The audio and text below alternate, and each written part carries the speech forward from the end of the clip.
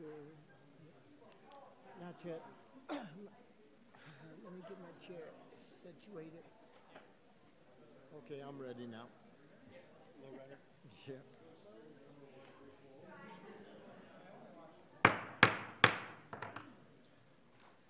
Good evening and welcome to tonight's City Council meeting. I'm the Mayor, Sean Ford, and I'm going to call the meeting to order. Will the City Clerk please call the roll? Yes, Mayor Ford. Here. Mayor Pro Tem Bullock. Here. Councilman Amador. Present. Councilman Teeter. Here. Councilwoman Carson. Councilman Diaz. Councilmember McEldowney. Here. Councilwoman Elliott. Present. Councilman Douglas. Present. Mr. Mayor, you have a quorum. Thank you. I'm open for a motion to excuse Councilman Paulo Diaz and Councilwoman J.D. Carson. Mr. McEldowney. Move to excuse council members Diaz and Carson for their excused absence. Thank you. Mr. Bullock. Second.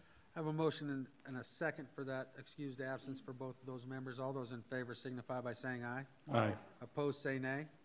Motion's carried. Now I'd like to invite the audience to stand for a moment of silence, followed by the Pledge of Allegiance.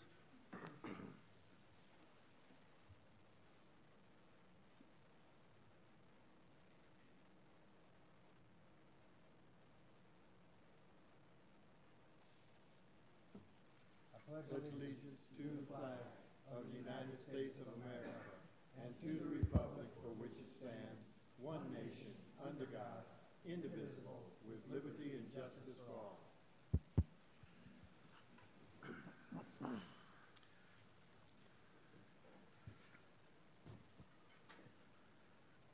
Mr. McBroom, would you please introduce the new IT director? Thank you, Mr. Mayor. I'm pleased to introduce to you folks tonight and to the folks here at the meeting tonight the city's new information technology director, Justin Bingham. Justin started with the city a week ago tonight. Comes to us with an extensive experience in the private sector.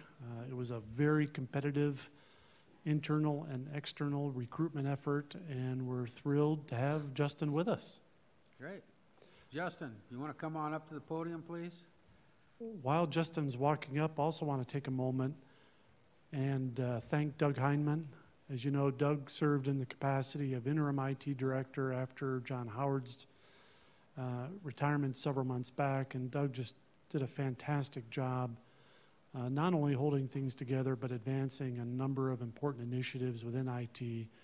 And I'm confident that Doug and Justin are going to make a terrific team leading the IT department going forward. So thank you as well to Doug for his service as interim IT director. I would agree. Thank you. Justin, first of all, I've got to ask, did they tell you what you're getting into? Well, there will be more to come. Doug just hasn't told you everything yet. There he is. Doug, you should have given him a heads up. I know. We're really glad to have you as a member of our community and of our team. So we look forward to good things happening in the IT department. I know Mr. Douglas would love to see Wi-Fi throughout the city, off the streetlight poles, stuff that you can just start looking into. Just a heads up. Welcome. Does any of the council members want to have anything to say to Justin before I let him go sit down? No, thank you. Well, I'm going to. Thank you. Wait a minute, Justin. What's your last name? Bingham. Bingham. Are you good there, Mayor Pro Tem? All right. Thank you very much. Thank you. I thought for sure he was going to rattle on for a little while. Now I'd like to ask the audience to introduce themselves. We'll have staff walk around and pass out the microphone. Thank you.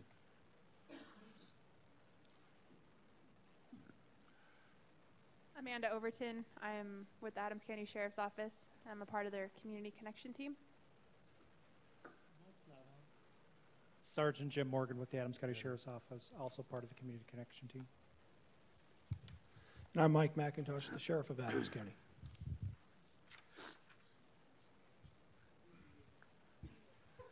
I'm Lee Matouche. Used to be an employee with the City of Commerce City with my wife, Cindy.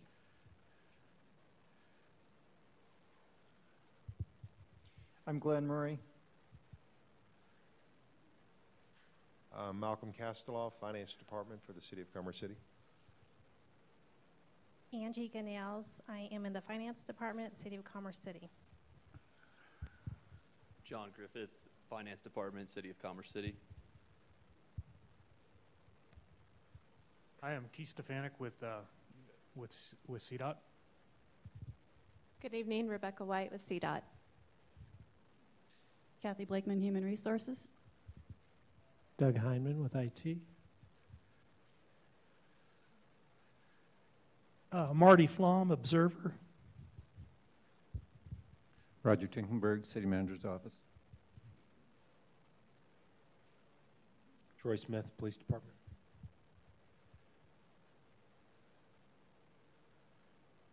You have met Mr. Bingham. Cheryl Karstens, Finance Department. Robert Sheasley, City Attorney's Office. Maria DeAndre, Public Works Department. Rod Fisher, R&S Steel. Sam Stein, Triple S Steel. I'm Gary Stein with Triple S Steel. Michelle Claymore, Economic Development Director. Good evening, Michelle Hill with Economic Development. I'm Cole Hopper with HCI Engineering. Stefan Krusno for the CUP hearing. Well, thank you all for being here. I know it's kind of a bad weather evening, but what I can reassure you is we have the State DOT Department here with us this evening, and they're going to ensure that your drive home is going to be pleasurable. So thank you, Rebecca and Keith, for being here and making sure these folks get home safe. And on our city roads, Brian McBroom will make sure that the city roads are taken care of, so you should have no problem. All right, we're going to move into the agenda. First item is a proclamation. I'd like to invite Mr. Lee Matouche forward. Lee is a long-time employee of the city. When I was employed as a street maintenance foreman, I got to visit with Lee quite a bit. He's been a great asset to this community. And tonight we have a proclamation that we're going to consider. I would like to ask Bob Gaylor to please read that proclamation. City of Commerce City, Colorado proclamation. Whereas Senior Tax Auditor Lee Matouche retired from the City of Commerce City with 37 years of service on January 15, 2016. And whereas during his career, Mr. Matouche was responsible for educating local businesses on the city's tax code and regulations, ensuring accuracy of licenses and collections, and achieving compliance to maintain sales and use tax revenues. And whereas Mr. Matouche leveraged his expertise, humor, and kindness to train new auditors on the ins and outs of the profession, and helped design and present the first tax seminar for local businesses in 1996.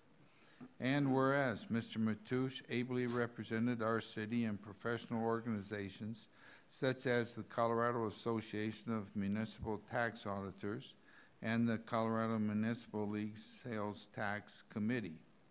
And whereas Mr. Matouche believed in serving the community and his peers first, whether it was volunteering for the annual Memorial Day Parade or the Employee Activity Committee. Now therefore be it resolved that the City Council of Commerce City honors Lee Matouche for his 37 years of dedication to the city and his steadfast commitment to helping build a quality community for a lifetime. And witness whereof I have herein set my hand and caused this seal to be affixed on the first day of February 2016, City of Commerce City, Colorado. Sean Ford, Mayor. Thanks, Bob. I'm open for a motion. Mr. Bullock. Motion to accept the proclamation. Turn your microphone on, please. There you go. Oh, I make a motion to accept the proclamation recognizing Lee Matouche for his service to Commerce City. Mr. Teeter. Second that, please. I have a motion and a second to approve the proclamation as read. All those in favor signify by saying aye. Aye. Opposed, say nay. Motion is carried. And I'll start off by just saying, you know, Lee, 37 years is a long time to be at one place, and I know we had you come down from Wyoming. That's where you started out, and we're really glad that you were with the city for as long as you were. We hate to leave you, but we also know that you have the right to enjoy some of your life with your children as well. You served the city well. I'm honored to not only have you as an employee for 37 years with the City of Commerce City, but as a friend for a long time. You're a great person, just camaraderie with the other employees. Everybody gets along with you. You're a fun guy to be around, and you will truly be missed here at Commerce City. I have to mention, though, that years ago, when I was in the street department, there was this one particular incident. Lee was going down 225. He knew it was coming. Bring that up. He kind of picked up this name as Sparky. But he was driving down 225 on his way home from work, and a bolt of lightning hit his car. He's the only guy I personally know that was hit by lightning and still around. But blew up my whole car, too. I know. And he told me when he came in, I saw him, and he's like, "Oh, you know what? I got hit by lightning." He was still pretty stressed out. He was stressed out for months after that happened. You see that beautiful white head of hair? That's not all just from stress. It all came from here. That's right. Well, thank you. Yeah, the lightning helped. But he got hit with this bolt of lightning, and it disabled his car immediately in the middle of the highway. No electrical. Tires were blown, right? Tires were blown. blown. And I lost my back window. Back window went out. Yep. Probably scared you a little bit. A little bit, yes, it did. Yeah. Yeah, I was wondering, the light was incredible in the car. It's I'm sure. And very loud, and it's like. Yeah. You buy Powerball tickets on a regular basis now? Thankfully, I came out alive so I could spend more years of service with the City of Commerce City. Well, we're glad you survived through the lightning, you know. So because of the lightning, there was another day years later where it was storming really bad, and the storm was coming. And he said, "I got to get out of here before this storm gets here, so I can get You've been talking to Malcolm, haven't you? And what happened? He gets caught in the worst hailstorm ever. Huh? Trying to avoid it. You should have just stayed here where it was safe, did your work for the rest of the day. But that's all right. And there's one other one that I got to mention. This box of donuts in your car. I was told you had a box of donuts in your car for like a year. Yeah, very possible. If you see the back of my car. And I actually started thinking about it. I thought, you know, I should go to Tasty Donuts and pick up some donuts to give to Lee as a parting gift. But, you know, Lee, just some of the fun times having you around here. And there were scary issues. You know, you could have really got hurt with the lightning. But you didn't, so it's fun now to have a little fun with you. After 37 years, a lot of things was bound to happen. Exactly. You really, but the nickname Sparky will always remain here at the city.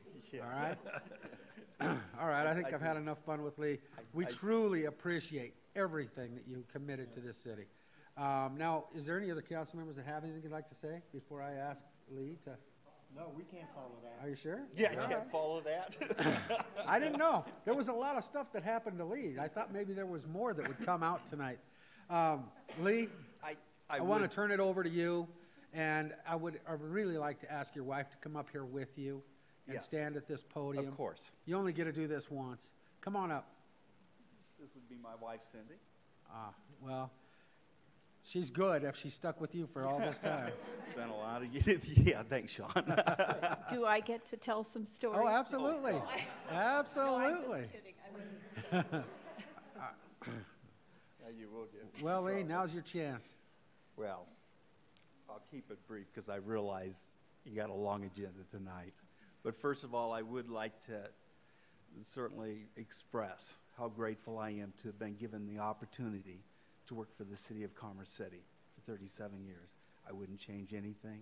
I'm extremely grateful and will always, always, in the back of my mind, think of the City of Commerce City and how great it has been to me. The final thing I'd like to say is I remember when I was hired by Don Wilson, and some of you may have heard that name or remember, and certainly Bob, and I also at the same time, thank you, Bob. Thank you so much through the years, and Brian, thank you so very, very much. It's meant a lot to me. We've gone through a lot. But that when Don Wilson hired me back in 1979, I promised him that he did not make any mistakes in hiring me, and that I would give it my all. And I stay here a long time, and I hope I have fulfilled my promise to Don Wilson. And forever will I be grateful for that as well. And on behalf of the city of Commerce City, its taxpayers, its citizens, I've watched the city grow from 17,000. I know it's gone up over 50,000 this last year. I feel like I like to been a part of that, and I feel I have. And to just watch the growth has been absolutely amazing and very, very satisfying. I appreciate your time this evening, and thank you so much. It was very, very nice. Thank you. Thank you. No, I have to tell you, Lee. Yeah, let's get him on.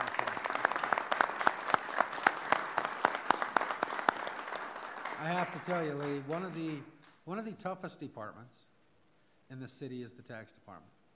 When you have to go audit companies, they're already feeling on edge. Out of all those years and all the years that I've been serving as a elected official in the city of Commerce City, this is my 13th year, I have never had one complaint from a business about how you handled an audit. Oh, thank you so much. much. And I want you to know that I get complaints about audits all the time. I can imagine. And I think that that's really important for the people to know. Out of all these years, when a company feels that the audit's not going well, they don't like the demeanor of the person doing the audit, whatever, I get the call. Never have I got a call negative about your work. And we appreciate you have went above and beyond in your duties here at the city. And you will truly be missed, and you're welcome back here anytime to visit, to use the rec center, whatever you want to do. This is your community. You put in 37 years and truly is a part of you. So you just come back anytime you want, and we'll go to lunch, whatever it is you want to do. But we're glad to have had you for the 37 years. I appreciate the kind words, Sean. I really do. Thank you very, very council, much. And to please the join council. me down front.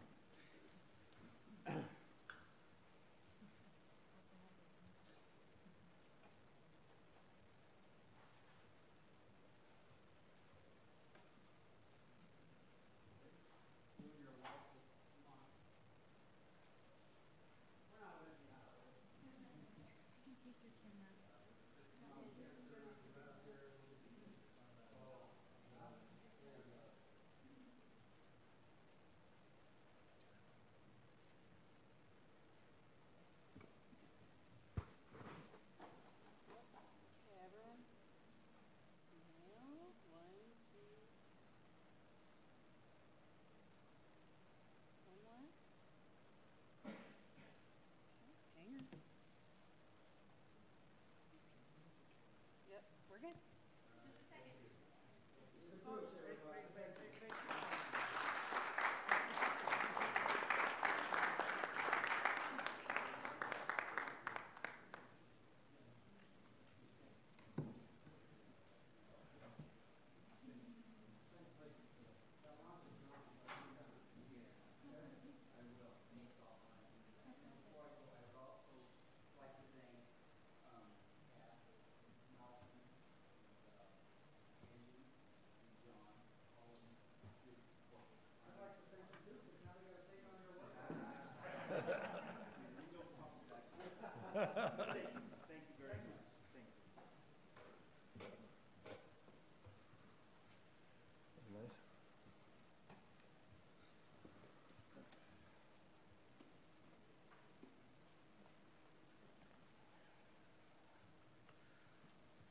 All right.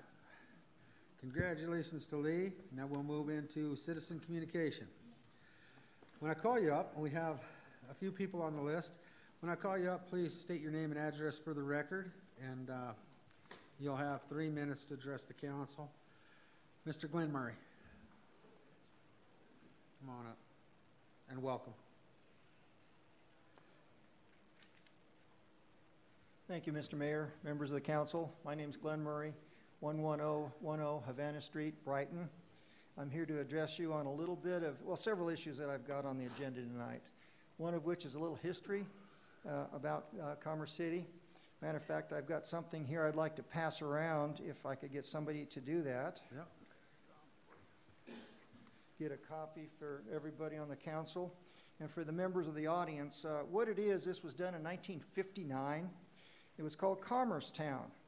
And the part of this article, it was an advertisement promoting the city, lowest mill levy in Colorado, no bonded indebtedness, complete industrial city facilities. And then it goes on from there. So I'd like to each one of you to get a copy of that. Sure. Then I've got another issue, and that I've talked to this council before about this, but the road issue. We have got some serious road issues. The DeGiorgio Industrial Park, that's going to be the 106th and 107th Avenue off of Havana Street. That has been part of the detour for the construction of 104th Avenue. Unfortunately, I don't have a picture for everybody, but I have a picture that we can pass around. The particular picture I've got, I own some property in there, so that when you have tenants complaining, it kind of gets your attention. So I'll give you, we'll do two different ones. This one here is the one over by Second Steel, and it is shows some of the issues. That is pavement, by the way, or supposed to be, and we need to do something about that. Part of that issue comes from, there's a company that does some boring, and particularly this time of year when it's freezing, their trucks at the end of the day, they drain the water. Well, you'd never guess where they drain the water. They drain it on the street, and it just so happens that is downhill. The end of the street is the pictures that you're going to see there, right next to Second Steel, and that's one of the reasons that road's in such bad shape in there. But it truly is almost, I won't say it's impassable, but boy, oh boy, hang on tight, it's pretty bad. The other one is on 112th Avenue, and that's going to be straight west of the golf course out there, between there and Potomac. It's a dirt road, it's a crooked road. I've lived in this area my whole life. I farm right next to it, so that's the reason I know. That road truly is almost impassable. The city put in a detention pond in there, I guess, and when they did that a few years ago, somehow the drainage in that whole area changed, because the drainage that comes down through Second Creek there used to go under the road in the culverts and then into the O'Brien Canal. Well, right now, most of that water, or a lot of that water, doesn't go into those culverts. It goes on across the road, and it's in terrible shape.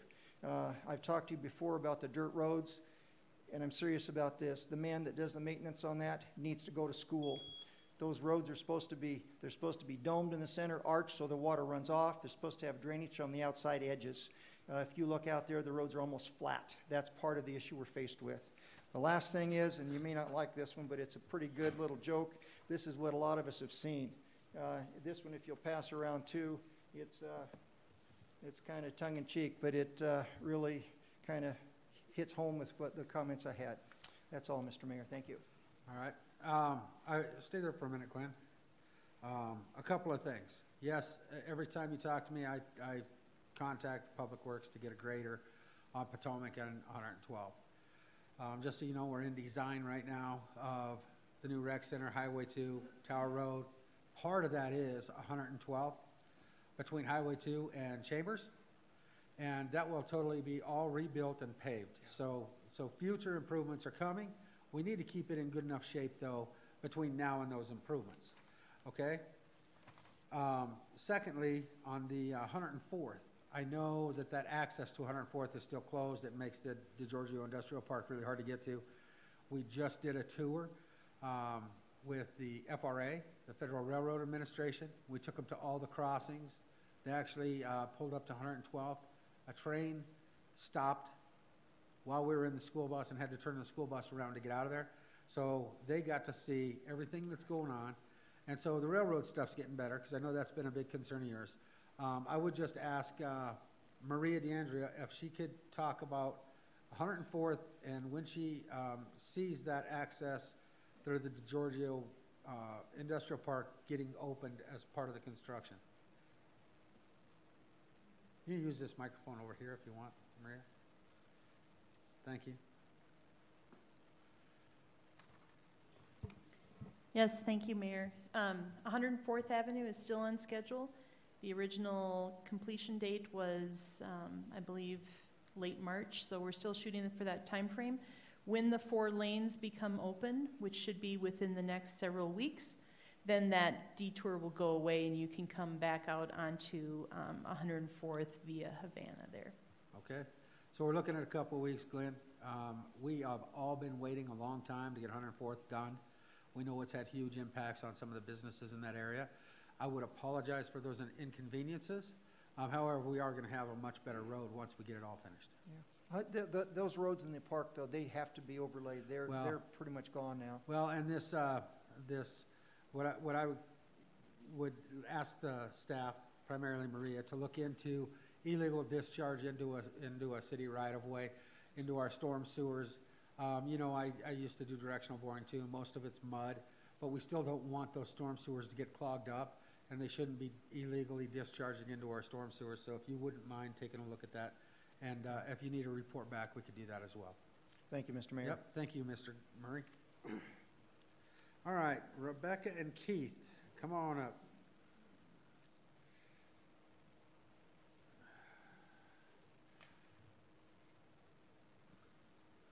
Good evening, Mayor, members of council. My name is Rebecca White with the Colorado Department of Transportation, 4201 East Arkansas Avenue, Denver, Colorado 80222.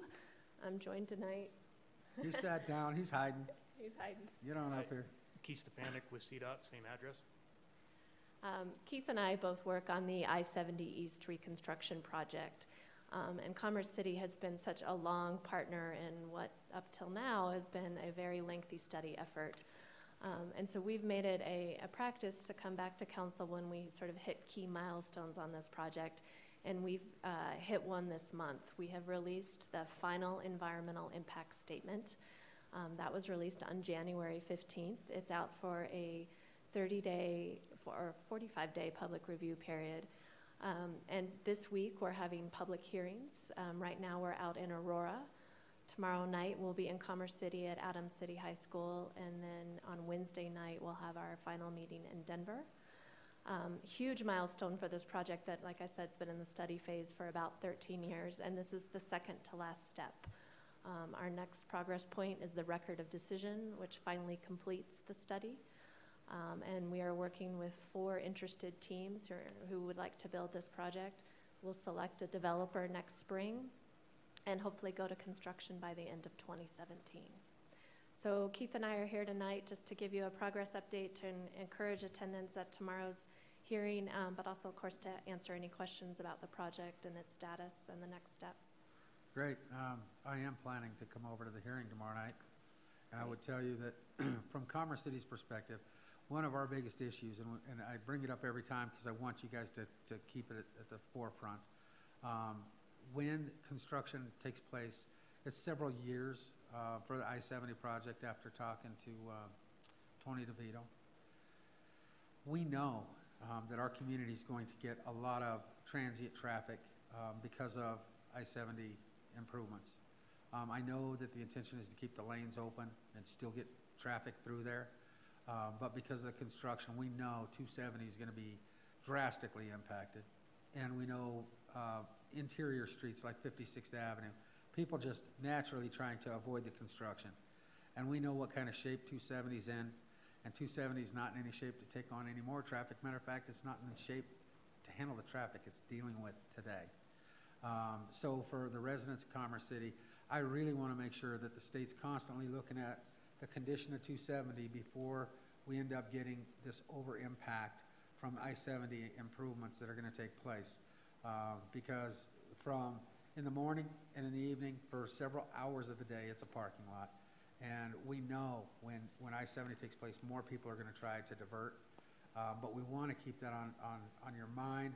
Make sure that you are looking at, at least getting road improvements, the chuck holes, that kind of stuff along the bridges. It's got to be a little safer than it is today. And I would ask you this even if I-70 wasn't happening, but it just becomes that much more of a priority for Commerce City to make sure that we get some notice of 270 and what we're going to be dealing with, because I just see 4 years worth of impact that our residents are going to have a hard time using any of those roadways. 56th Avenue, we just repaved that. It's in good shape, but we know we're going to get that additional traffic. So please, during all of your thoughts and processes as you're moving forward with the I-70, not realignment, but, and we're glad that you're keeping it on alignment, but during that 4-year construction period, please keep in mind the impacts that will be on this community and the residents that live here. Absolutely, Okay? understand. I have some other council members that have something they'd like to say. Mr. Teeter. Thank you, Rebecca, for coming tonight for this update for our public. Would you please repeat the hours it's going to be open tomorrow at Adams City High School?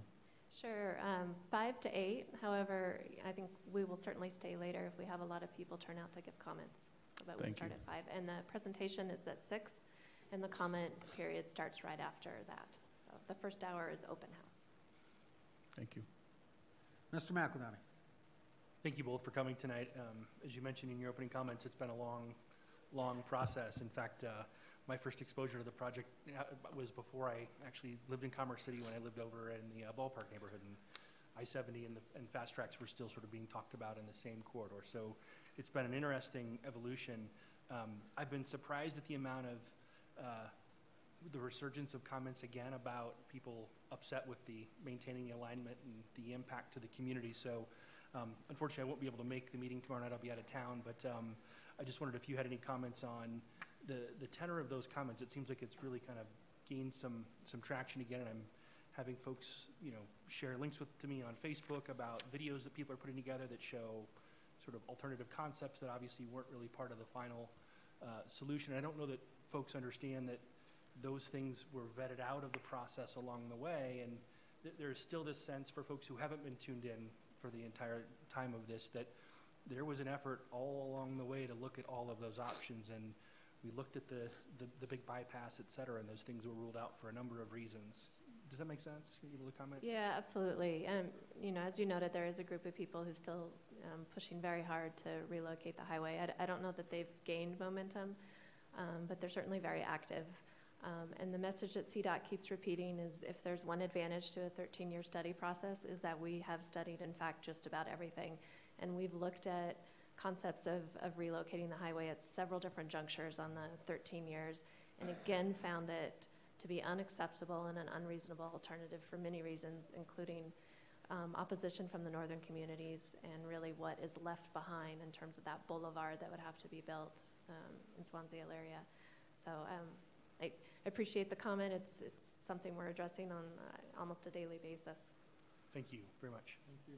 Thank you again for both being here. We appreciate everything you're doing for our state, but the input and the updates for our residents is key from the state. So thanks for being here. Thank you. All right, next I would like to call up Sheriff McIntosh. Good to have him in the house tonight. Good evening, Mayor, City Council. Thank you for allowing me to address you this evening. I've been with the Sheriff's Office now for a little over, as the Sheriff for a little over a year. I've been with the Sheriff's Office for over 28 years. But one of the first tasks that I had to take on when I first came into office was there was a name transfer from Doug Dar to Mike McIntosh on a lawsuit that involved municipal inmates. And one of the first things that I wanted to do was get on top of that and resolve that as quickly as I could. I don't think that anybody really wanted to go to court, and certainly understood and appreciated where the cities had landed and where their frustration was. And I'm very happy to report that, as you all know, we did not have to go to court. In fact, we were able to draft a resolution in which I just wanted to kind of report on tonight that I think is working very, very well. And that's due in large part because of the city's efforts to look at that population that was within the jail and to reach out and help the sheriff and the county ensure that the folks that we're putting in the Adams County Detention Facility are those that really need to be in the Adams County Detention Facility. Since I've been in office, I don't know that our inmate population overall has gone over 1,000. And I can tell you that there was times in the not too distant past that we were approaching 1,400 in the county jail.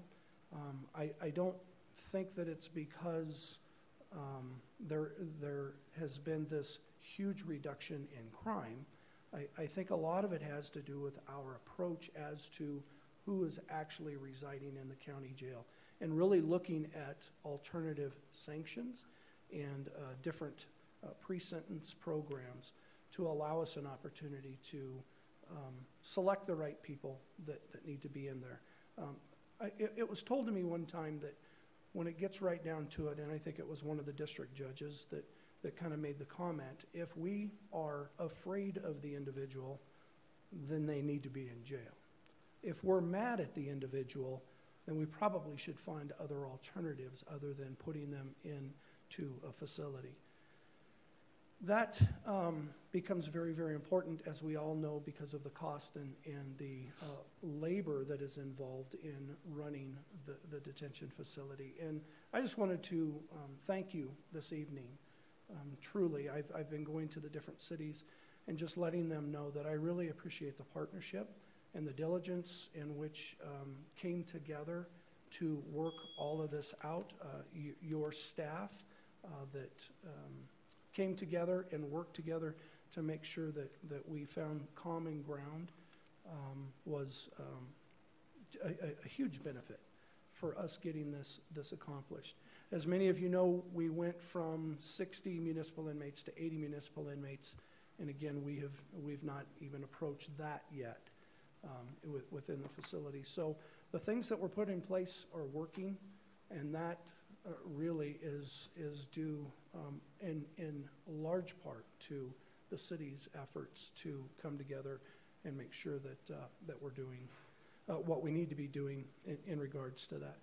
The other aspect of me wanting to be here tonight is just to let you know that I appreciate the police department that's here. I appreciate your chief. We have been able to work very well together over the course of the last year. We sit on different boards with one another, and I can tell you that the direction of law enforcement and the things that we're seeing, they can be difficult, and there's difficult conversations that need to be that need to take place. But your police chief is a professional. He's a very smart man, and he's got great vision as to where we need to be in law enforcement. And he's really been a great partner for me, and I don't take that lightly. When we're in the role that we're in, there's that statement that it's lonely at the top, and I know that it's lonely at the top for him, and it's lonely at the top at me, or for me at times, and it's nice to have those that we can garner support from when we need to. So I believe that the Adams County Sheriff's Office, the Commerce City Police Department, that we work very, very well together in the things that we need to accomplish to ensure public safety in the city of Commerce City, because I also take that just as serious as I do the unincorporated parts of Adams County. When I was elected as the sheriff, it was for the 450,000+ residents in Adams County, not just those in unincorporated Adams County. So I also stand before you this evening and just would open myself up to any questions, comments, concerns that you might have of me for the things that are going on within the sheriff's office. I'd like to start by just saying thank you for coming in. I think it's great for our residents and our folks here in this community to see the sheriff once in a while. I know that we did go through some really trying times with Sheriff Darr over the inmate situation.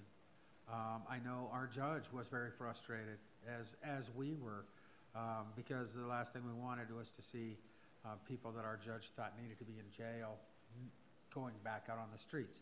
you've done a great job of helping to manage that, increase the capacity and going from 60 to 80. All of that for the cap was great. I would love to see the inmate cap go away on municipalities. I also want to thank you for coming to the Adams County Mayor's meeting and talking to us about the jail issues. I think it's great that we're getting back to the partnership that both jurisdictions deserve. We are truly partners, and I know our police department relies upon the sheriff's department for certain needs, and you never know when something crazy is going to happen, and we all have to be ready to work together to take care of issues, whether it's a flood or an incident, whatever it may be. So I want to thank you for coming in tonight. I want to continue to work towards improving that inmate cap and maybe even making it go away.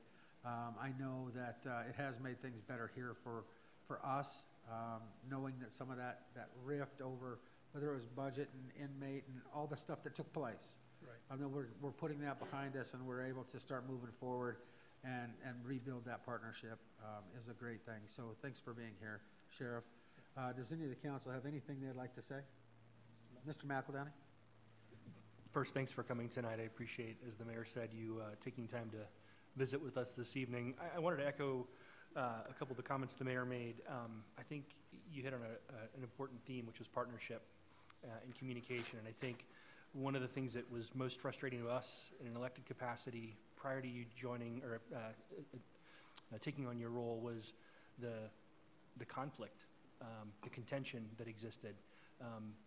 To your point, the county encompasses a number of cities and unincorporated areas, and it's important that we together have the lines of communication open and that we look at the community wellness and health and safety together. We have a city that is very difficult to find where Commerce City begins and Adams County ends. You can turn left and right on any one corner and be in and out of the city or in and out of the county. And so we have to look at this as a true partnership. And I think it was clear to us through the comments that we heard from the chief, that we heard from the judge, upon you taking your position, that the conversation shifted radically. And I think it allows folks to focus on the important things as opposed to the distraction of the politics and the whatever, right? We are in a much better place, and I appreciate your leadership. Thank you. Mr. Amador. Thank you for coming tonight. I just want to also elaborate a little bit on the partnership that's going on between Commerce City and Adams County. I think Jason did allude that you could turn the corner and you're in Adams County, and then you're in Commerce City, and where are you at? And so that partnership that's going on and keeping our citizens and residents safe, I'm seeing that from afar, but I'm glad to know that the communication is going on. So thank you. Thank you. Yeah, Sheriff, I see good roads ahead. One thing I've noticed over the many, many years in office, too often it seems like we're competing with the county. And the county's our big brother, and we need to be partnering on all issues, whether it be oil and gas, whether it be police protection. All that stuff needs to be a partnership because we work together. That's how it's set up. And I really appreciate you taking on that stance and really helping to rebuild these relationships, at least from the police department perspective. Great. So thanks again for being here, and thank you to your other officers that are here as well. Thank you. Thank you very much. All right, that's citizen communication. We're going to move in. Before we move into the next item on the agenda, I would like to ask to amend the agenda. I'd like to move the judge's state of the court forward to be the next item just before consent agenda, so that we can get that taken care of. Is there a motion? Mr. Bullock? So moved. Is there a second? Second. Mr. Amador? All those in favor signify by saying aye. Aye. Opposed say nay. Motion's carried. The agenda has been amended to allow the judge's state of the court to be the next item on the agenda. So I would call forward Judge Juarez at this time to make his state of the court. Thank you. Mr. Juarez. Mr. Mayor, ladies and gentlemen of the City Council, I'm going to need help. I don't know how to use this thing. The right button. I don't, he said it's loaded, so I'll give it a shot. We've got a new IT guy in the audience. We can get you some help. Okay.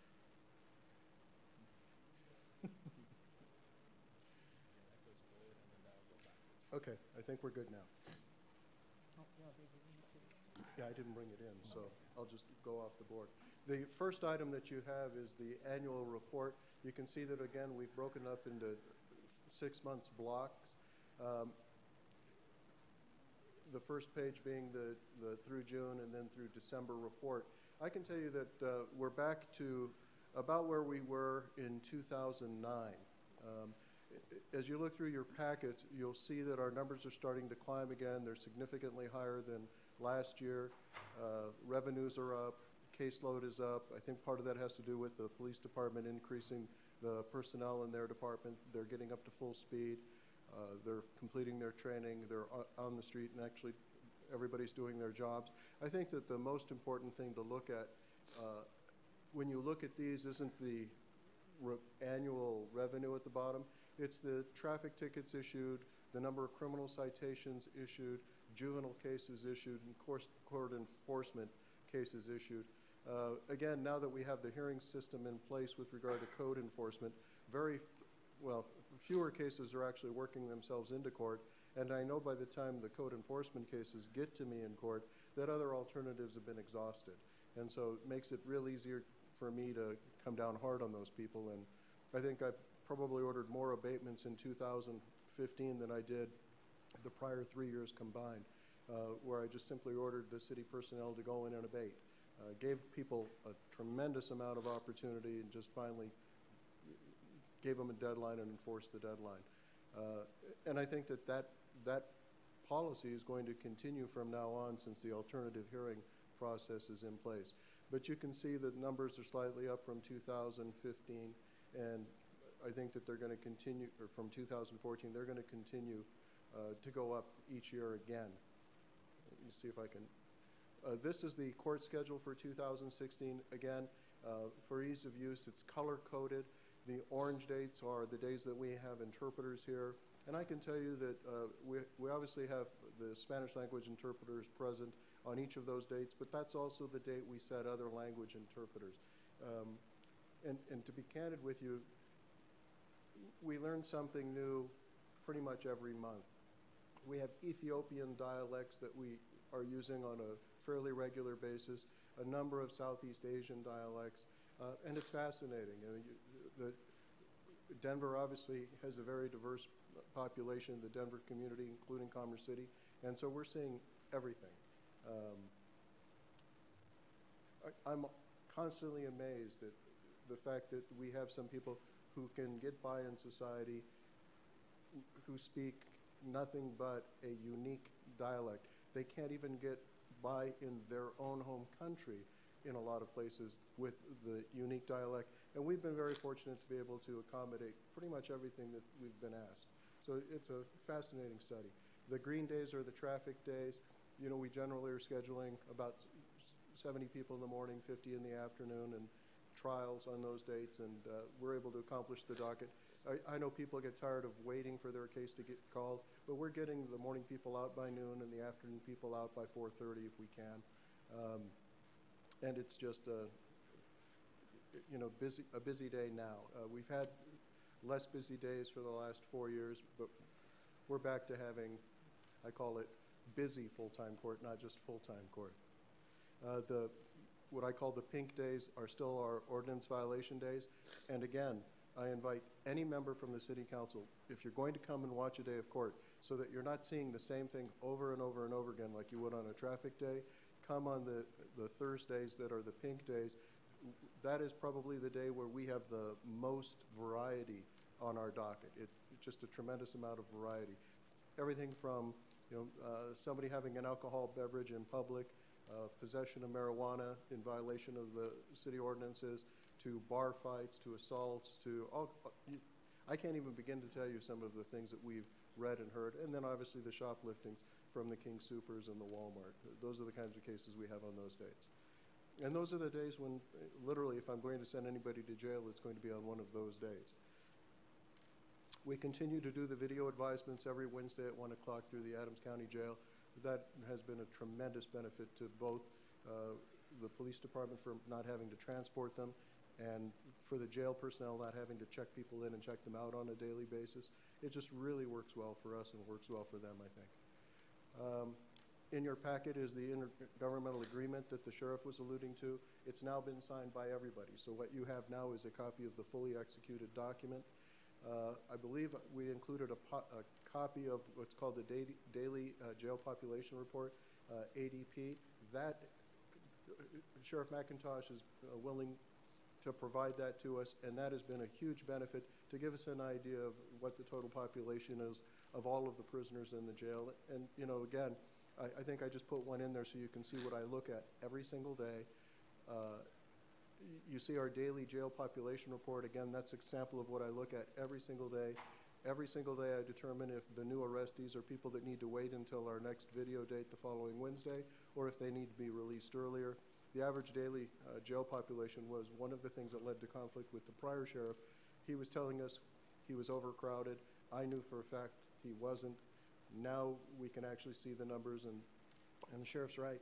Since he's been sheriff, there hasn't been a day when they've been over 1,000. And I questioned whether or not in the prior 3 years the jail daily population was ever over 1,400. In any event, I agree, we shouldn't be having to deal with a cap. Unless the jail is over 1,000 people, it's not a overcrowded situation, and we shouldn't be looking to have to release people early. I still think looking at the Commerce City jail population daily is important, just to make sure there aren't people who are going to sit in jail a week or 2 weeks that shouldn't have to. But in terms of applying my review towards some cap of some type, that's wasted work for the sheriff, that's wasted work for my staff. It really is. I mean, I can get the report, I can look at it, and if I need to take action, the system's in place for us to take action. So let me move on. That's the agreement. Again, it's in your packet. Let's see. These are just the signature pages from all of the people. That is the alert sheet that comes on the front of the daily report. You can see how many people each of us have. Our beds allocated is shown as 12. This is because the lawyers that represent the different cities came up with the final number when the bed cap was increased to 80. Among the judges, you'll see it says North Glen has 7. That judge and I have agreed she has 6, we have 13. And if push comes to shove, you see where Westminster has 12. Judge Stipich and I have agreed that if he's at 12 and I'm at 13 and I need a 14th bed, he'll drop his to 11 and give me that 14th bed. Again, that's the judges, we have our own agreement. So I don't expect that to be a problem. But as you can see, Aurora, I knew that as soon as an agreement was reached, they would start going back to their average daily population of about 22. 8 is actually low for Westminster. At any given time, Aurora's over, Thornton's over, Westminster's over, and I'm over. But again, as a group, we're still staying under 80. And we communicate fairly regularly with each other in case there's a problem.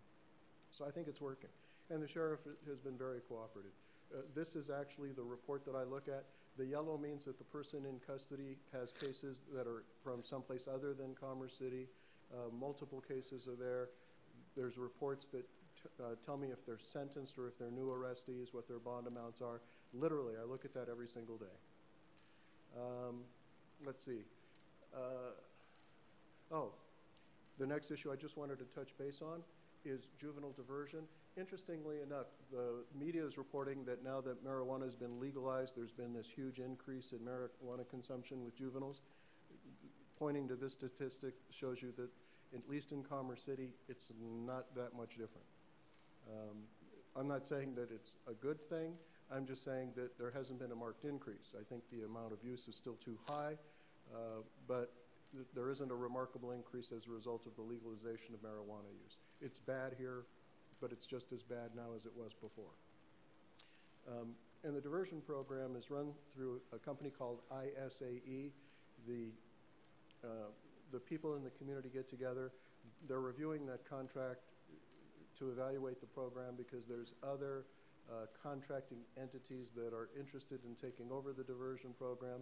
But we're going to look at that through the end of the year and maybe make a decision when that contract comes up for renewal next year with ISAE to see if they're still going to be the person that we contract with to do the diversion program.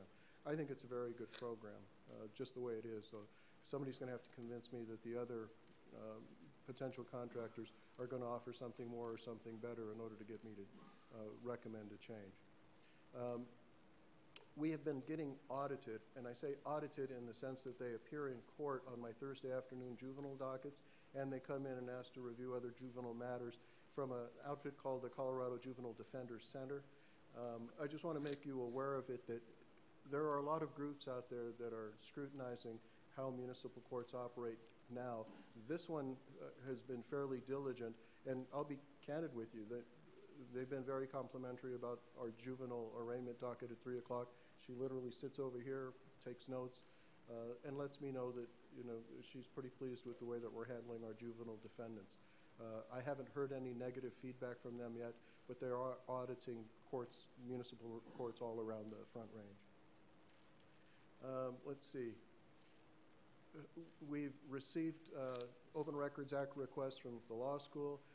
ACLU is now asking, doing another CORA request. All of this is related to the pay and serve warrants that existed in other jurisdictions that have not existed in Commerce City since I've been the judge. But they're still looking for things that demonstrate that we're somehow mistreating the indigent in terms of our jail sentences, or having them held longer than non-indigent people who can pay their fines in full, things of that nature. Again, I know that our procedures are entirely constitutional and entirely legal. I'm not concerned about providing the ACLU anything that they request. We obviously run that through the legal department, and we're billing them for the costs when appropriate for the time it takes my staff to do it. But 3 requests in 1 year is a bit much, and like I said, I've just been hearing from other judges that they're making other requests of their jurisdictions. I anticipate them sending us one any day now. Let's see. Again, in terms of formal complaints, the staff has received very few. I did receive one from a defendant who was contentious right from the start with the police. When he got the ticket, he was contentious. When he appeared in court in front of me, he was contentious. He was taking pictures of my staff as they were serving him behind the counter, and he formally complained that they weren't providing him the level of service he expected. They, of course, were concerned that he posed a threat to them. The police intervened fairly quickly, and ultimately the case was resolved. He arrived at a disposition with the city prosecutor, but I would call that a formal complaint that we received this year, and as far as I'm aware, that's the only one we got in 2015. I wanted to show the City Council the increase in jury trials. We've had a significant increase in people requesting jury trials, but in terms of actual jury trials held, we're still somewhere between 4 and 6 each year. You may hear word about how we're needing this room on non-court days in order to schedule jury trials, which may delay or may interfere with other departments wanting to use the room. There's very little I can do. If somebody requests a jury trial and they comply with the demand and the deposit, I have to give them a jury trial. We try to resolve them so that it doesn't interfere with the other use of this room, but it is what it is, and I just wanted to make the City Council aware we're not doing anything to encourage an increase. It's just the population is becoming more sophisticated, and basically asking to have their rights met by requesting and scheduling a jury trial. I wanted to mention that when you look at the reports about the increase, later on there's going to be something that shows you a comparison that happened in 2009. One of the things that I pride us in is that we get more accomplished on every Wednesday and Thursday than most of the other courts get done in 3 or 4 days of court. Obviously, that's very economic for the city to have our court be managed 2 days a week. I give Adam Gollin, our prosecutor, he's been the prosecutor here since I became the judge, and I know he was here before that. He's a very efficient guy. He understands. He's a former deputy district attorney from Adams County. I've known him and his wife when they were prosecutors up there. He is also the city prosecutor for the city of Brighton, so he's very familiar with the population from Brighton to here. He understands how the courts work.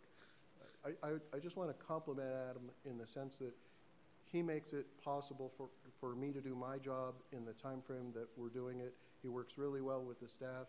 He helps make the entire process possible. Very experienced, has his head on right, and is incredibly efficient. So I wanted to let you guys know that that's how I feel about him, because he doesn't report to you people. At least he hasn't as far as I've known in the time I've been the judge here.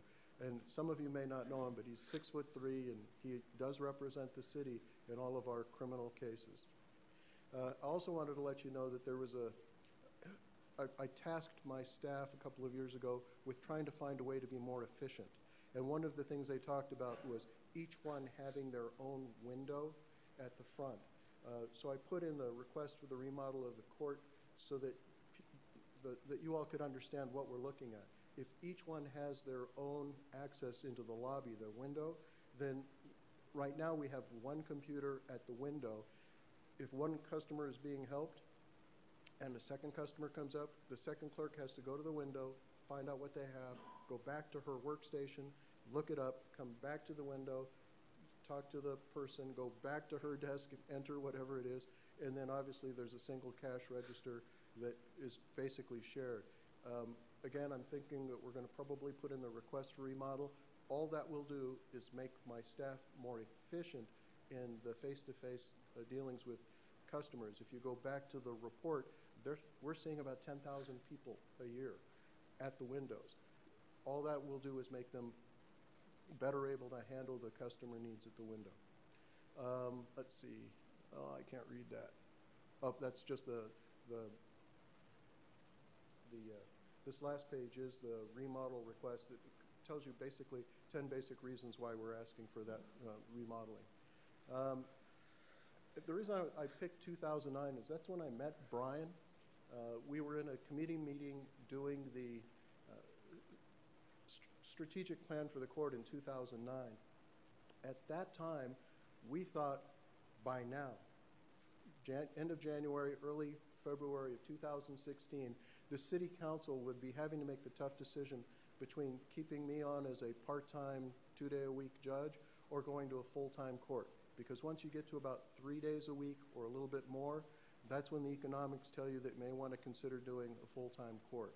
And I can gladly say we're not there now. I hate to say it's because of the economic downturn that happened between 2009 and today, as it did with a lot of other things in the city, the lack of development growth. Basically, everything took a beating during the economic hard times between 2008 and now. But we're back now to where we were in that 2009.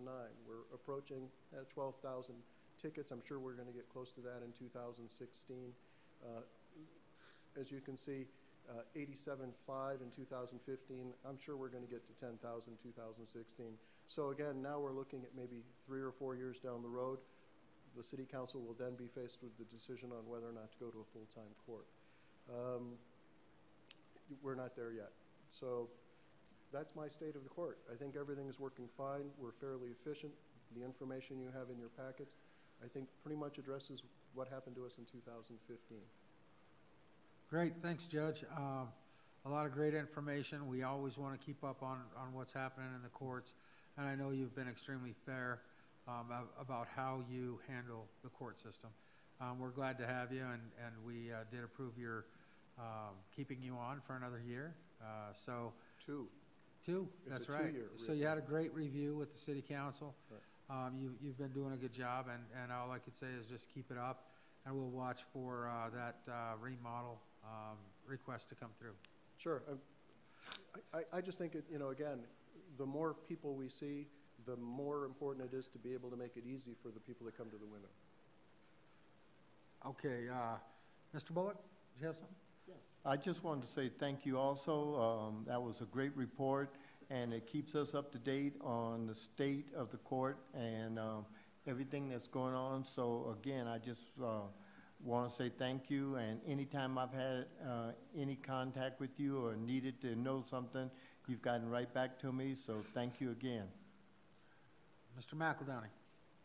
First off, thank you. I just want to comment. I think the cycle of communication is as good as it's ever been. I really think it's great for us to be able to have the level of dialogue that we have during your review, and to see the state of the court report come back and help connect those dots. And I think you're doing a great job of identifying key themes that we need to kind of keep in mind, that you're in a unique position to make the observations of.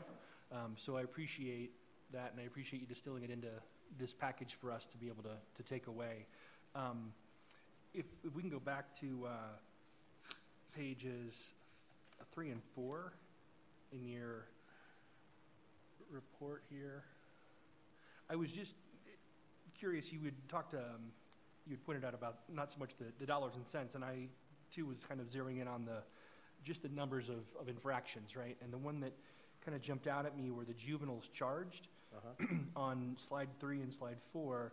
It was really interesting to see March. Yeah, you got to keep going quite a bit. 3 and 4. There you go. March, we saw 79, and in October, 75, which were like anywhere between 25 and 35 more than the average month.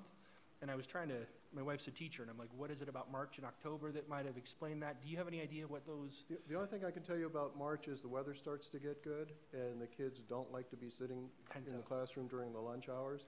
I have no explanation for October. Okay. I can tell you that I always felt that September appeared to be the busiest trouble month, if you will. Right. But you're right, the statistics hold out that it is October as opposed to September. 45 in September, 75 in October. If it would have been me guessing, I would have flip-flopped them. I don't know what it was about October of 2015. Okay. I can tell you the one thing, though, that really concerns me is the number of juvenile shoplifts again. Man, does that go into cycles. It's like they forget that those little balls on the top in Walmart are cameras. It's like all of a sudden institutional memory loss, that if you're in their store, there's cameras watching. And I get a rash, like 12 kids in a week go into Walmart and shoplift. Okay. Yeah, I know we all talk about the youth, and we obviously recently had the Adams County Youth Initiative here providing some insight on a number of factors, and I think it's interesting to try and see what themes kind of cross between what we're hearing from them and what you're observing. I'd be interested to see what the themes are here. I know the chief has talked about some of the shifts in terms of the SROs and the strategy to keep the youth engaged over the summer, as opposed to sort of the on-off at the beginning end of the school year. And hopefully we'll see some indication of that in what you see in the court. I don't know if that's been in place long enough to start to see that yet. I guess we're really just starting to move toward that direction, right? Based on what we talked about during my performance evaluation, one of the things that I've tasked my clerk with is when I do the mid-year report, one of the things I was going to try and do is break down the juvenile charges so that you can see how many of them are minors in possession versus shoplift versus marijuana versus disorderly conduct or fighting in school. I think that might be a little bit, just a little bit more insight to what you were looking for. That's exactly what we're looking for. Thank you very much. I think I had one other item here. One second. Scrolling. I think you touched on it. It was the youth marijuana violations. That trend line, again, to your point, is kind of counter to what we hear in the mainstream press. And again, not to say that we want to go out and advocate for the legalization, but the reality is it's as if whatever excitement happened when it first showed up is kind of back to where it was beforehand. At least this is what this kind of hints at. I know, and I think we've talked about this before in your review. You know, the anecdotal feedback I get from my wife in a classroom in a population very similar to what we see in many parts of our city is she feels like it's a lot. She's seeing it a lot. I guess the question is whether or not they're showing up in the law enforcement interaction, or, you know. I guess from my perspective, I would agree with your wife. We're seeing it a lot, but we're not seeing it more than it was before. Yeah. It's still not good. Yep. I mean, I've got to tell you, my Thursday afternoons, the number of 14 and 15-year-old kids that are getting high before going to school in the morning just makes me angry. You know, and you get them standing on this side of the podium when I'm sitting where the mayor is, and I'm getting them to try to explain to me what the upside is for them to get high before going to school in the morning. And they're standing up here hemming and hawing, and I don't know, and that isn't the answer I'm looking for. Right. If there's going to be an upside, I want to hear about it. If there isn't, they need to stop. It's really that simple. Yeah, I guess one of the things, and maybe this is something that can come back in your more detailed report mid-year, would be where are they getting it, right? I mean, one of the things that obviously the community talks a lot about when we start to talk about the industry is, oh my gosh, the industry is going to create this entree into this access, which I know many of us don't necessarily believe. It's other avenues that have been there forever, before the industry was in the mainstream. And so I think it's important for us to understand how they're coming into contact with these things, and, you know, being able to continue to work on those strategies separate and distinct from what's going on in industry. Does that make sense? Yes, it does. But I can tell you that I'm going to be the last person they're going to admit that to, where they're getting it. Won't happen. True. They just won't tell me. Well, thank you. Mr. Douglas. Yes, thank you, Judge. Appreciate the presentation there. It seems more streamlined each time that you come before us. And you understand your chart here, I got a lot of people say, hey, I saw you at City Hall, which they saw my picture on the wall, meaning they got a ticket. So, and most of them are code enforcement issues. And then I see a lot of parking issues for being a city of our size. And is that people parking, you know, the opposite way in a neighborhood and parking on the sidewalk? Is that basically some of the parking issues? Yeah, and I'll be candid. There are subdivisions in this city where the corner lot has a fire hydrant on their corner, right, and people are parking in front of their own house, but that's illegal because there's a fire hydrant there. And I don't know who from either the police department or, you know, the people that are writing the tickets, rightfully so, are writing the tickets.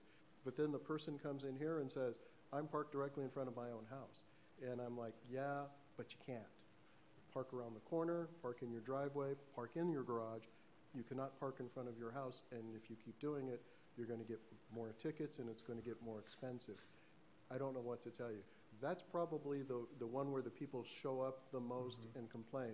Others that we get parking tickets are during events at Dick's Sporting Goods Park, especially like when they have big Saturday tournaments and people park on the streets where there is no parking allowed. Wrong direction, or just a whole string of cars parked illegally. We get those on a fairly regular basis in the summer. Parking facing the wrong way, you know, that's hit or miss. The officer has to be going down the street to see it. I get some of those, but not very many. All right. Mostly it's the ones that are parking in front of their own house and they're not allowed to, or the event parking. Now, you know, parking in front of a fire hydrant, is it at 10 feet or 15 feet away from fire hydrant? I believe our ordinance has it 15 feet. 15 feet, okay. And there are some where the edge of the driveway to the fire hydrant Right. isn't any more than 25 feet. So they literally cannot park directly in front of their house. Okay. You know, they show me a picture and I say, see that little yellow thing? That's a fire hydrant.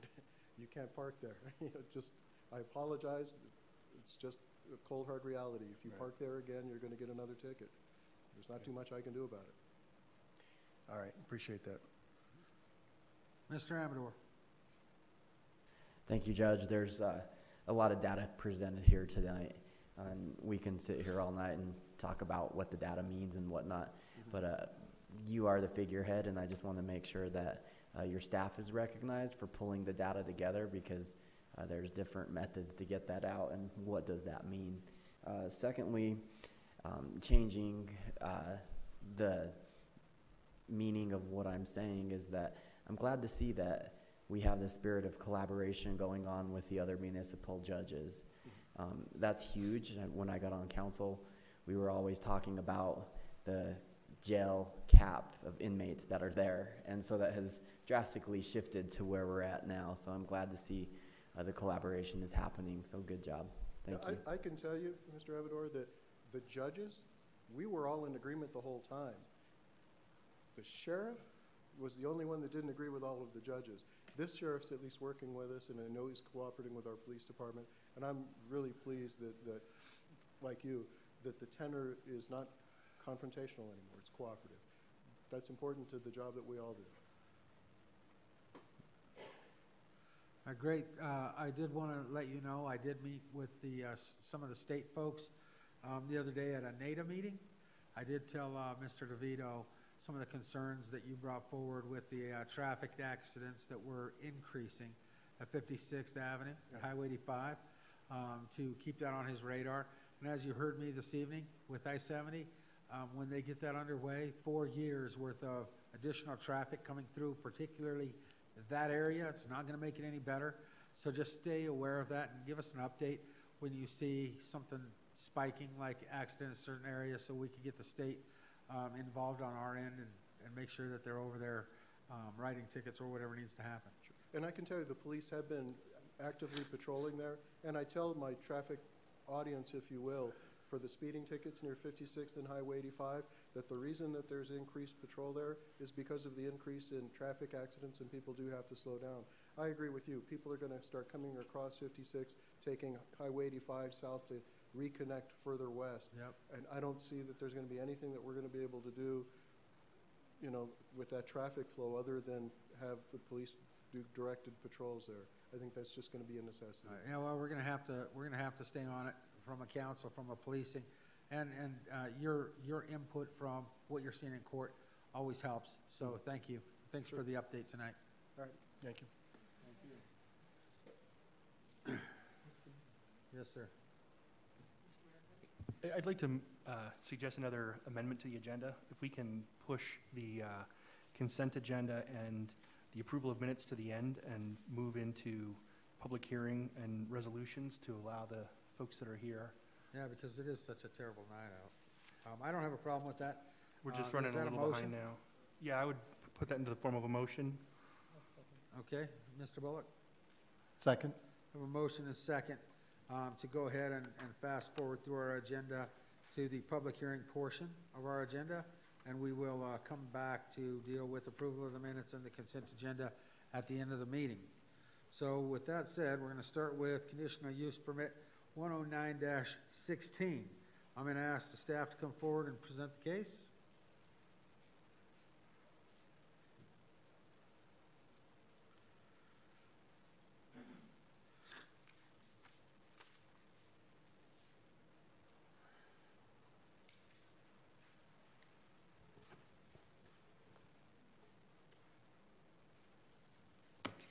Good evening, Mr. Mayor, members of City Council. The case before you this evening is CU-109-16. The applicant, USA Enterprises, is requesting approval of a conditional use permit for a salvage yard and inoperable vehicle storage for property at 5255 East 48th Avenue. To give you some context of this particular property, here you can see an aerial in our zoning map. It is on the southern boundary of the city, bordered on two sides by Denver. The property itself is zoned I-3 and is surrounded by other properties that are also zoned I-3. The subject site is located within a larger property with several buildings on it. This specific building was constructed in 1964. The property was part of two subdivisions, one in 1981 and one in 1993. The current request before you this evening is for approval of a conditional use permit for an existing salvage yard and inoperable vehicle storage. The applicant's operation includes removing usable parts from damaged vehicles and then selling them wholesale. He intends to convert the operation to a retail business with approval of this. The vehicle frames are stored in the yard and then sold to metal recyclers once they are completely stripped. The Land Development Code requires that any salvage yards and inoperable vehicle storage be located in the I-3 zone district, and also that it requires a conditional use permit. In this particular instance, the applicant began his operation several years ago and has been working with staff since that time to bring the property into compliance with various building code, fire code, and the Land Development Code. At this time, my understanding is that all other code requirements have been met and that this is the last piece that's needed to bring the property into a legal and conforming status.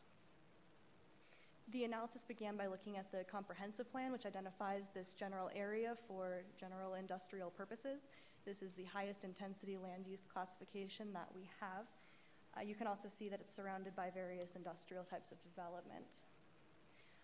Again, it's bordered on two sides by Denver.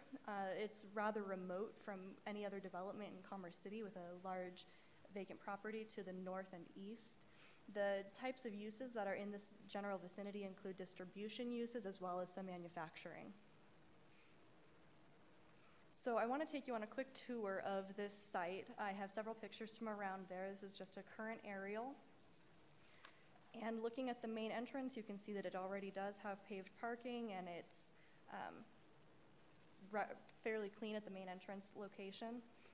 This is looking east along the front of the property. That's the building on the left-hand side there.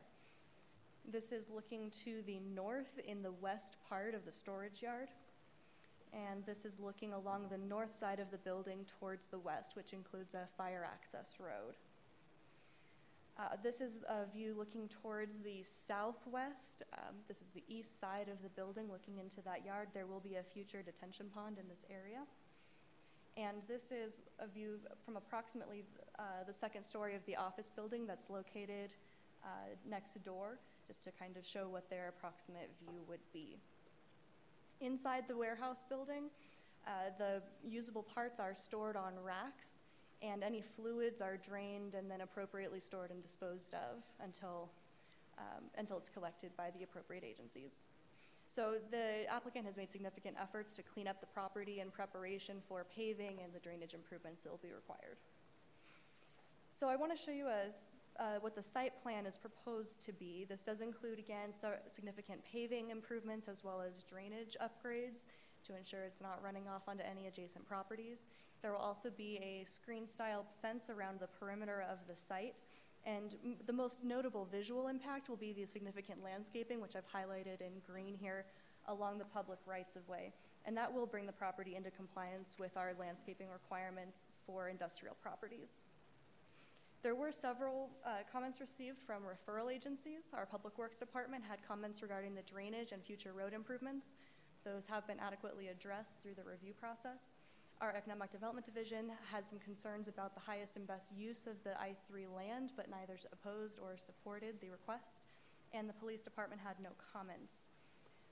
From our external agencies, we found out that the state permit is required from CDPHE for this type of operation. The applicant has submitted that application and will be providing a copy to staff that is a condition of approval on this request. In addition, we spoke with South Adams County Fire District and determined that they have worked with the applicant to bring the property into compliance with their fire codes. The Planning Commission determined that any potential negative impacts to image concerns have been mitigated due to the relatively remote location within Commerce City, as well as with the proposed improvements on the site. They also determined that the characteristics of the location and site are appropriate for the salvage yard and operable vehicle storage due to the surrounding industrial uses, and again, due to the relatively isolated location.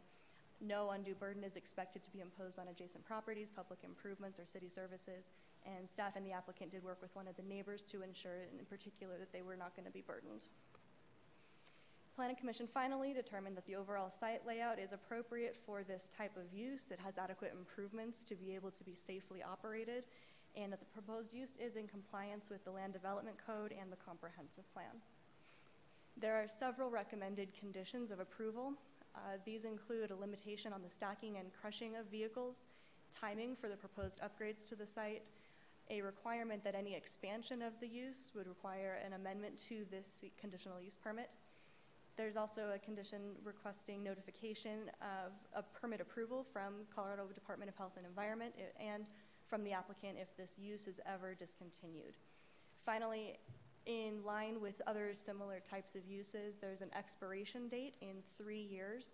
At that time, if the applicant wishes to continue the operation, he would need to apply for an extension. In response to public notice, there were 2 requests for additional information with no indication of either support or opposition. At the Planning Commission meeting on December 2nd, 2015, there was 1 objection. The case was then continued and staff met with that neighbor to resolve his issues and address his concerns. At the Planning Commission meeting on January 5th, 2016, there was no objection from that neighbor. So therefore, on January 5th, 2016, Planning Commission voted 5-0 to forward a recommendation of approval with conditions to City Council regarding this request. Thank you for your time this evening. Staff is available to answer any questions you may have, and the applicant is here to speak on behalf of his request. Thank you. I'll go to the council first. Are there any questions for the staff at this time? Mr. Amador? That light's on from previous. All right. Fine. Seeing none, then I'd ask the applicant if he'd like to come forward and provide additional information. Good evening. Oh, good evening, Mr. Mayor and members. I'm Stefan Krusinu, and we've been working with all the staff members for a while. It took us a little bit of time to get everything done. We did have the salvage yard business came along about a year and a half later because we had the body shop running already. So about a year and a half later, the idea came up to have a salvage yard because other people, they asked why it took so long. So that was the explanation. And we hired an engineering company working with all the city people to get everything in compliance, and we are almost there. We're almost there. Good. All right. Does the council have any questions of the applicant at this time? Seeing none, thank you for coming in this evening. Thank you so much. I really appreciate it. Is anyone in the audience that would like to come forward and speak to this application? Thought I had one, but it didn't work out. Seeing none, I'm going to go ahead and close the public hearing. I'm going to ask the council for a motion to accept the Planning Commission's findings and recommendations. Mr. McEldowney. So moved. Mr. Teeter. Second. I have a motion and a second to approve the findings and recommendations of the Planning Commission. All those in favor signify by saying aye. Aye. Opposed, say nay. Motion is carried. Now I'm open for a motion to approve the conditional use permit, CU 109-16. Mr. McEldowney. So moved. Mr. Amador. Second. I have a motion and a second. Will the city attorney please read the title? Title reads Conditional Use Permit for a Salvage Yard, case CU 109-16. And I would like to state for the benefit of the council that I think our staff should be commended on in this case. As you'll notice, there are 8 conditions that have been negotiated and applied, submitted to the city council for approval. And I think our staff deserves a lot of credit for those conditions because they were not easily assembled. Thank you, Bob. I would have to agree. Now I have a motion and a second. The title's been read. All those in favor signify by saying aye. Aye. Opposed, say nay. Motion is carried. Congratulations, sir. Thank you for coming in this evening.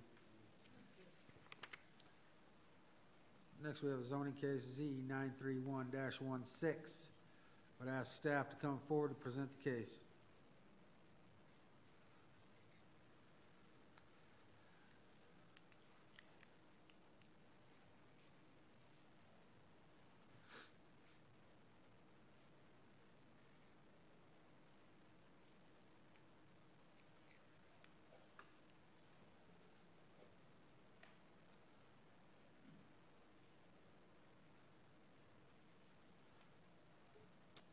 Good evening, Mr. Mayor, members of City Council.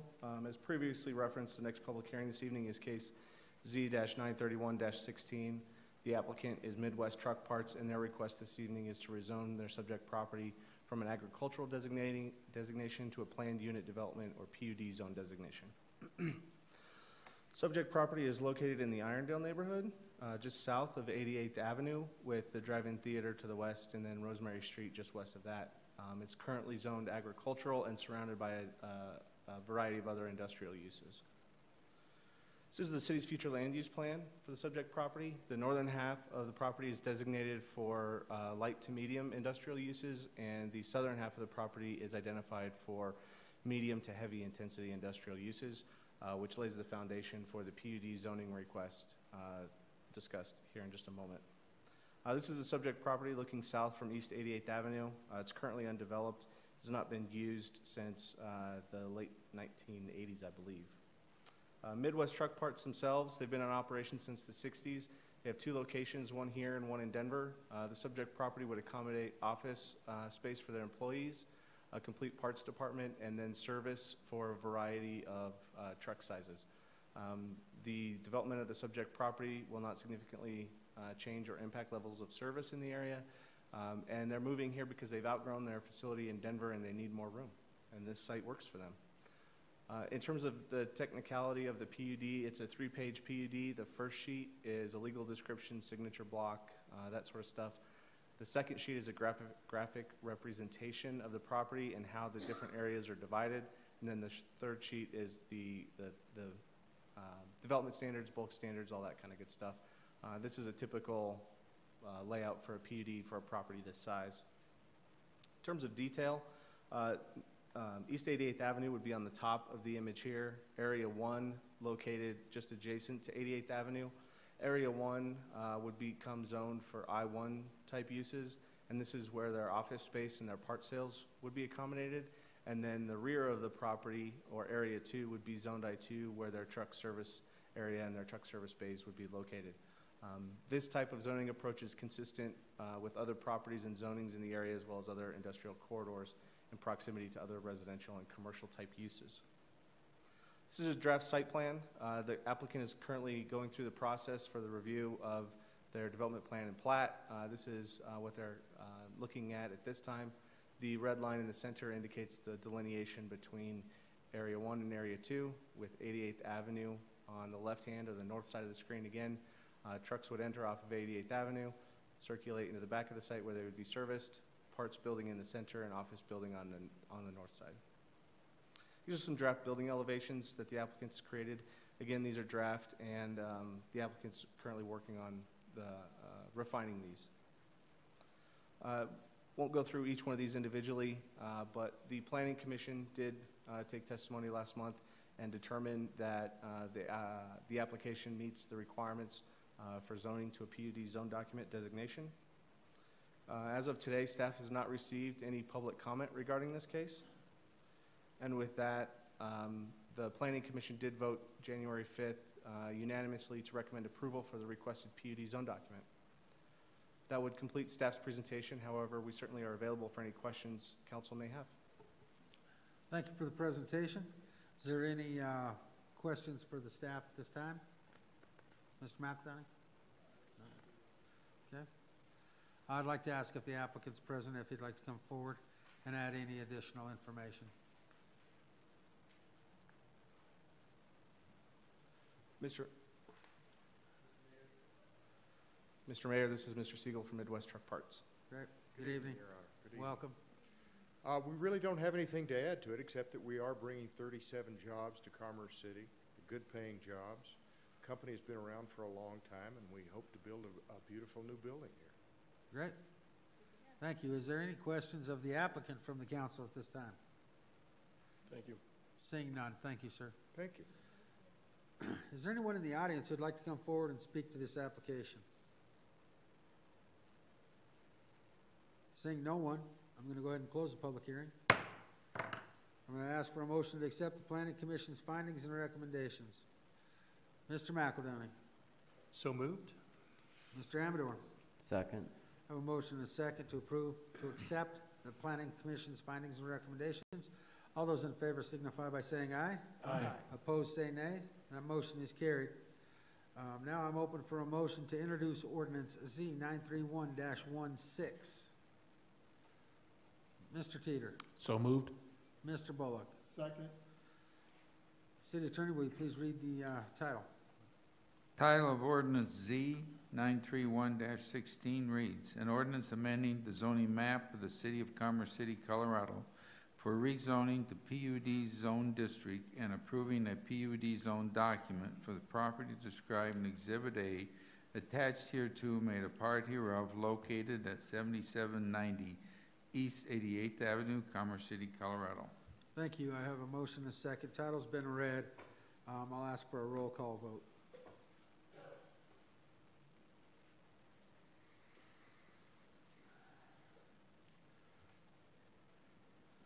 For the record, 7 in favor, 2 excused. Motion is carried, and looks like we're getting 37 new jobs on 88th Avenue. All right, next item on the agenda, resolutions. Resolution 2016-01. I'd like to invite the Development Director, Michelle Claymore, to come forward to discuss the resolution. Good evening. Good evening. Thank you, Mayor, Mayor Pro Tem, council members. The Economic Development Division is here tonight to ask for final approval of business incentives for a project we codenamed Project Superman. It'll be clear in a few minutes why we codenamed it Project Superman. Michelle Hill, our Senior Economic Development Specialist, will give a quick overview of the project and proposed incentives, and then introduce our special guest tonight, who came all the way from Dallas to be here. Michelle? Oh, Houston. Sorry. Houston. Good evening, Mayor and members of council. Good evening. Good evening. I'm pleased tonight to present to you a request for incentives for a project we've been working with the company on for over a year now, actually. So we're very excited that it's finally coming to fruition. The two companies you see listed before you each play an important role in these incentives.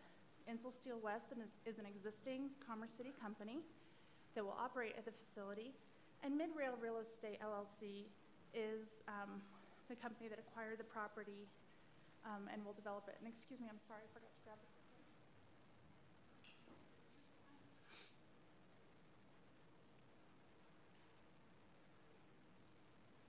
So as stated, Midrail Real Estate has acquired the property and will develop it for Insull Steel.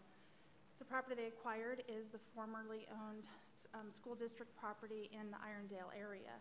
It's more land than is needed, so the owners of the company saw it as a great opportunity both to relocate the company and to develop the remaining land for a future industrial park.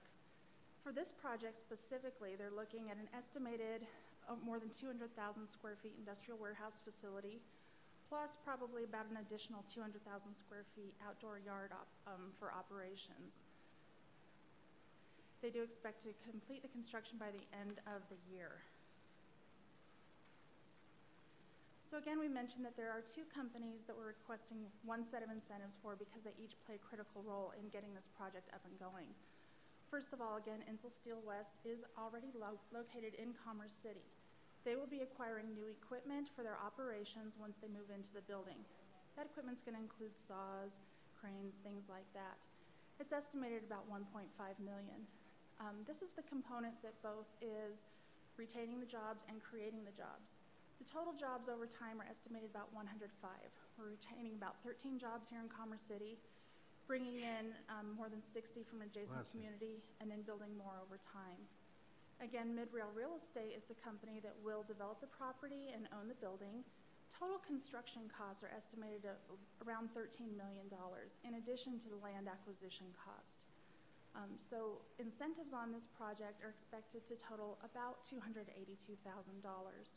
assuming approval here tonight. And of course, that will be audited and verified once the project is complete, and it'll be dependent on the actual capital investment into the project.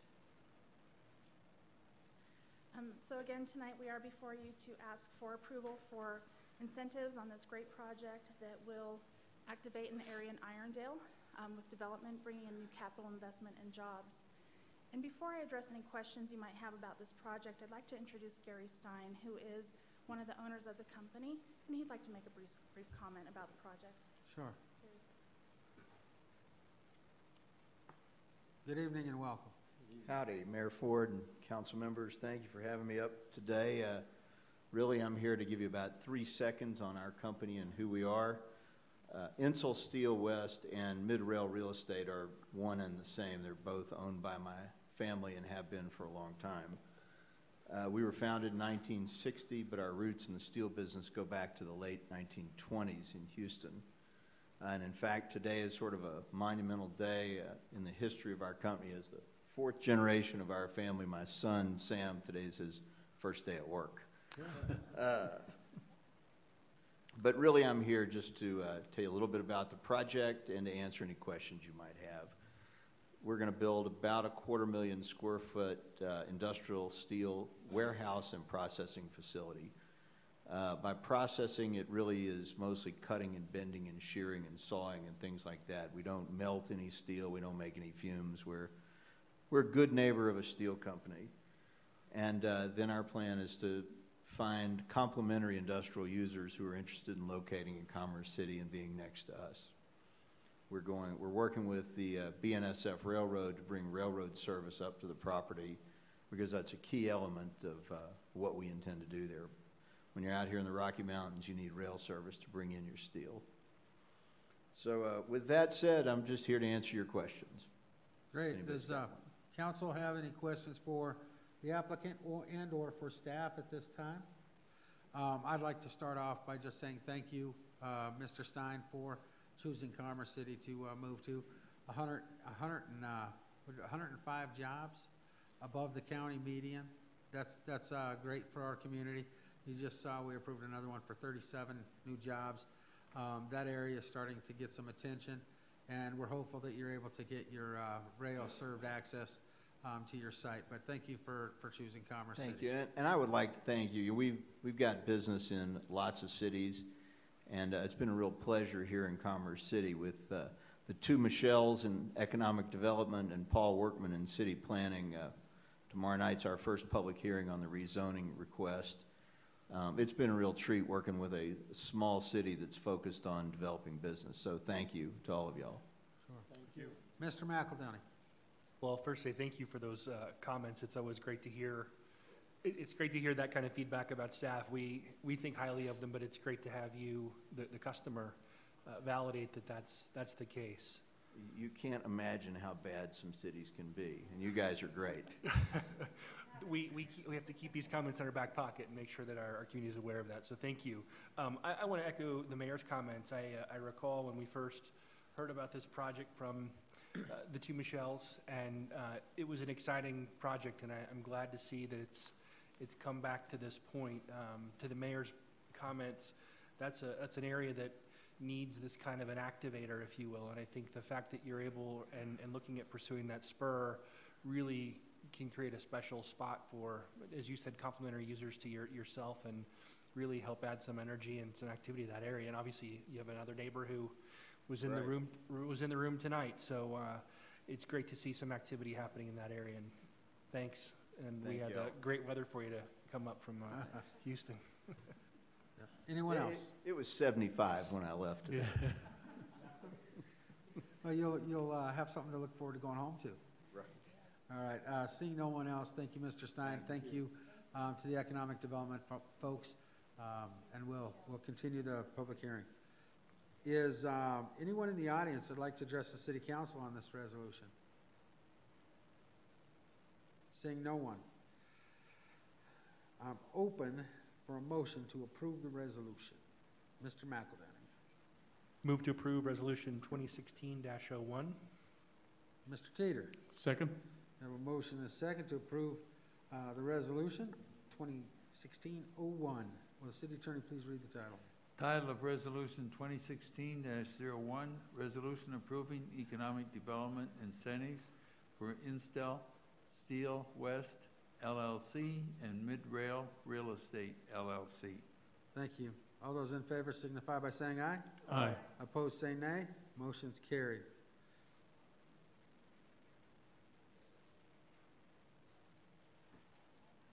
Not yet, not at the end.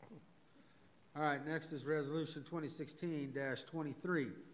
I'd like to invite the staff forward to make their presentation. Anybody?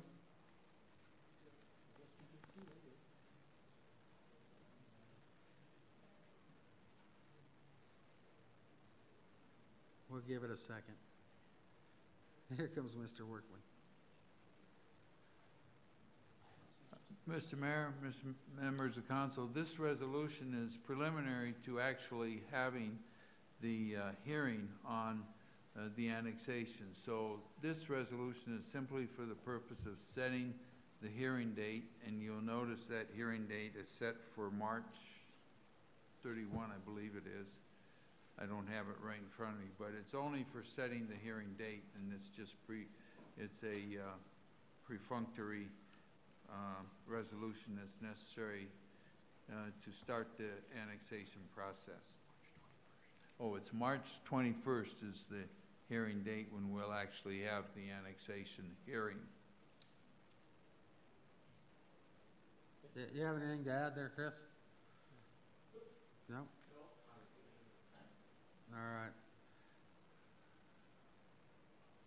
All right, I'm open for a motion. Mr. McEldowney. I would move to approve Resolution 2016-23. Thank you. Councilwoman Elliott. Second the motion. A motion and a second. Will the city attorney read the title?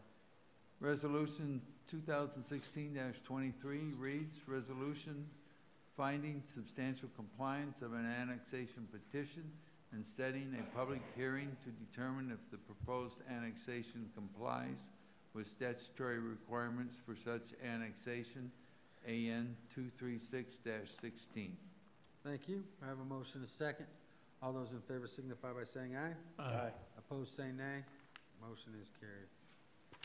Next, we'll move into Resolution 2016-18. Mr. Kramer. Mr. Mayor, members of council, as a sneak preview, we have two items dealing with the Mile High Greyhound Park project tonight. Two items in the city council meeting, and then after the city council meeting is over, in the URA board meeting, we'll have sort of the same two items under consideration because both parties or bodies have to pass each of these items. You'll only see these presentations once, though. By the time we get to the URA meeting, we won't repeat them just for the sake of posterity. The first item has to do with amending the existing loan agreement. And just as a reminder, the project that we're referring to is the former Mile High Greyhound Park, bounded by Holly, US 85, 64th to the north and 62nd to the south, not including the Boys and Girls Club project. When the URA board purchased the 65 acres, there was an initial loan from the city to the URA of $4 million for the land acquisition, property management, and preliminary planning expenditures. As time went on, the URA board began the demolition and abatement project, which necessitated an additional loan of $2.5 million.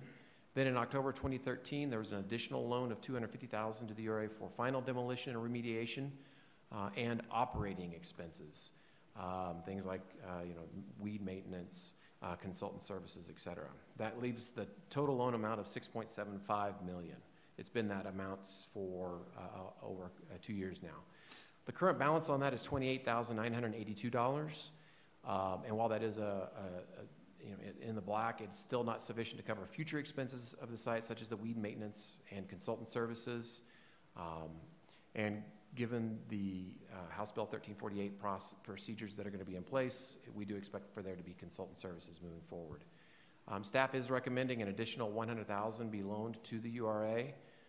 Council took action on this in the 2016 annual budget, where Council approved those funds, so they are sitting there waiting. The purpose of this amendment to the loan agreement, it's just required to formalize these transfer of funds, similar to the same way that it was done those two other times that the loan amendment was, or the loan agreement was amended. So that is the first portion. Staff is available for any questions you may have. Great, thank you. Is there anyone on council that has any questions regarding the resolution of the loan to put $100,000 into the URA to cover expenses?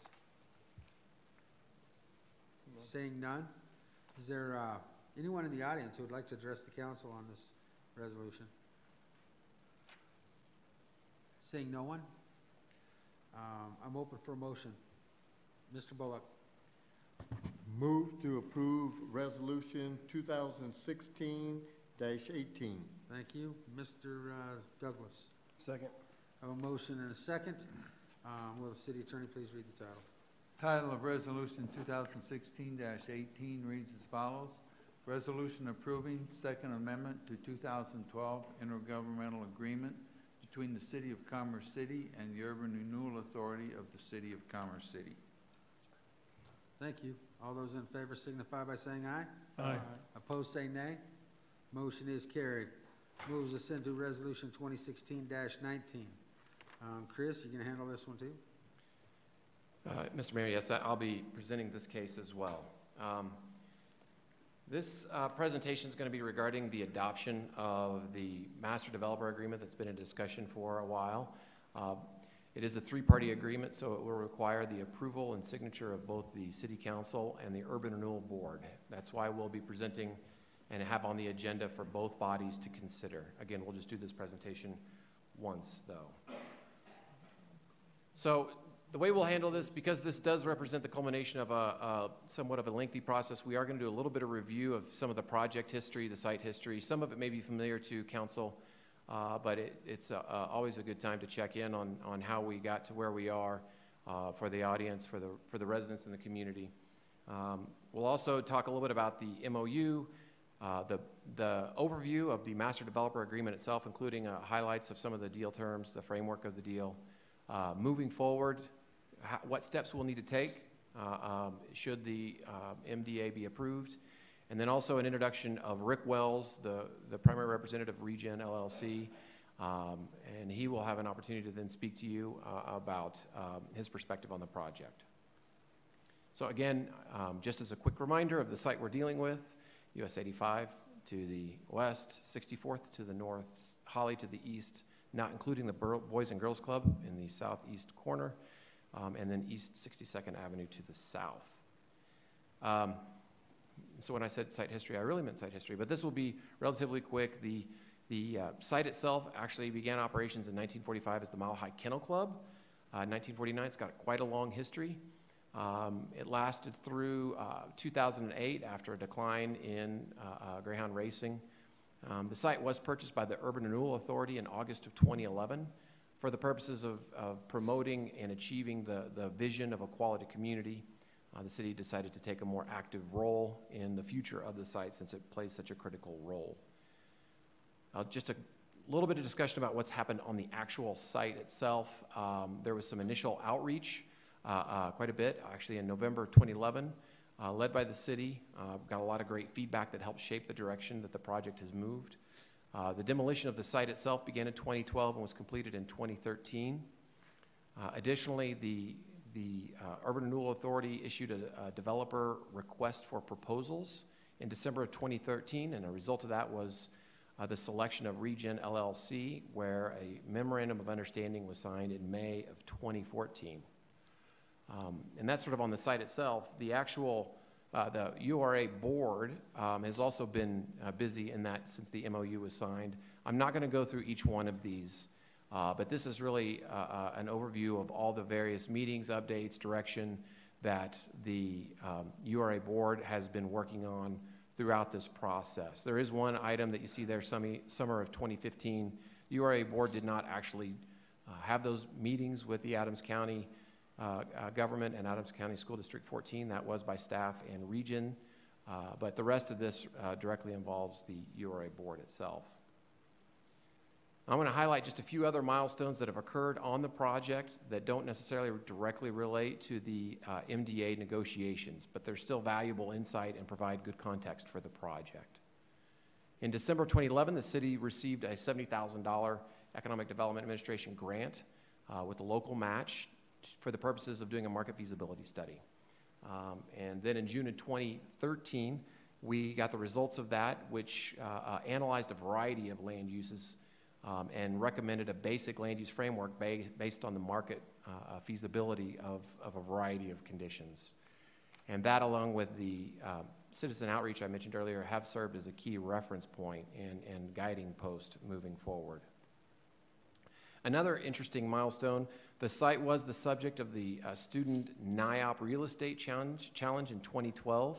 Two teams, one from the University of Denver and one from the University of Colorado. Their real estate departments basically put together two proposals that talked about how the site could be developed in the future. And they rolled those presentations out at a large event downtown, and a winner was named. Both presentations emphasized a mixed-use approach, which was interesting since that was consistent with the feasibility analysis that was already done. And it certainly gave the project a lot of high-profile publicity. Another interesting milestone that I think is great for the site and great for the community, after a donation of the land by the city and the URA to the Boys and Girls Club, they were able to open the Commerce City branch of the Boys and Girls Club. They designed, constructed, and opened that in August of 2015 on 2.5 acres in the southeast corner. The site looks great. I know they are getting a ton of use out of the site, and everything we're hearing is that the kids absolutely love it. So that is a great thing for the community. As a part of the overall process that we've talked about, everything having to do with the Ricker Cunningham study, the public input, there was a vision plan, and that's what this is right here that was produced 2 years ago that really synthesized a lot of the ideas that were kicked around. And within there were 6 primary goals for the site. And I am going to run through these for just a moment because I think they are helpful for understanding the master developer agreement. One of the main goals was to create a flexible master framework plan. It didn't want to be so set in stone that it was going to be bureaucratic and rigid to the point where it would stifle development. A second goal is to create a mixed-use and multi-use neighborhood. Instead of just a single use that might dominate the site, it's in such a key location and has served such a critical role for the community over the years, a variety of uses would really help the area. Third is to provide a variety of retail and commercial development options instead of it just being singly residential only or another single use. How can we make sure that it also builds upon some of the retail that's already there? Create a community destination and a sense of place. It was clear from everybody, including City Council, they did not want this to be just another development project. It needed to have a special element that really provided the heart of this community that served for so long. Provide space for the Boys and Girls Club and other service organizations, and as you've seen, we're well on the way of doing that. Finally, hold a portion of the property for an institutional anchor, education and training while pursuing development for the remainder of the property. And in most of the Ricker Cunningham plans and in some of the initial conversations with Regen LLC, that goal was certainly contemplated and included in their analysis and proposals. So that leads us to the master developer agreement. I know there's been a number, we've outlined the number of updates and information sessions that we've had with the URA board, and many of those have often involved instructions to negotiators in an executive session. So for the City Council and the URA board, not all of this is necessarily news, but it is worthy to go over this as a high-level overview about what the deal includes. So I'll run through these relatively quickly. Every time there's a land sale of a parcel, the MDA calls for those proceeds to be split 50-50. 50% to the URA and 50% to Regen LLC. Another deal point is that the Urban Renewal Authority will hold the property as the landowner until the sale of the land. So that means that none of the property will actually go into the hands of Regen LLC. That will hopefully assist with the tax increment to keep that at a relatively low number, which then helps improve the financing of the project. There is no required takedown schedule, but there will be a proposed land sale schedule included in the business plan in the exhibits in the Master Developer Agreement. There's another incentive for continued development that I'll talk about in just a moment. Regen is going to acquire financing for the construction of all the horizontal infrastructure, which includes roads, water, sewer, the on-site drainage. And so while Regen will be financing that, the city is going to be responsible, not the URA, but the city will be responsible for the regional drainage facility that's currently located on the northeast corner. That may eventually need to be reconfigured. It will certainly need to be designed so that it's more compatible with a high-quality residential neighborhood in the area. It is by far a huge majority of that regional detention comes from other parts of the community, so it is regional in nature, and hence the city being responsible for it. If this project had never come and it was just out on the open market and was to redevelop, the city would still be on the hook for that upgrade. Regen will receive all available sales tax increments. So with the TIF, there's two. There's a sales tax and property tax. For the sales tax, Regen will be eligible to receive the 3% of that revenue. Another 0.5% will go to the city, and then the 1% that's designated for 2K funds will continue to flow towards those accounts. That's on the sales tax side. On the property tax, Regen will receive 90% of all available property tax increment until they have been repaid their eligible costs. And there's an exhibit within the MDA that goes over what all those eligible costs are, plus any interest on the outstanding unpaid balance at a rate of 9% or the actual cost if that's less. That will be capped, and I mentioned earlier there's an incentive to promote earlier development. That interest is going to be capped at 30 months if no land sale has been made. So it's not going to be to Regen's benefit for the property to just sit. The Urban Renewal Authority is going to receive 10% of that property tax until they're paid back, at which point the URA will receive 100% of that property tax. The city is going to be providing water rights to the project above the standard allocation that the project will get. And for both sides, termination is available based on the performance of either the developer or the city URA. So as opposed to earlier versions showed that there was going to be an annual renewal, instead of waiting to an annual review, the decision was made to give the rights for both parties to be able to terminate at any point, as opposed to waiting for some annual review. So this is, since we discussed this project and this master developer agreement last on December 21st, there has been one remaining issue that needs to be discussed. And since Regen is actually here tonight to present, we will let them present this remaining issue to you. It will be new to you. This is not an issue that you've heard before. So Mr. Wells will have the opportunity to talk to you about this. So we'll circle back to this when he gets up to speak. So moving forward, after a master developer agreement is signed and an urban renewal authority has the property under a TIF scenario, this is actually not only for Commerce City but statewide. There's going to be a number of new requirements as a result of the URA reform bill that was passed last year. That's called House Bill 1348. In that bill, there's a number of requirements that we will have to undertake, and we will be one of the first to have to go through this. So, and just as an example, and this is not an exhaustive list, this is just intended to give a flavor. 3 additional URA board seats are required. So in addition to the normal 9 that usually sit here, we will be required to get 3 more. We may consider actually a 4th just to make sure that we have an odd number of voting seats.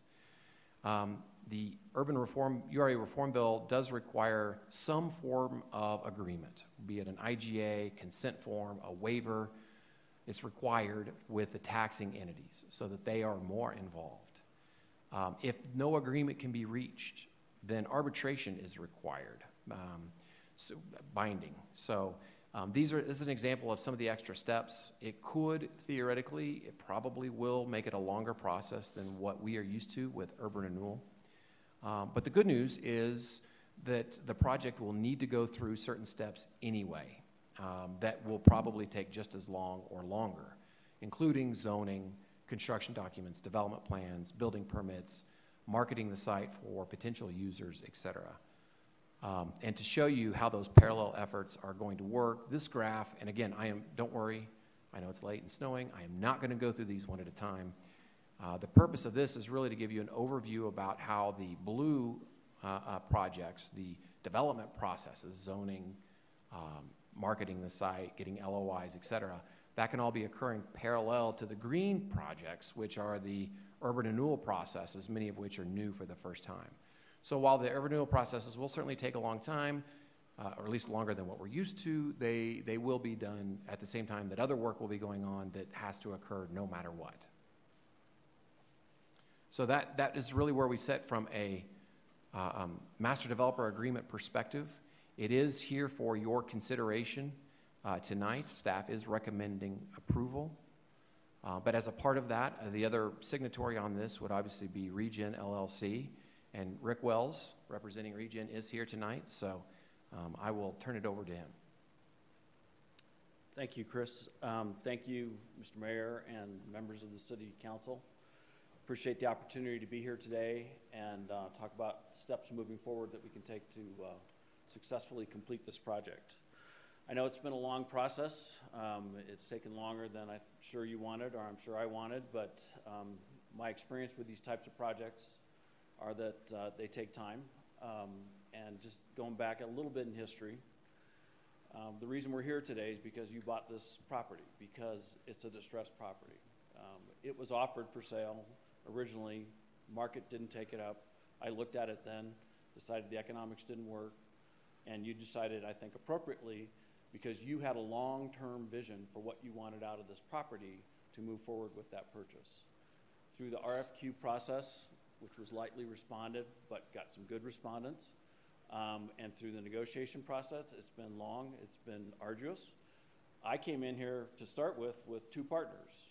Michael's organization, many of you met and know that it's a very large, credible, national builder who was my partner to begin with, chose not to go forward on this project, largely because they could not make the economics work. Prime Store was the other development partner, a retail developer who was here with me when we first made the proposal. Prime Store chose to back out because they had other opportunities where they could choose to spend their time and money with a better profit. It's a difficult project, and difficult projects take time, but to your credit, you have a long-term vision that I share that I believe can make this project successful. I listed 4 projects here. I'm not going to go through the details. One of the things I will point out, though, is these projects take time. Mercy Hospital, I started in 2001. The last of the residential units being built on that project are under construction right now and will finish up next summer. That's 15, 16 years from beginning to getting the last project built on that site. It's smaller than your site by about a factor of 5 or 6. The Gates Rubber site has been under construction in various stages for more than 20 years. It's right now largely an empty dirt lot. I did complete the first project that was done there, 276 market rate units, 60 residential affordable units, and 10,000 square feet of retail. That's the only project that has been built on the Gates Rubber Company site in the last 20 years, and it's still under planning and owned by a property owner. Salida Natural Resource Center was an idea the city of Salida had. They bought property, took the water rights, had it for more than 10 years before they could get the first project moving. I was involved in it for over 3 years, $5 million budget, relatively small project, and they just got that project completed about 2 years ago. They've still got the remainder of their land up for sale and up for development. It's been more than 10 years. 61st and Pena is a great project that the Fullenwider family has owned for decades and has been under active development for more than 5 years. The idea for it has literally over 20 years old. So the point being, these things take time, but you have a great project, you have a good developer who can help you reach that vision, and you have the opportunity now to move forward with this MDA. Next slide, Chris. Just to give you a reminder of what we do and how we do it, every one of those projects, including this project, needs a strong partnership. You need a developer who's persistent, who can stick with these projects because they are difficult, and who can work with the governmental partners. I've worked with Denver Urban Renewal, City of Salida, the City of Denver, DIA, Commerce City, with you all on the demolition of the dog track site initially. And you have to be able to work together as partners to make one of these long-term, large-scope, difficult projects successful. How we do it is we self-fund the startup costs. I've already put money into the project and been working on it for the last couple of years, and we'll start putting more money into the project as soon as I have effective control over the project. Up until this point, I could have been spending money in the blind with no opportunity to recoup it. It doesn't make any sense. That's not a good equation for me. Spending money with the opportunity to get it back and earn a return and make the project successful is how I build projects. How I get the money: private and institutional equity, institutional debt, tax increment financing, and metropolitan district financing are all financing tools that I've used for the successful financing of all those very large-scale projects that you just saw on the board. Just the latest example, the Pena Station project is a $50 million project that is currently under construction out at 61st and Pena.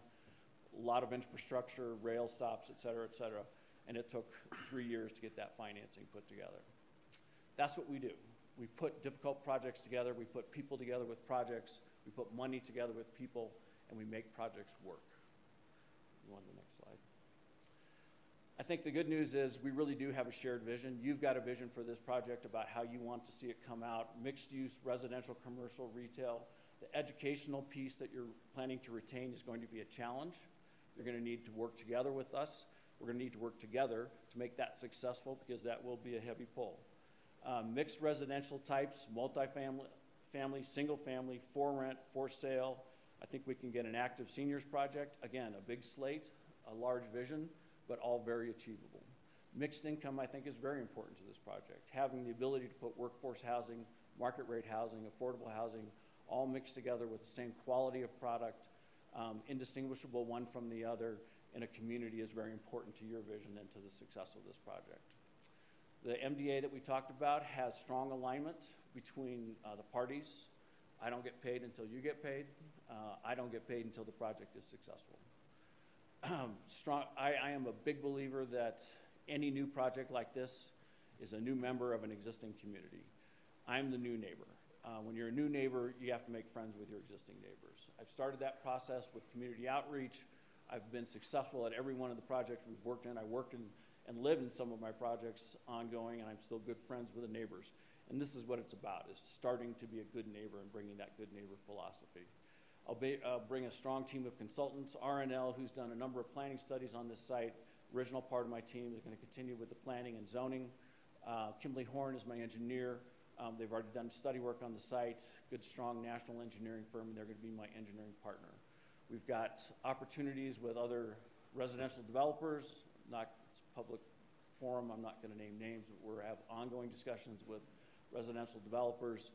The commercial part's going to be tougher, but we think we can get that done. We are looking forward to a successful partnership with the City of Commerce City and with the stakeholders around this project. And it really does need to be a partnership. We need to establish a level of trust. I think we've done that in working with your staff, who's been terrific to work with. Appreciate all of their efforts.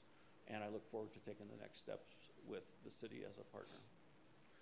The one issue that we've come up with that we wanted to address, and this is coming directly as a result of some of the work I'm doing on the 61st and Pena project. And what that is that we're in a fairly unique construction pricing environment right now in the state of Colorado. If you're doing any bid work on large public infrastructure jobs, I would be surprised if your bids are staying the same or going down. The project that we built out there, generally speaking, construction prices for large infrastructure projects are going up at the rate in the range of 3 to 5% per year over the last couple of years. It's a combination of labor, scarcity of available laborers, and professionals, engineers, run the gamut. And product, I mean, literally concrete pre-built product is hard to get. It's getting harder and harder. The lead time on street lamps is 10 weeks for that project. It's incredible. 3 years ago, you could have bought them off the shelf with a week delivery. And what it means is the costs go up. Literally the only thing that we've been able to save money on is asphalt, and that's because the price of oil's down. And that's really it. And so what we're asking, and what I'm asking, is to change the way that we start this agreement and not give away the portion of the increment attributable to the schools on the residential portion as we had originally talked about. I understand this is a big change, and the reason is because in looking at the numbers and looking at the economics of this project with the increases in construction costs, the economics have eroded to the point where I do not believe it would be prudent to recommend going forward without at least having the opportunity to collect the full property tax TIF from the project if it's needed in the project. There are certainly going to be residential product that is built that will not generate a large amount of school needs. For example, a senior project. You could build a 200-unit senior project, no kids. You ought to have the opportunity to collect the full residential TIF off of that property. And so what we're suggesting is to make a change in the agreement. Chris has a copy of the change. It's a simple line out. But practically speaking, with that line out, we have the ability to collect the full property tax TIF on all of the residential product.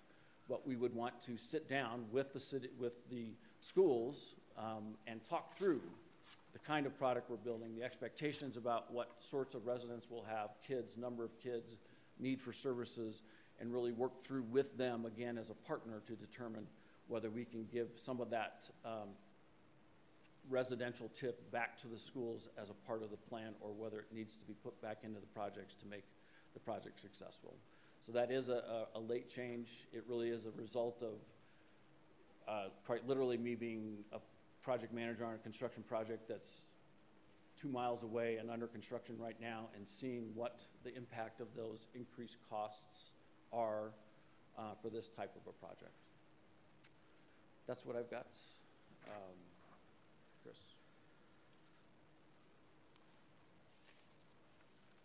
So at this point, I guess I would say that staff or Rick is available for any questions that you may have. All right. Are there questions for staff or? Mr. Mayor? Yes, sir. Just a quick comment. Given the requested change from Mr. Wells, Mr. Hayes and I did meet with Adams County School District 14 Superintendent Pat Sanchez last Wednesday. We'd previously represented to the URA board and the City Council that School District 14 was generally in agreement with the terms of the MDA as we've discussed them with you. With this change, we wanted to review that with the school district. They've not had a chance to take an official position yet. We've been interested in their opinion about this change to the agreement, and I'm guessing City Council and the URA Board of Directors would likely want to know the school district's position as well. So we've reached out but have not yet heard back. Thank you. I had similar questions to be able to, for me to be able to approve this and not hear from the school district. You know, I noticed that it would still give back the South Adams piece, but not the school district piece. And I know on this particular property, with the mix of housing that we're looking at building, there will be a large impact to the schools in the area. So I'm hesitant without having any feedback from School District 14. The other question I have is to Rick. You know, it's been quite a while since the Michaels Group situation and the partnership. I understand you talked quite a bit about the cost of construction going up.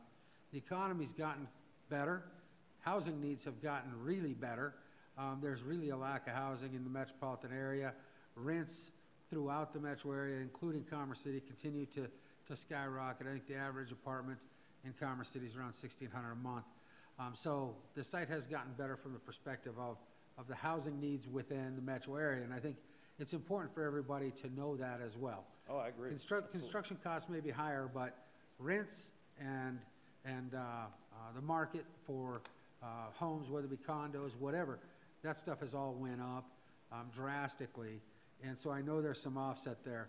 I'm really concerned that it's been quite some time since the Michaels Group without a partner, and can you speak to any type of leads on partnerships that you may have with housing builders?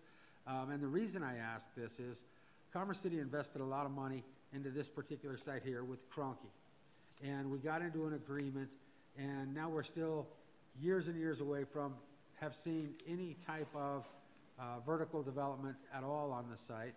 And I think our residents, you know, I think they deserve to know some type of idea on what we're looking at from a partnership for a builder to get something vertical on that property, because they have to look out and see, you know, they come to us and they complain about the weeds. So I think from a council perspective, we need to have an idea on what we're looking at for a partner with you for a builder. Sure, I appreciate that. Let me just address some of your questions kind of one at a time. The increase in costs is very real, and as you say, the increase in the value of rental properties has also gone up. Rental rates have gone up, for sale housing costs have gone up. Those sorts of impacts tend to be able to mitigate the cost increases on fairly dense product, and also in areas where the land cost is higher, and you can justify a higher price for the product, right? This isn't that situation. The land price here is relatively low. It has to be because the rents, relatively speaking, compared to other products, are relatively low. So this, and the point being, a piece of sewer pipe costs the same whether you're putting that piece of sewer pipe to connect to a 10-story building in downtown Denver, or whether you're connecting that for a 3-story building in Commerce City. So the leverage against the cost increases isn't there for this type of a product as much as it is for some of the other products, higher density, higher land prices.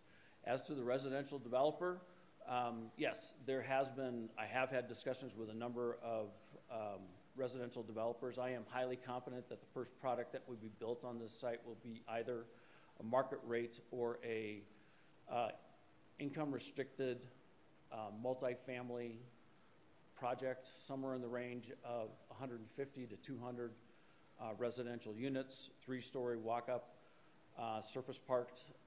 There's a developer here who I talked with on Saturday, and I talked with last week. They may step up and speak. They're a residential developer. They also think it's a great opportunity and that there will be residential development coming to this site. I'm not going to list the other people I've talked to, and part of the problem, quite frankly, is I don't control this site.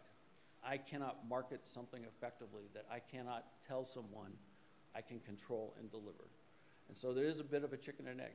You do have to make a choice at some point about putting this property, whether it's me or somebody else, into a developer's hand so that they can move forward and make commitments to developers, because this isn't the only property. It is a hot market. There is a lot of residential product being built. Why does somebody want to spend time working on this project when they don't understand the control of the project?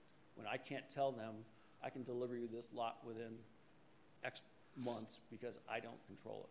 Starting today, if this is approved, I have the control that allow me to invest in the product, invest in marketing, and I can identify those residential developers to you as soon as we get going. But they're there. I've talked to them, and they're there. There's some in the room today if you want to ask them to come up. That keyed up a couple other questions. Sure. You talked about the TIF and the fact that, construction costs are going up. If this is done by a TIF and 90% of that is going back in, back to you, property values with new assessments are through the roof. That's going to increase the revenue generated off of the property from a tax perspective, is it not? It will. Having said that, property tax, and you can just look at it historically, property tax values do not go up at the same rate as either rental or revenue associated with for sales. It just doesn't happen. It's the nature of the beast because of the lag effect, because of the dampening effect of people complaining about property taxes, et cetera, et cetera. The valuations do not reflect the actual market. But yes, it will go up over time. Okay, and now the chicken and the egg thing that we're talking about. You need us to sign the master development agreement before you can get a builder. You had the partner with Michaels, and you were able to bring that as part of the conceptual when we first started negotiating with you. Is there not an opportunity for you to get a partner so that we know that things are moving forward? I'm looking out for the best interest of the community by asking these questions. I think they're questions that need to be asked.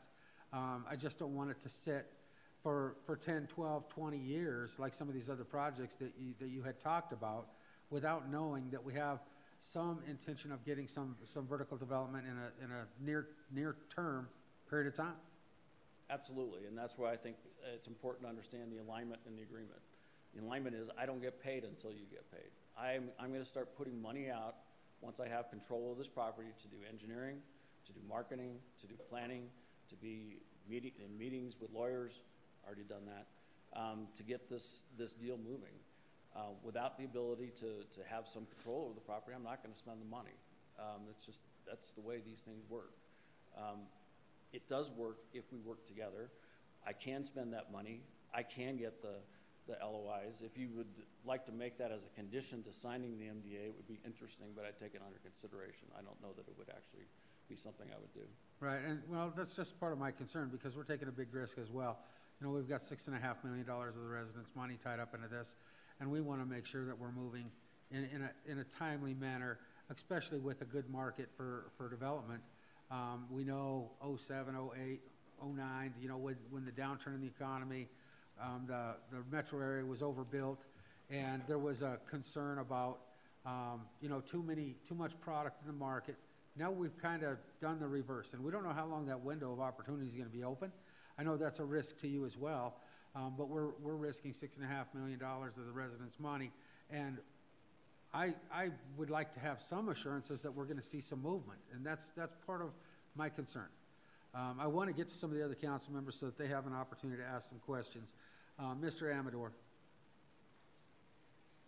Thank you. We keep talking about in a timely manner, and I think everyone on council would like to see this project move forward. I'd like to start with the schedule. If we go to slide 15, that kind of has the chart. There we go. And right above the red stars here where we start to talk about the process and the building permits and submittals. Looks like that takes us through first quarter of 2017. And so as we were just talking, construction costs are going up 3 to 5%. If I kind of do the math, that takes us another year, maybe year and a half to kind of where we're going. We're looking at, I don't know, I'll just start 6 to 7.5%, somewhere in that area to get going.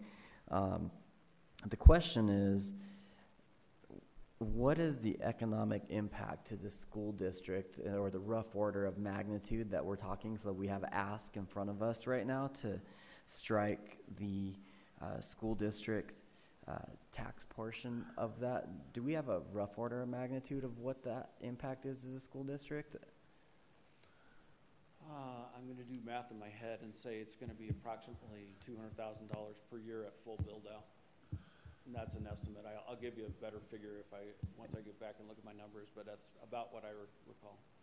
Okay, and I'm just asking, and we don't have to cuff it right now, but I'm trying to figure out in my head what that looks like because there's a new ask in front of us. Yeah, I understand. I do understand that this ask is a change in the landscape. I'm not innocent about the magnitude of what this change represents, and I'd be glad to fill that in for you when I can. I can give you that number. And is that go ahead, Brian, I see you're looking to talk.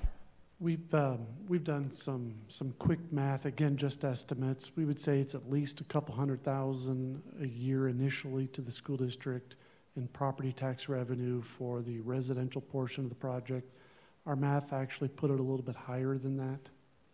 And is that for a duration of 25 years? What are we thinking that thing's gonna? The model at this point takes pretty much the full 25 years to pay out, so yes. Thank you. Mr. Bullock. Yes, my main concern on this new ask is the fact that we haven't spoken with the school district yet, and I could not vote on this today without them weighing in on what we're asking them to do.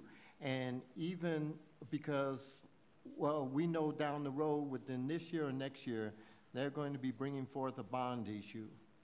And for us to be asking to take money away, at the same time they're asking to increase money, and even with senior housing, they're going to be the seniors are going to be paying at the same rate of the bond, even though they are saying, okay, this is the only portion of it that is going to be in the request. If that was the only part of it, it was going to be in the request.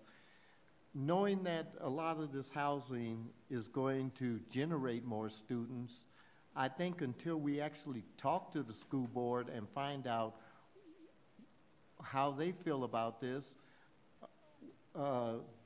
this should be something that maybe we just, I can't see voting on this today because I can't vote on it with a clear conscience without the school board weighing in.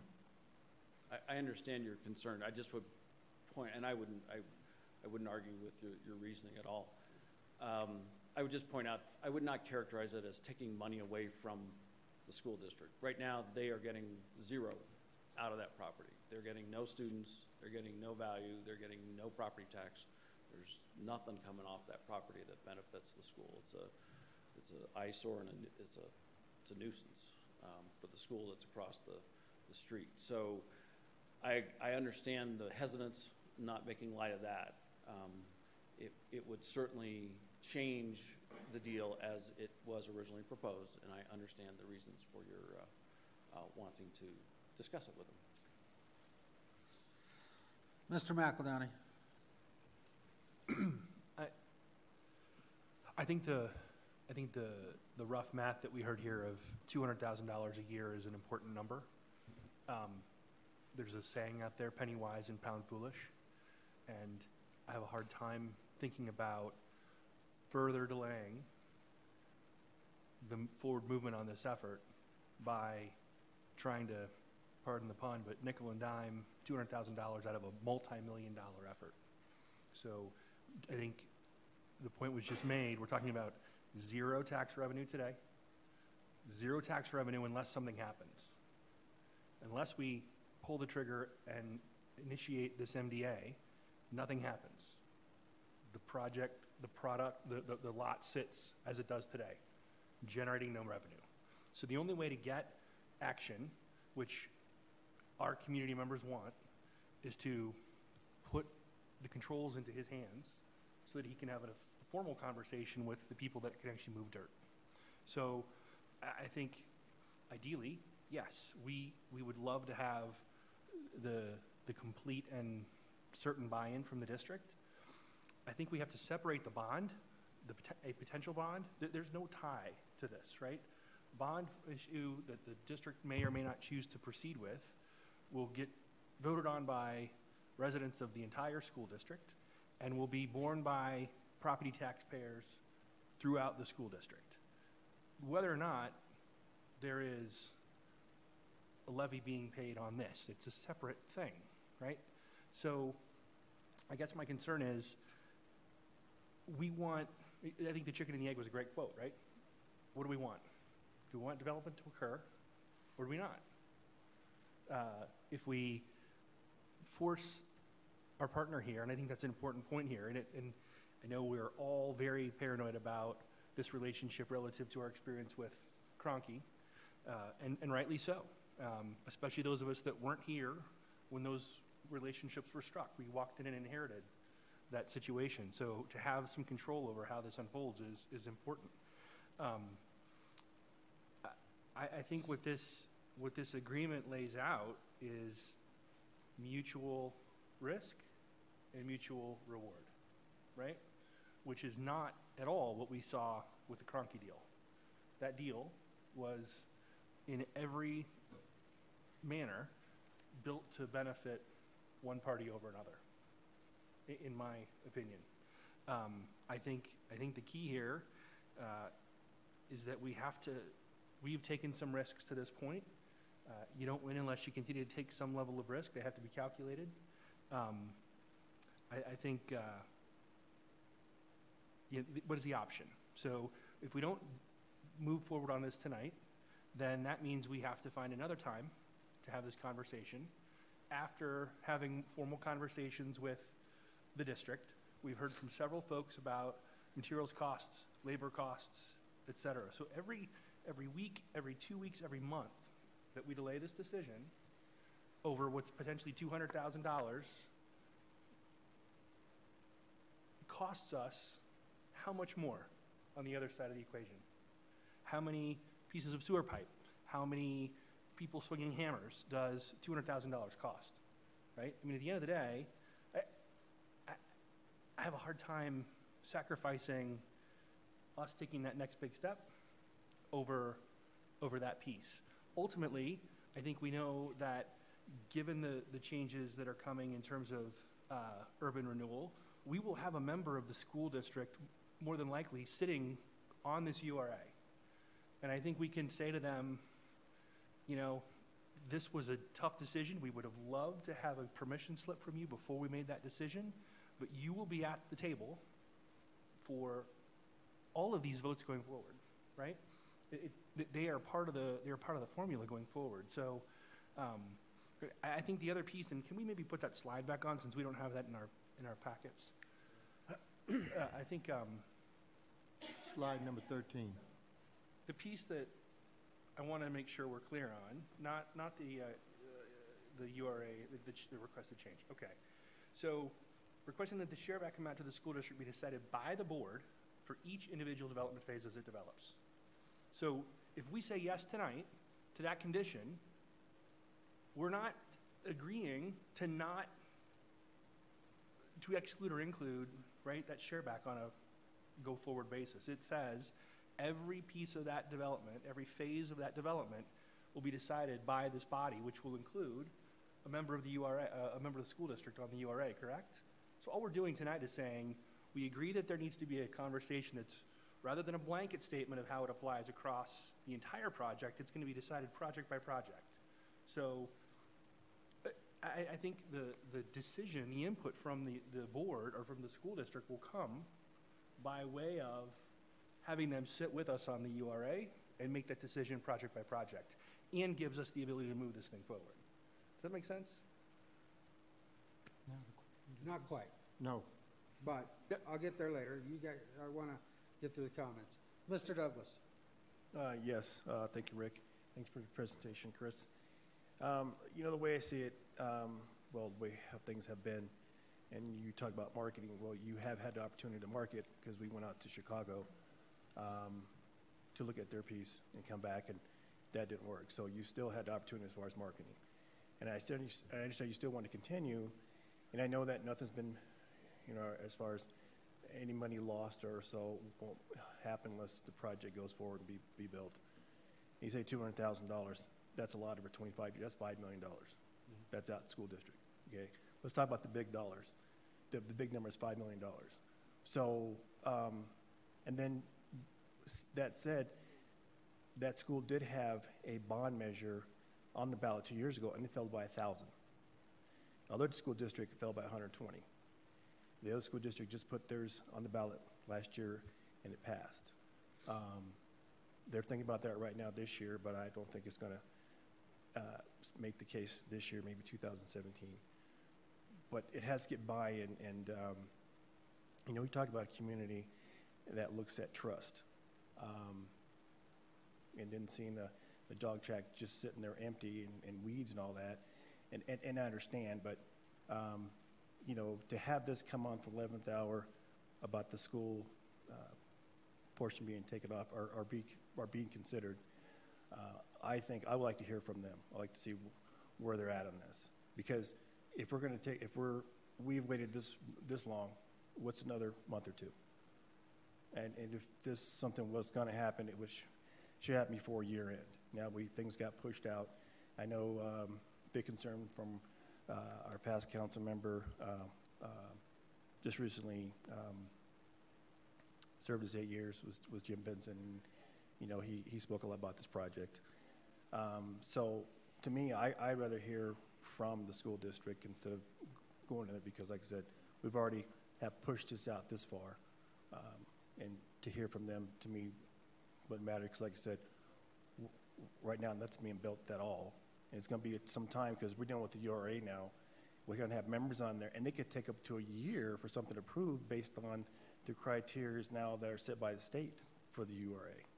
So this won't be a fast process, because everybody has to agree with the taxes. So that's another thing too. I'd rather not cut them out. I'd rather hear from them and really look at the big $5 million. That's what I'm looking at.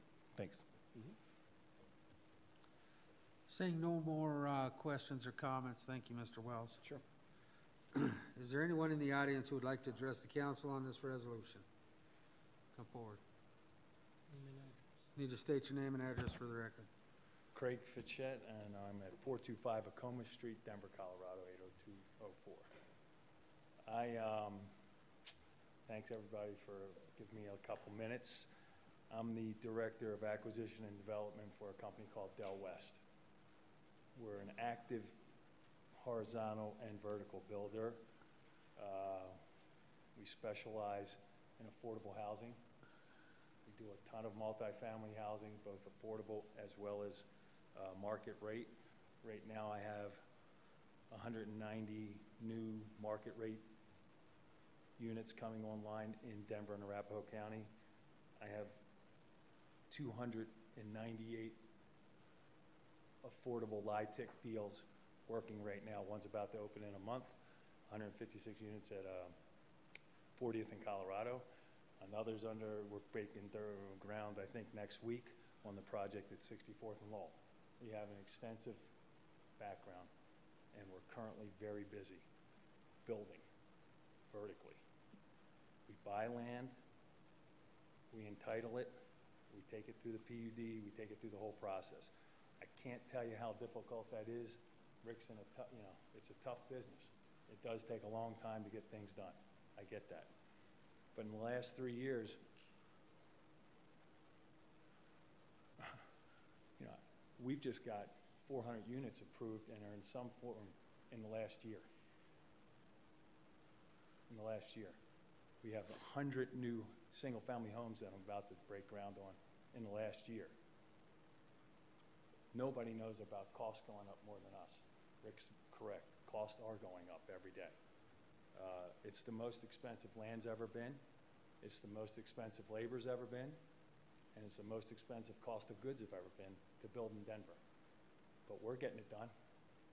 And we really look forward to trying to be able to work with Rick and possibly work on some sort of partnership or come in as a master, as an anchor residential developer to help kick this off.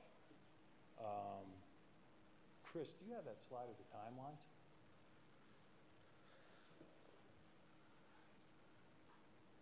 I have a $50,000 check in my pocket and a letter of intent that I'm holding off on giving the Urban Renewal Authority because we'd like to purchase the property from you.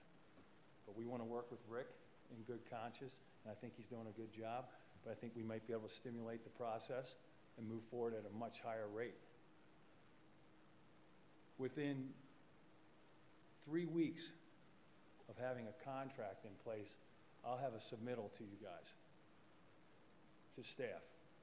Preliminary development agreement will probably be, you know, a PDA. I don't know how long it takes to get through this system here, but I guarantee you I will submit within the next, in 3 weeks of getting a contract in place. I can anticipate breaking ground in this, you know, early 2017, first quarter 2017, if we get cooperation on your side, to build 190 new units immediately, affordable units. I've talked to staff, citizens, council people, Commerce City Housing Authority, and one of the greatest needs I see that's being not met at this time is affordable housing in Commerce City. We want to partner with Commerce City Housing Authority to try to bring 190 units there by, you know, mid-2017. I don't see any reason why we can't. One of the problems we have is we do a lot of LIHTC financing. I know a lot of you may be familiar with that. It's a complicated, difficult deal sometimes. It takes a long time for the applications to come together. But it's the only way to build affordable housing in the United States, period. And you need to take advantage of every angle you can. You need to do federal funding, LIHTC funding. You need to have state LIHTC funding. And you have to be aggressive and competitive. Your site is not unique, but it's really well positioned because it's in a QCT. And I'm not sure if everybody understands what qualified census tracts are, but a qualified census tract, HUD designates, they want to promote development in those areas so we get an extra enhancement on our tax credit. So it would be really, really, really a shame not to take advantage of a QCT, which you have, to build a LIHTC project. If you put a TIF, wrap a TIF over this whole project, it'll impede us to such a point that Del West won't be able to, and I would imagine any other affordable builder in America would not be able to do a LIHTC project on this site.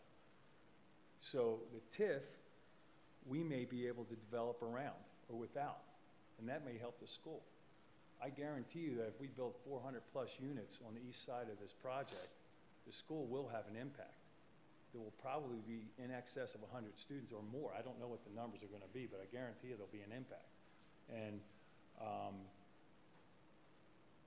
if we don't have to overlay a TIF on that project and we can get the infrastructure in place, we maybe get around that problem with the school district right now. And it is a $5 million hit. It's not 200,000, it's 5 million. And I think that we can maybe build the affordable housing, and to be candid, we build the whole spectrum.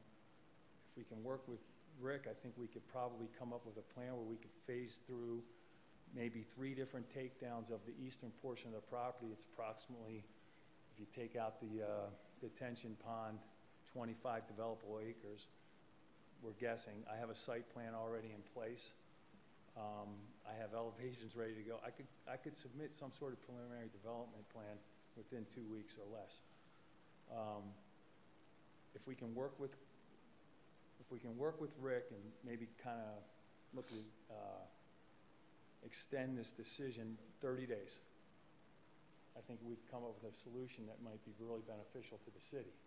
I'm very concerned that this timeline is going to be treated like the timeline that you developed in 2013. You guys right now are 1.5 years, 2 years behind. If this follows suit to what you guys, what's happened over the last 2 years, you're going to miss this cycle. We may be at the middle to the end of the cycle. We certainly are not at the beginning. And for us, we want to continue to feed our machine. So I will do other deals. I'm working on multiple other acquisitions as we speak. We are well funded. We do not need to get an MDA to go to a bank to borrow the money because we have a TIF behind us, which is the current situation with, Rick doesn't have the ability right now because he doesn't have control with an MDA to go to a bank and get the loan. We're not in that position. We'd like to work with Rick, or at least give the chance to work with Rick and staff who've been great. Chris has been phenomenal, to help us meet some of your new urgent needs. I'm so impressed sitting here tonight, listening to guys like Gary Stein say, I'm bringing 105 new jobs. And I heard another 25 in front of that. So you've got another 125 jobs. That could be a person and a half if it's a wife involved, or if there's a child. You might need housing for another 150, 200 people. We want to build it for you. You guys are doing a great job generating new job growth. Where's the infill housing? I haven't seen it. We think we can be a solution. I'd like to try to, if please the council, to delay your decision for 30 days and let us figure out something with a working session with staff and Rick where we might be able to present a different version of this MDA. I'm a little concerned about the TIF on the residential portion of it. I think we can look at doing metro districts and LIHTC financing that are a lot less onerous on the city services. They're already stressed with limited budgets as they are. It's not just the schools. It's fire, police, and the schools that will be impacted by this TIF. And they're all going to have to be servicing 400 new units. So I think if you can use the TIF as a last, it may be necessary. It's necessary often in blighted areas. And, Rick knows how challenging it can be, but we may be able to bring some other alternatives to bear that could possibly, diminish the TIF, slow down the timeline on when the TIF clock starts, and get this development going.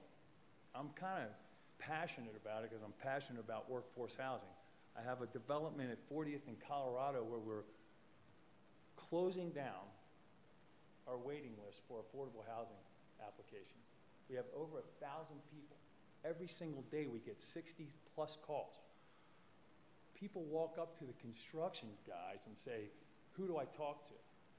It's such an amazing problem, metro-wide, not just in Commerce City, but it's metro-wide. In Commerce City, after talking to Tracy, you guys have a massive problem with it as well. That project is 2.7 miles down the street. I could fill up 10 of them if I could build them. But you just can't build them anywhere, and they're very difficult to build. And Mile High Greyhound Park gives us an opportunity to build another one. And I think it's a real shame to not look at the LIHTC alternative on this. And if nothing else, let Rick and I and staff figure out if there's another way to skin the cat. And I guarantee you right now, my timeline will be in front of yours. I will beat every single mark on that. I guarantee it. I'm a little concerned that that's not an accurate timeline if you take it and put it on what's happened for the last 2 years. I'm really worried the cycle's about to end. I want to sell 50 to 100 for sale product as soon as we can there before the cycle ends, and I want to build this LIHTC project as soon as I can. And if we can, we'll build a market rate apartment project. But I'm very concerned that the LIHTC's not being considered. It's a very effective way of building this, and in fact, nobody else will build it if it doesn't have a LIHTC component. So I think what Del West could do, if we can have a chance to work with staff who have been fantastic and work with Rick, maybe bring a different alternative to you guys. I think that we would like to pay you real dollars for the land in an immediate fashion. And I would like to buy the whole eastern portion of it and be able to go and look at doing the western side. The market's changed in the last 2 years. It's changed in the last 3 years. And we feel like we can get this done, and it'd be an amazing opportunity for all of us. And we're excited about it. And I'm excited about working with Rick, and I'm excited about working with the potential of working with staff. But I would caution that there are other ways of getting this development built. And that just going forward, because there's no other solutions, and not looking at the pennies. Listen, I'm still upset because I don't know what the $100,000 you just loaned yourselves for. What is it? I mean, we watch every dollar because these deals are tight. These deals are tight. We don't make a dime for 30 years. We get some fees. But we're in it to own property for long term, bring a much needed use to the community with affordable housing. And I think we're extremely well financed, and we have the horsepower to do it and the experience to do it. And right now, I can tell you right now, I think in the next 3 years, you should have hundreds of rooftops up there. And I don't see your timeline getting there. So if you give us an opportunity, just give us 30 days to work it out. I'd like to bring another alternative to the fore, and I believe we can all work together to do the best job we can for the city. Because I'm not sure the path that you're on is going to meet your needs. And I appreciate your time. If you guys have any questions or would like to see any of our projects, I invite you up. I think you'll be I know you'll be impressed with what somebody can get for $1,080. Somebody gets for $1,080 a view of a golf course, downtown view, and the mountains. If you walk across the street, in our market rate deal, it costs $2,000 for the exact same view. There's no way I can afford a $2,000 view for $1,080 without federal and state funding, which is the LIHTC world. And if the LIHTC world's not allowed to be used in this environment, then you're really going to hamstring the development as it goes forward. So I think we'd like to present a different alternative if we can work it out with Rick and staff. I appreciate your time. Anybody have any questions? I'm available. Are there any questions for Craig? Yes, sir. At the outset, I'd like to make sure that the entire council has a disclosure. Del West has been in contact with staff, has been in contact with the mayor, Mayor Pro Tem, and I'm not aware of any other people on the council. But those contacts were simply in the way of a presentation that was made. It wasn't any negotiations to try and accomplish anything. I think. And we also had conversations with Rick because we wanted to. And Rick, all right, add Rick to the list. I think the main issue that has arisen here is we should hear what Rick Wells has to say about this idea that's been presented to the council. That's fine. Okay. Is there any questions for Craig at this time from council? Mr. Douglas, your light's on? Yes, Craig, I didn't Email came to me about an invite, but I did not. No, you did respond. I appreciate it. Yeah, I didn't participate That's as all far right. as. You missed lunch. Marty ran right after he grabbed it. So, but- yeah, so I'm not sure, I haven't seen any product and all that stuff, and I know here tonight we're talking, with Rick, and to me, we gotta see where we're at with that, we're waiting for the school decision. I just caution that we jump in and do something because it's the only alternative without investigating other alternatives. Well, we could work together. Right, that kind of leaves the door open for others to, be invited to on this, as well, so, like I said, I didn't partake in seeing your product and all that. I'm hearing from you, for the first time. I just want everybody to know that. Okay. Thanks. Mr. McEldowney. Thank you for the information tonight. I think you make a comment that it's important, right? We wouldn't want to jump in on anything without We've all the waited facts. 3 years. Yeah, I mean, with all the facts in hand, I think it's important that we have a full understanding of the numbers. It's an incredible pitch, and it sounds fantastic to have dirt moving in that time frame. And I think if that vision is achievable, we would do our community a disservice by not investigating and exploring it. So I would ask that we have staff work with Mr. Wells and Del West to understand what the implications are, because to me, I need to understand what the trade-offs are of going down this LIHTC funding path versus the TIF. Obviously, I understand how that TIF works, but what do we do overall to the pro forma by doing a carve out? What does that phasing look like? How does it really work out at the end of the day? We're trying to save the school district on one hand. Are we costing on another hand? I don't have all those facts, and so I need to see how that works, and I need to understand logistically what that relationship might look like. Is it a carve out of the property, and you guys go and run and do one thing of it, and the remainder is in Mr. Wells' control, and that certainly has an impact, or is it more of a rethinking of the project as a whole with different partnership? That's a lot for us to consider, and certainly can't do that tonight. When's your next meeting? I'm ready. I'll get you everything you need. I obviously need to get the consensus of council on that direction, but I would think that would be my recommendation to staff, is to work with the parties at hand and figure out when they could come back and have substantive enough information for us to really make a decision from. Does that make sense? Let me make one more comment. I'm hoping that that's something that we can achieve, some sort of continuance of this decision. If we get the opportunity to buy 6, 7, 8 acres, whatever it is, to build 190 units, in 2 years, Joe Delzato, I'm Craig Fichette, and Joe Delzato and Del West will have probably twice as much invested than the city and the master developer will ever. We're more concerned about doing the right thing because we have much more at risk. Our projects will cost $35, $40 million. And that's the first one. And if we do 2 or 3 of them, we'll have over $150 million in this thing. You guys will never have that much at risk. It's very, very, very important for the vertical developer here to understand what they're getting and how we're moving forward. And if you guys want to just build roads, great. But if you want to build homes, you got to start thinking that maybe you look at it holistically. It's not just a horizontal development.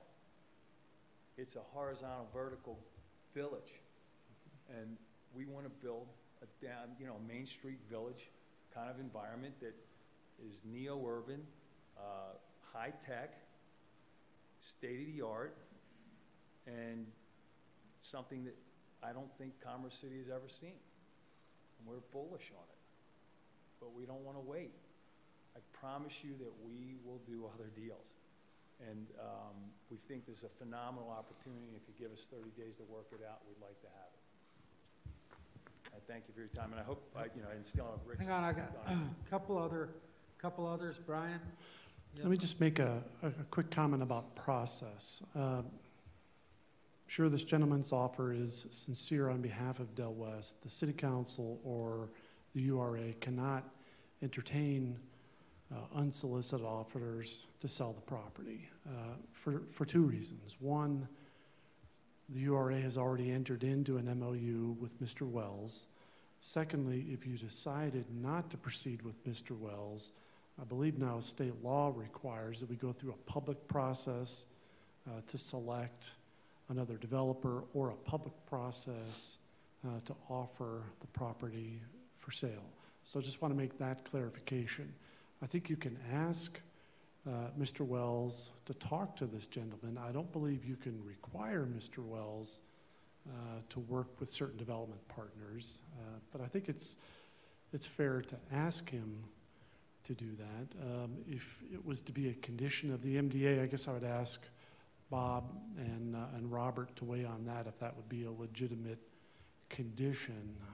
I don't think it would be, but I'll leave that up to Bob and Robert. But wanted to make those process clarifications. If you're interested in negotiating a different deal, I don't think you can do that from a process standpoint. I think I understand. I Okay. think that's one of the main, if I could address Mr. McBroom for 1 second. One of the main reasons I want to continue working with Rick, he's got so much time here, he understands the process much better than we do, he's got community relations, he's in advance of us in those areas. And we're willing to work with him. But listen, I've built 500 units and you guys haven't done anything in the last 2 years. If you want to go out to bid again in a public process and take him out, he's been working on it for 2 years, I don't think that does anything but cost the city time. And does the city want to just have an empty hole in the ground, or do we want to try to figure out a way that we can actually work together to build houses for the 130 people that are just getting new employed here? That's Well, what I'm confused. Just an important clarification, it's not what do we want to do. Okay. There are laws that limit what we can do. If you're able to work some sort of arrangement out with Mr. Wells, that's perfectly appropriate. We already have a relationship with Mr. Wells, but we are, as I understand, we're not permitted by state law to simply decide to sell the property to somebody else. All right, get back to comments. Councilwoman Elliott? Thank you, Mayor. My concern with this whole thing is the timing. You know, I just want to know if this property was considered within maybe the last few years with your company, or even just in the last few months. You know, we get questions all the time from residents. What's going to happen on the former dog park? What are they thinking of doing? We heard that they're going to put, you know, I mean, they hear stories. I think they actually conjure stories amongst themselves. And no disrespect to our residents, but, you know, one person will hear one thing and then elaborate something completely different. No one wants to see any type of Section 8 housing. No one wants to see anything like that. I'm not saying that that's what you're planning, but we're hearing all these things. We have to have something to tell our residents that, you know, this is in the process. We have had several discussions. It just doesn't sit well with me. I know that you have a good product. I was actually invited by one of my fellow colleagues to tour your facility on Friday. Unfortunately, I wasn't able to do so. But with the last group, was Michael's group, you know, council was involved in several discussions over a period of time. And I guess again, with the timing, is this considered now maybe a sense of urgency? Because as I understood it from last year, that if there wasn't a commitment made by the end of 2015, and correct me if I'm wrong, that we could not move forward beginning 2016. I don't want to feel helpless. I don't want to make a rash move, feeling like we need to make a decision this evening. We're missing 2 council members that have no clue of what these discussions are. I don't feel that it would be my due diligence to not have further discussion, even if it was delaying a few weeks, 30 days. What's another month? We've been dealing with this for the last 3 years since I've been on council. The $200,000, $5 million, whatever it is an ask. I do feel like we have to have discussion with the school district, although we don't have any specific jurisdiction over their decisions, but we need to get the weigh-in from them. And I just feel that I know this can be a good thing for everyone, just getting something built, and then retailers will show interest and possibly choose to you know, consider having their businesses there. But I just feel like, as Councilmember Douglas stated, you know, we're in the 11th hour. We're faced with a decision that I just feel that we just have to have a little more discussion. I need a little more education on it. It's not that I'm against it. I just feel like I need a little more information, and I would think that our colleagues that aren't here this evening would appreciate that they were considered in these talks as well. So anyway, that was more of a comment more than a question. But I guess just, again, though, I did have a question in the beginning of my statement was, would this have been, okay, 2 years ago, would this have been a property that you would have even considered negotiating with Rick? Let me appreciate your sentiment. I can't get to every property in the city, but I will say there are a lot of factors that dictate what small development or builders do. And we did a lot of condominium building for sale projects. We're still getting sued. Still in court. 05, 03, 01. So we changed our MO, and we now are much more comfortable in the rental community. And I guess our commitment to building at the rate that we are right now didn't really happen until we finished building our first our first apartment unit at 40th and Colorado in 2013. It was hard for us to jump back in. After 07, things slowed down. We had a lot of land, and we just started aggressively getting back to work, building apartments in the last 2.5 years. In the interim, we've been staying busy. We flip 2 or 3 houses every week. We build houses, and we build a lot of apartments now. But 3 years ago, we just didn't have the focus that we do now. Part of that was we were long so much land, and we were still in court with construction defect issues that we were a little leery to jump back in. Since we've jumped back in, we think that the North Metro market has been completely overlooked. South Adams County, nothing's been happening. We've got 3 deals in South Adams County that we're really bullish on. 2 of them are TOD sites. Commerce City is 2.7 miles from where we're going to build our new office building.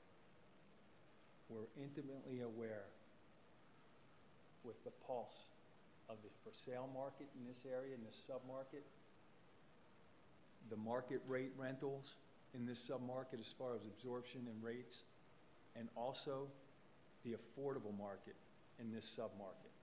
40th and Colorado is just down the street from the Greyhound Park. So we feel like it's just something that was a natural progression. It was organic for us to get here, especially with this amazing momentum we've got in Adams County right now. I don't want to build apartments in Denver right now. I think it's the end of the beginning of the end of this cycle. We're already seeing absorption slowing down. But we do want to get into this next ring, which has been underserved, and it's woefully underserved. And Commerce City sits in an amazing location between, let's face it, Mayor Hancock had 2 big initiatives. You touch both of them. You're squeezed between Denver's biggest 2 projects. You guys are right. It's right now. It's right now. We could do something special. Mr. Mayor? Yes, sir. At the risk of shortening this discussion, I have spoken with Mr. Wells, and he says that in the interests of the city, himself and or his company and Del West, he would be amenable to discussing with Del West and get an opportunity to see what they can work out and come back to the council with the results of that discussion. All right, so to do that, we're faced with a postponement or delay of the MDA. So I've still got several people on the agenda, or on the want to speak light. With that considered, after what Bob just said, are all the lights that are lit up to speak on, to ask questions to the Del West guys, or to let them work with Rick and staff and then talk to them after they come back with, if they're able to come to some kind of agreement? So are you amenable to turn your lights off and wait to speak if we're going to take up a delay in the MDA by postponement of 30 days, 60 days, whatever this council decides? Then turn your lights off if you're okay with that. Otherwise, I'm going to call on these names for a motion. Mr. McEldown. And the motion should have a set date that you're continuing it to. Yeah, I'm prepared to make a motion to that effect, but I'd like to get some guidance from staff and the stakeholders in terms of timing. We've heard as early as 2 weeks, but do we need to give the parties a moment to give us a best guess on a date? Well, from a practical standpoint, City Council's next regular meeting isn't until March 7th. I would suggest maybe that's a good option. If more time's needed, we can continue it again on March 7th.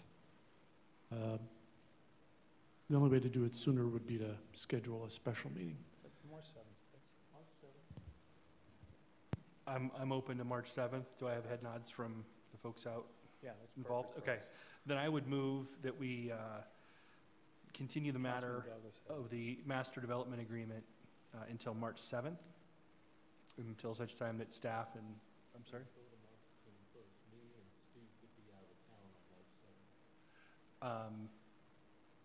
We've kind of talked about delaying for the right reasons and speed for the right reasons. If March 7th is out, then I might be open to a special meeting somewhere sooner than the end of March to get this thing moving. We've delayed quite a bit, so can we have an alternative date suggested and get this thing going?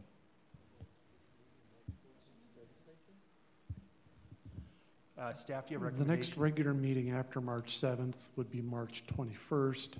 There's always the option of a special meeting the night of a study session if council would prefer that. I believe, although Mr. Bullock and Mr. Douglas will be out of town March 7th, I believe the other 7 will plan to be here that night. So you would still have a quorum March 7th if you wanted to take the matter up then.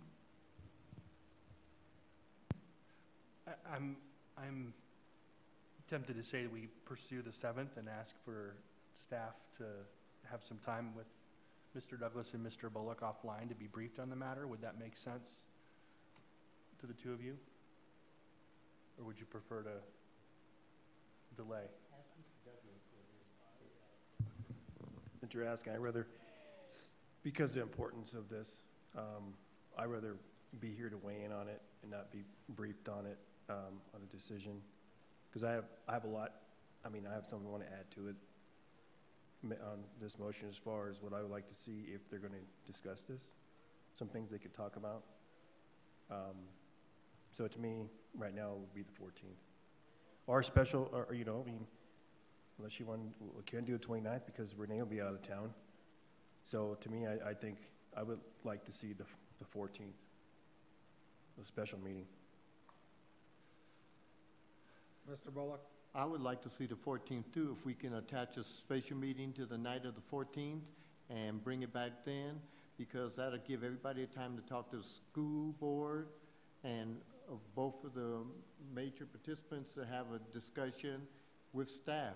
And is that okay with rest of council?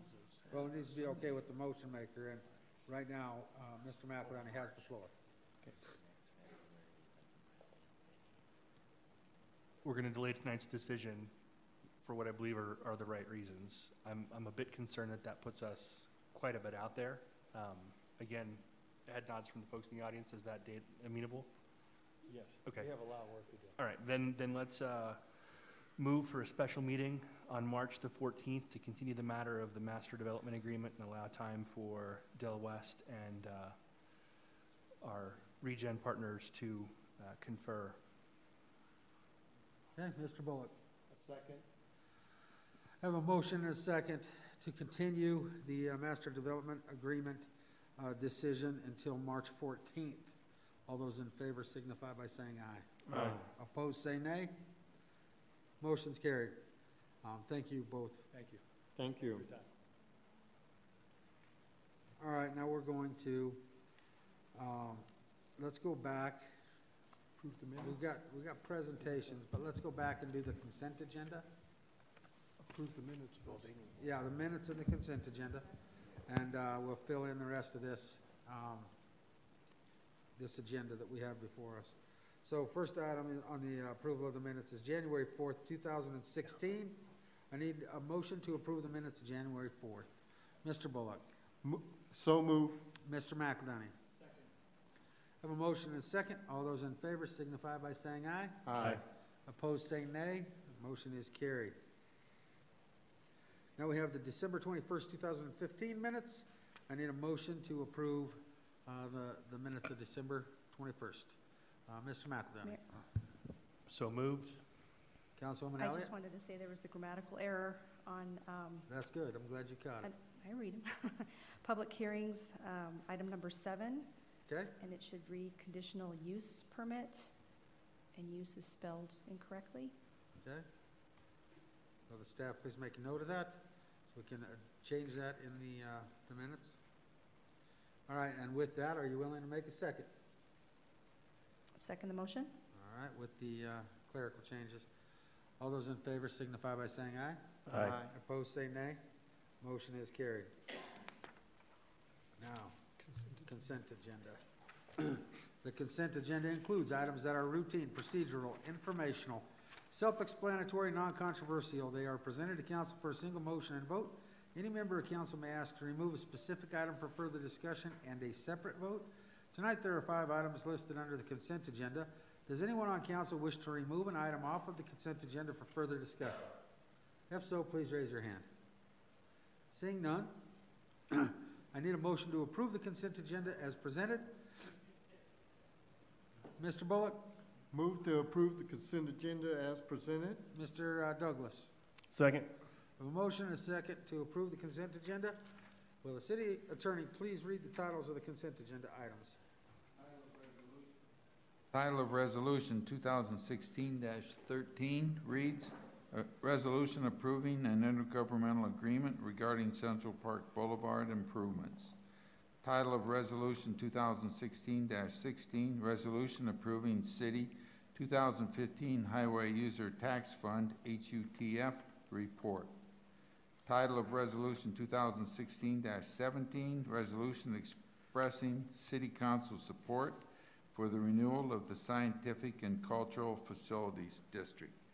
Title of Resolution 2016-22, resolution approving Water Resources Agreement. Title of Resolution 2016-25, resolution reappointing members to designated boards and commissions of Commerce City. That's the consent agenda, Mr. Mayor, members of the council. Thank you. I have a motion and a second. The titles have all been read, and I'm going to ask for a roll call vote.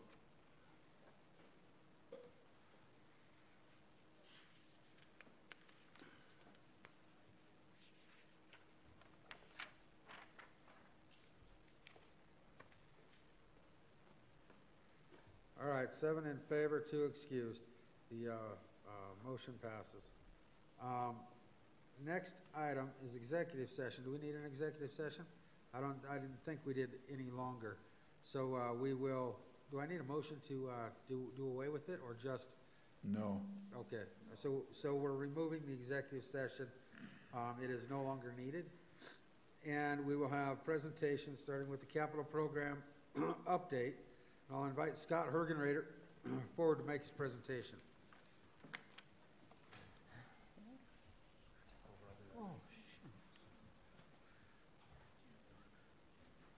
Take 5 minutes.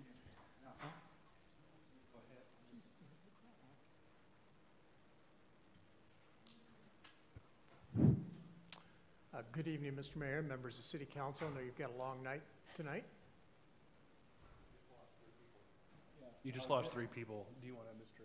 Mayor Pro Tem? Yeah, just told me to keep the meeting flowing. Then let's keep moving on a snowy night. But thank you very much for having us here. I'm Scott Hergenrader with CH2M team. And on behalf of the city management and leadership team, Public Works, and Parks and Recreation, who are delivering the capital project program, we are here for the 8th installment of the quarterly updates of the Measure 2K program. This is the 8th time we've been in front of you, so it's been a pleasure to go through all of the great progress, and with all the things that you all have on your plate, I've got some good news to share with you tonight as we wrap up the end of the 2nd year of the program. As a quick reminder, the 2K vote was passed in November of 2013 that authorized an additional 1% of sales and use tax that was collected and is being used to fund this program. The program is 5 projects in 5 years, and it will be building high-quality facilities, spending the taxpayer dollars wisely, and delivering projects on time.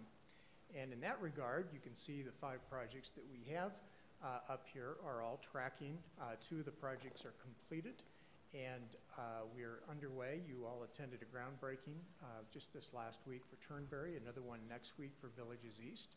But exciting news, in the last quarter, we started the new recreation center design, and we're currently in the process for procuring the construction services for that project, and nearly complete with the design of Tower Road. So we are tracking on schedule or ahead of schedule with all of the projects in the program right now. In terms of the total cost of the program, it's at $137 million, and that's inclusive of all project costs and indirect costs. In terms of the revenues, as a reminder, in 2014, the city collected $10.2 million in additional revenue from that additional sales and use tax. And in 2015, we're on target for that same trajectory or amount, $9 to $10 million. Our expenditures through the end of 2015 are $18.4 million. And those are not official numbers yet. We won't be closing up the actual books with the Department of Finance here until the next month or so. In terms of the update, and you see the life cycle of the projects from planning through design, through procurement, construction, and closeout. We have 2 projects, Frontera Neighborhood Park and the outdoor leisure pool, that were, of course, completed in 2015. And currently, we've got several projects that are just getting ready to start construction. Those are the 2 neighborhood parks. The new recreation center, as I mentioned, is in design. And we're in the planning phase for the existing recreation center and are getting ready to go out for bid here shortly on Tower Road in early 2016. On the CIP front, just touching on a couple of projects there, the Tower Road, Pena Boulevard ramp, working on the IGA with the City and County of Denver. 104th widening phase is anticipated to complete here early in 2016. And on the Parks Rec and Golf side, the Buffalo Run Golf Course Clubhouse is currently under construction.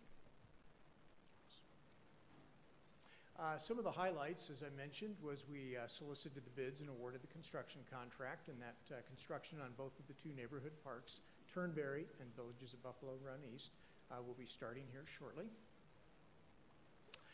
We also received the proposals for the new recreation center design and received proposals and awarded the construction management contract for Tower Road. Tower Road is currently at 90% complete on design, and the infrastructure design has started. In terms of closeout, you also received as separate documents in your packages the closeout reports for the 2 projects that were completed last year, Frontera Park and the outdoor pool. These basically describe what we did, when we did it, who was involved, how it was done, how much it cost, and other important information related to the projects. So these are documents that, once finalized, will be posted up on the city's website. In terms of contracting on the CIP front, the bids were received and the Buffalo Run Clubhouse improvements are underway. The golf course is still open, by the way, for anybody other than the snow out here tonight who's interested in golfing will be able to do so. In terms of other highlights for the CIP side, community engagement, we held Highway 2 public meetings in November at Derby, started the design of the Chambers multi-use path. On the construction front, installed the traffic signal at 104th and completed important pavement maintenance and sidewalk connectivity projects. As we look ahead for the Measure 2K program in 2016 here early this year, we have received proposals for the new rec center CMGC, or Construction Management General Contract, and we'll be bringing that back in front of you here shortly for approval. And we're soliciting bid and award construction contract for Tower Road widening, and that will also happen. Bids will be going out and received here in the next several months. The new recreation center design is ongoing, and I wanted to just do a shout out and a thank you to each of you on City Council, as well as the Citizens Advisory Committee. They have been with us every step of the way. We're starting to really see the excitement and the enthusiasm build, and this is now becoming more of a reality. So people are actually getting to the point where they know it's coming. So that's getting very, very exciting. Also, we'll be looking at finalizing the Tower Road design, 81st to 104th. On the CIP front, Highway 2 is currently wrapping up design, and on construction, 104th Phase 3B widening will be completing here in Q1. Before we look forward, it's important to look at where we came from. And you've already heard some economic data tonight about costs in the construction industry.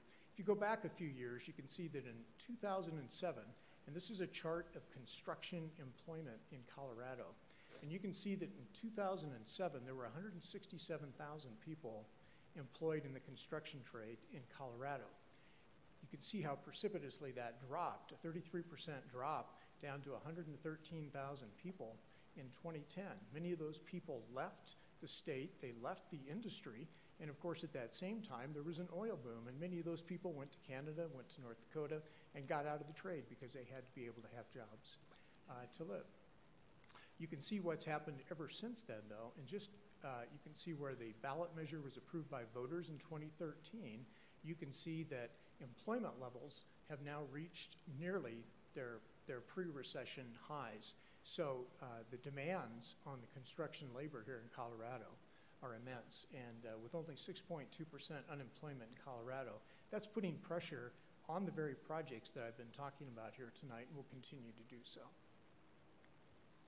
As we look at the economic index, and this is something you also heard about here tonight, in 2013, when the ballot measure was approved, the index was at 864. At the end of 2015, it's 960. So construction costs here are up 11% in the last 2 years. As we look into our crystal ball at what the amount of work that we have coming up with Tower Road, with Highway 2, with the new recreation center in the next 2 years, we're managing those budgets very, very carefully. We've got some program reserve and contingency that we've been holding, and we're looking to make good decisions on how to best use those funds to assure that we can deliver the projects and the components that we've been talking about with all the citizens. We're very mindful of this, and as we look behind and then we look forward, we wanted you all to know that we're tracking this very, very carefully. That is the essence of our update here, not only for the quarter end, for really the 2 years, first 2 years of the program. And our next update will be in May, and we'll have many, many more good things to share with you at that time. And I'd like to entertain any questions that any of you may have at this point. Mr. Bullock. Yes, I was just making sure that $18.363 million, that is a 2-year gross spent. That's not just for 2015. That is correct, Councilman. Okay. That's cumulative cost to date for the entire program. Okay, thank you. Anyone else have any questions? Seeing none, thank you. Thank you very much.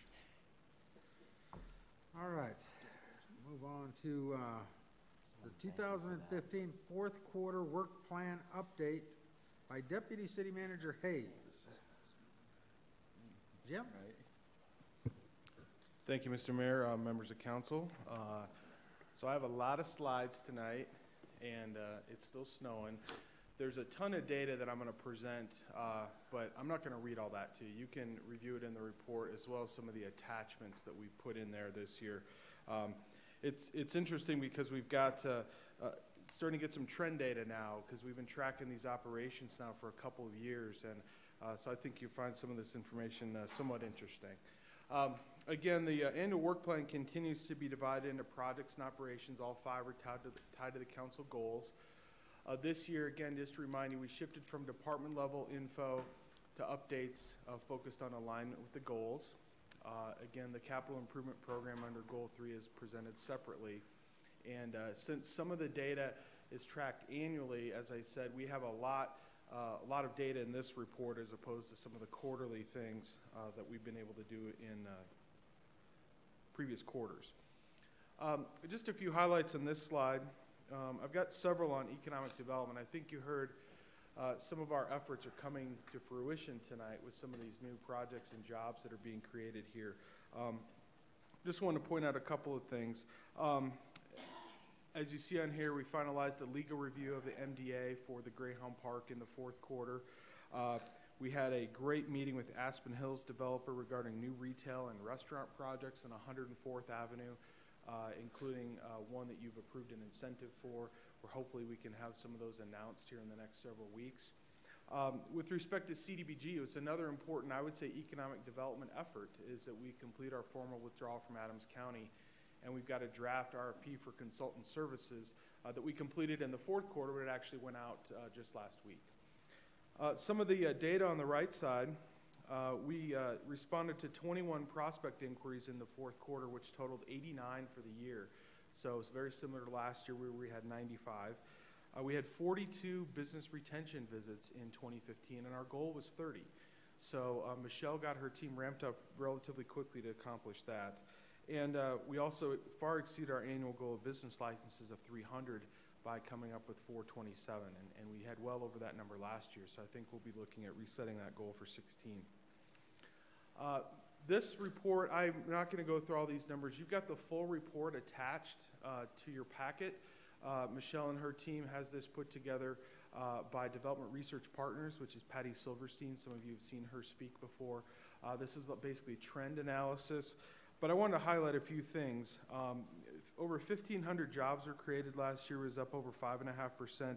68 new businesses, again, up nearly 6%.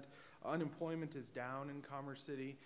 We had 110,000 square feet of non-residential permits issued in Q4, valued at over $7 million. And for the year, we had over $48 million in capital investment in our community and over 390,000 square feet of new non-residential development. The Economic Development Department thinks they can tie their efforts directly to around 452 of those new jobs that were created as a result of their efforts, as well as 464 jobs that were retained as a part of their efforts. So Economic Development likes to show the numbers, but I really wanted to point out what their outcomes were. A direct result of their efforts resulted in about 2/3 of those jobs that we show here. Next number, just going to highlight a couple things. A number we always like to see is that residential permit number. We had 345, which is slightly lower than last year. Total valuation was under $100 million, though, so you can see it was just quite a bit less than it was last year. Inspections were up. Inspections completed on time. I know Community Development's very proud of this number, 98.95% on time. And if you look at the, if you will, the rat through the snake, there is the active land use cases. We had 221 in 2014. We have 303 in 2015 and 70 in the fourth quarter alone. So again, those turn into permits ultimately and cases in front of you sometimes. The clerk's office has been very busy leading the effort on marijuana licensing. I put that at the bottom here. Conducted 22 pre-application meetings based on letters of intent with private property owners. There was 3 application hearings. 2 were approved and 1 was continued to this month. So goal 2, financially sound city government. I just want to highlight a few things here. Again, as a testament to Mr. Heineman keeping things rolling and Mr. Howard's after his retirement, he's got several projects there in the bottom left that we're moving forward, including a disaster recovery plan that was updated. Again, with all the cyber attacks in the world that we hear about, he's looking at things that we can increase our security, but also looking at how we recover from something if we lose our systems. 100% of the replacement program was completed on time. Bottom there of the screen, I want to point out missed pickups and garbage reduced to 23 total incidents in Q4. Now, that's still a number that affects 23 people, but if you recall, that was a triple-digit number right when the program was implemented, and so we think that's definitely within the tolerance, and Public Works has done a great job of normalizing that program. On the top right there, I want to point out a few safety things that have really come to fruition. DeWitt Allert and Human Resources Finance Department, all 7 of the Risk Management Alliance program elements have been completed. The workers' compensation premium was reduced by $42,000 for 2016. Now you might wonder, what is that experience mod? I actually had to inquire about that myself. There's 3 factors that actually reduce our workers' comp number. It's our occupations group, our annual payroll, and this experience mod. And we want that number going down. Essentially, it's a 3-year rolling average, so it takes a while to dig out when you have a bunch of workers' comp issues or workplace injuries. And so that's a great trend that we see as a result of the efforts of the safety team. A couple other comments here. You've heard a lot of things from the police department. There are 31 new policies that have been drafted for their policy manual. Human Resources completed the transition from Kaiser to UHC. Still some bumps in the road right now as people get that transition going after the first of the year, but that'll get smoothed out here as well. Also, we had a study session last year on variable hour benefit eligible employees. I want to report that 14 employees met those hours requirements and 8 of those employees chose to enroll in benefits. A few things again on the right. We had 214 unique participants in wellness, or 885. So that means we've got a lot of people doing multiple challenges as part of that program. And again, related to that safety number, workers' comp case numbers went from 77 down to just 57 in 2015.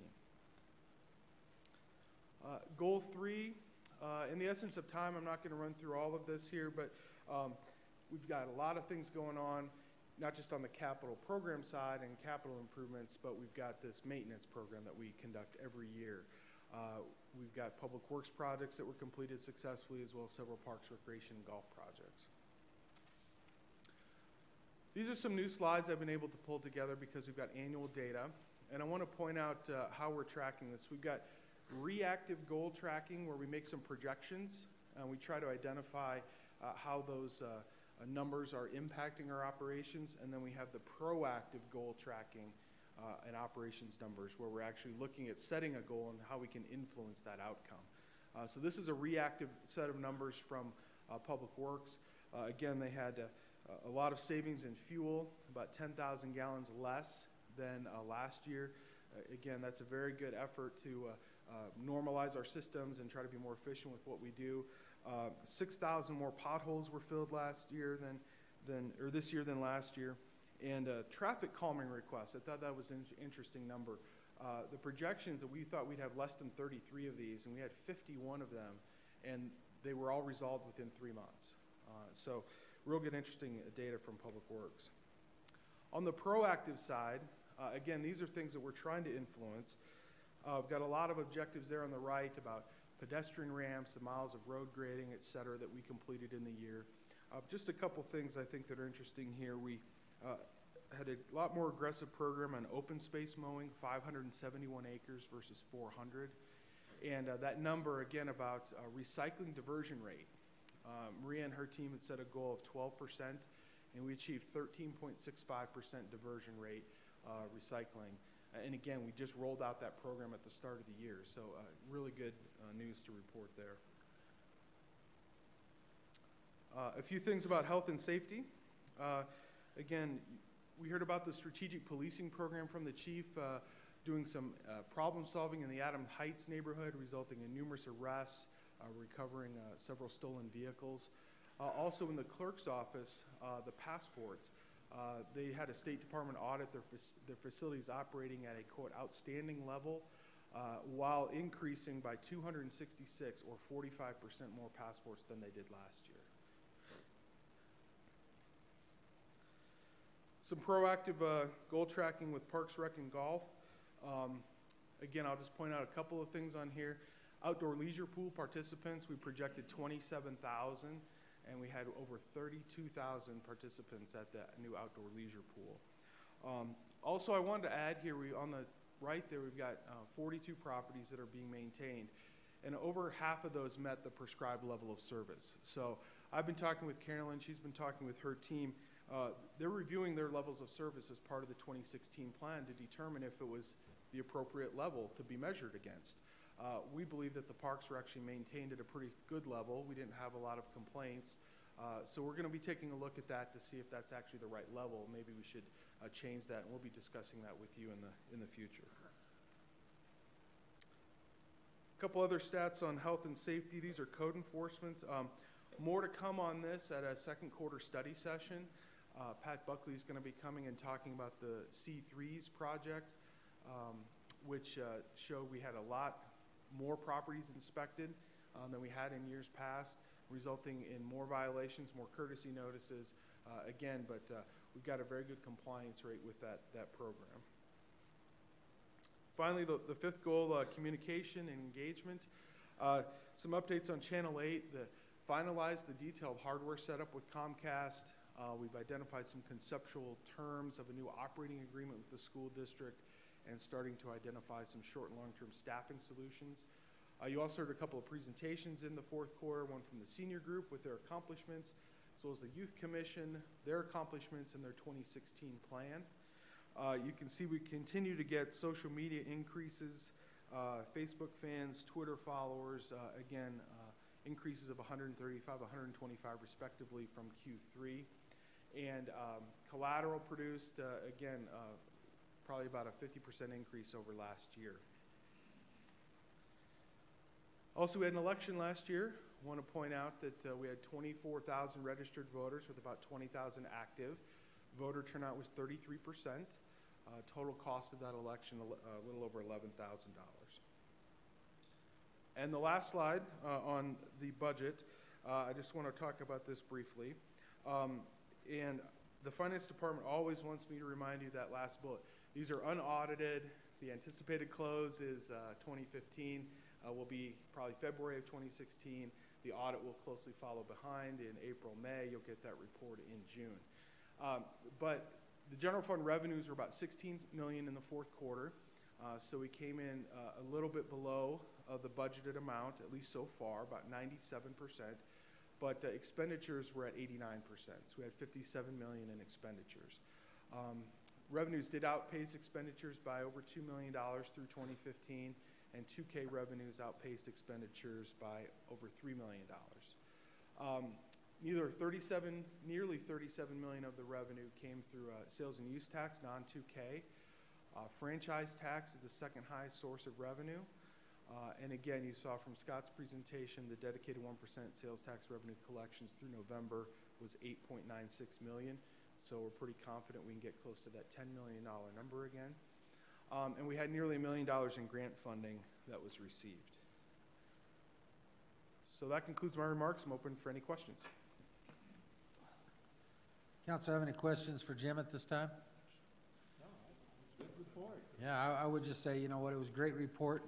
I think statistically to see these type of numbers and what's going on in each department and what the goals are and what is actual really helps us to define what we're dealing with on the street when we talk to residents, you know, about code enforcement, traffic calming, all the things that you went over. So this is very helpful for us in our life on the street with the residents. So thanks a lot. Thank you.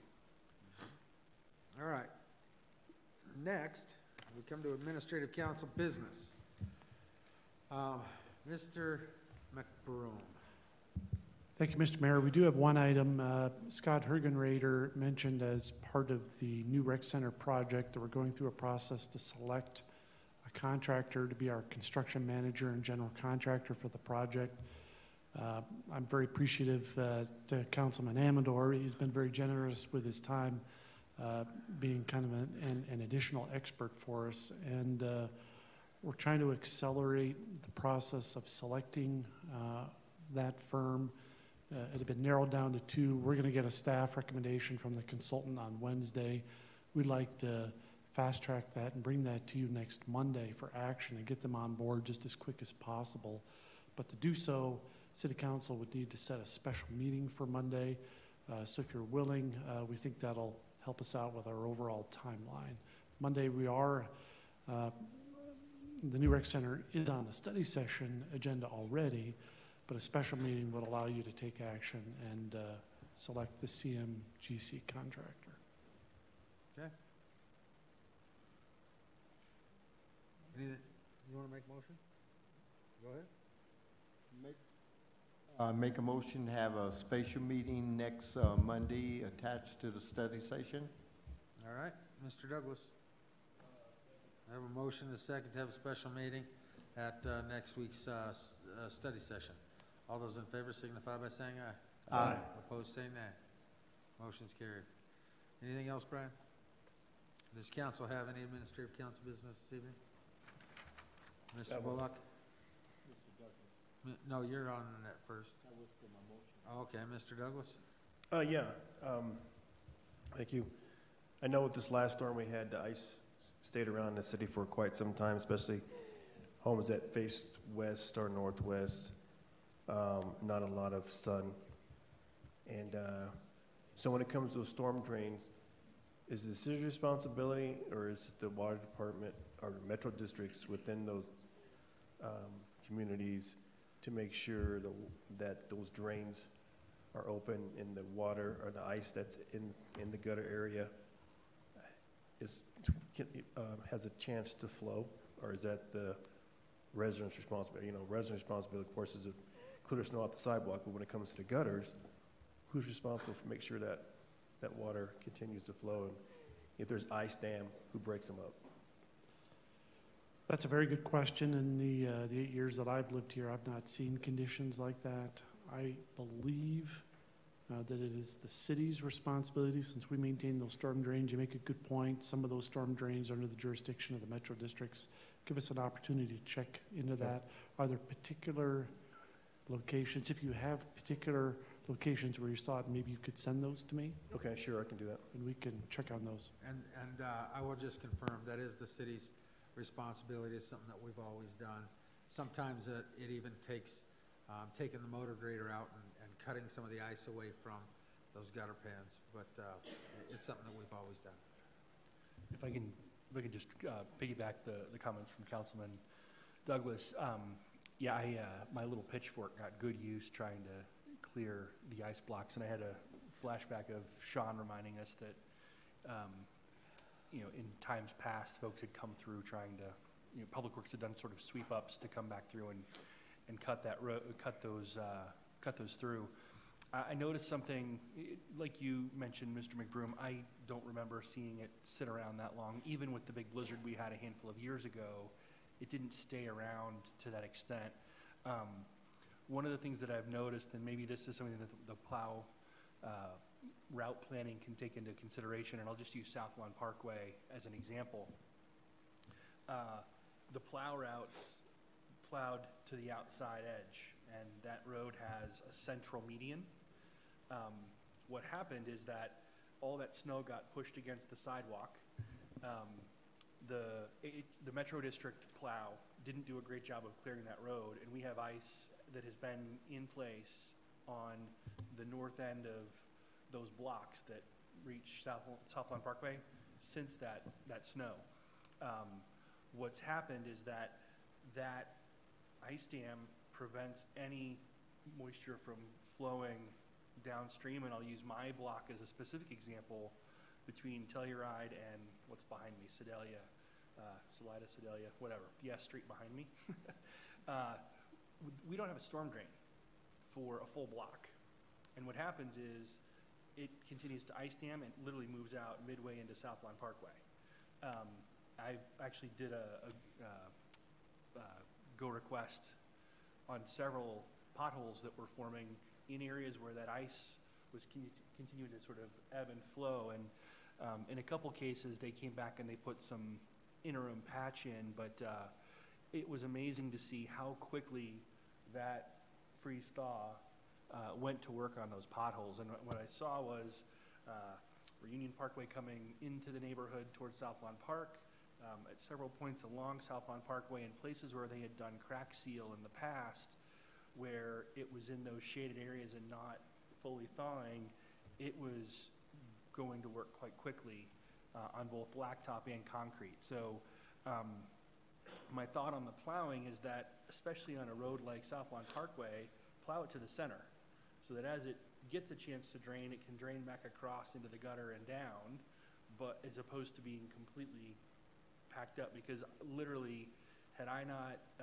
personally gone out and cut, I had ice that was this thick through the entire stretch of Telluride and South Lawn Parkway, and a neighbor was out helping me.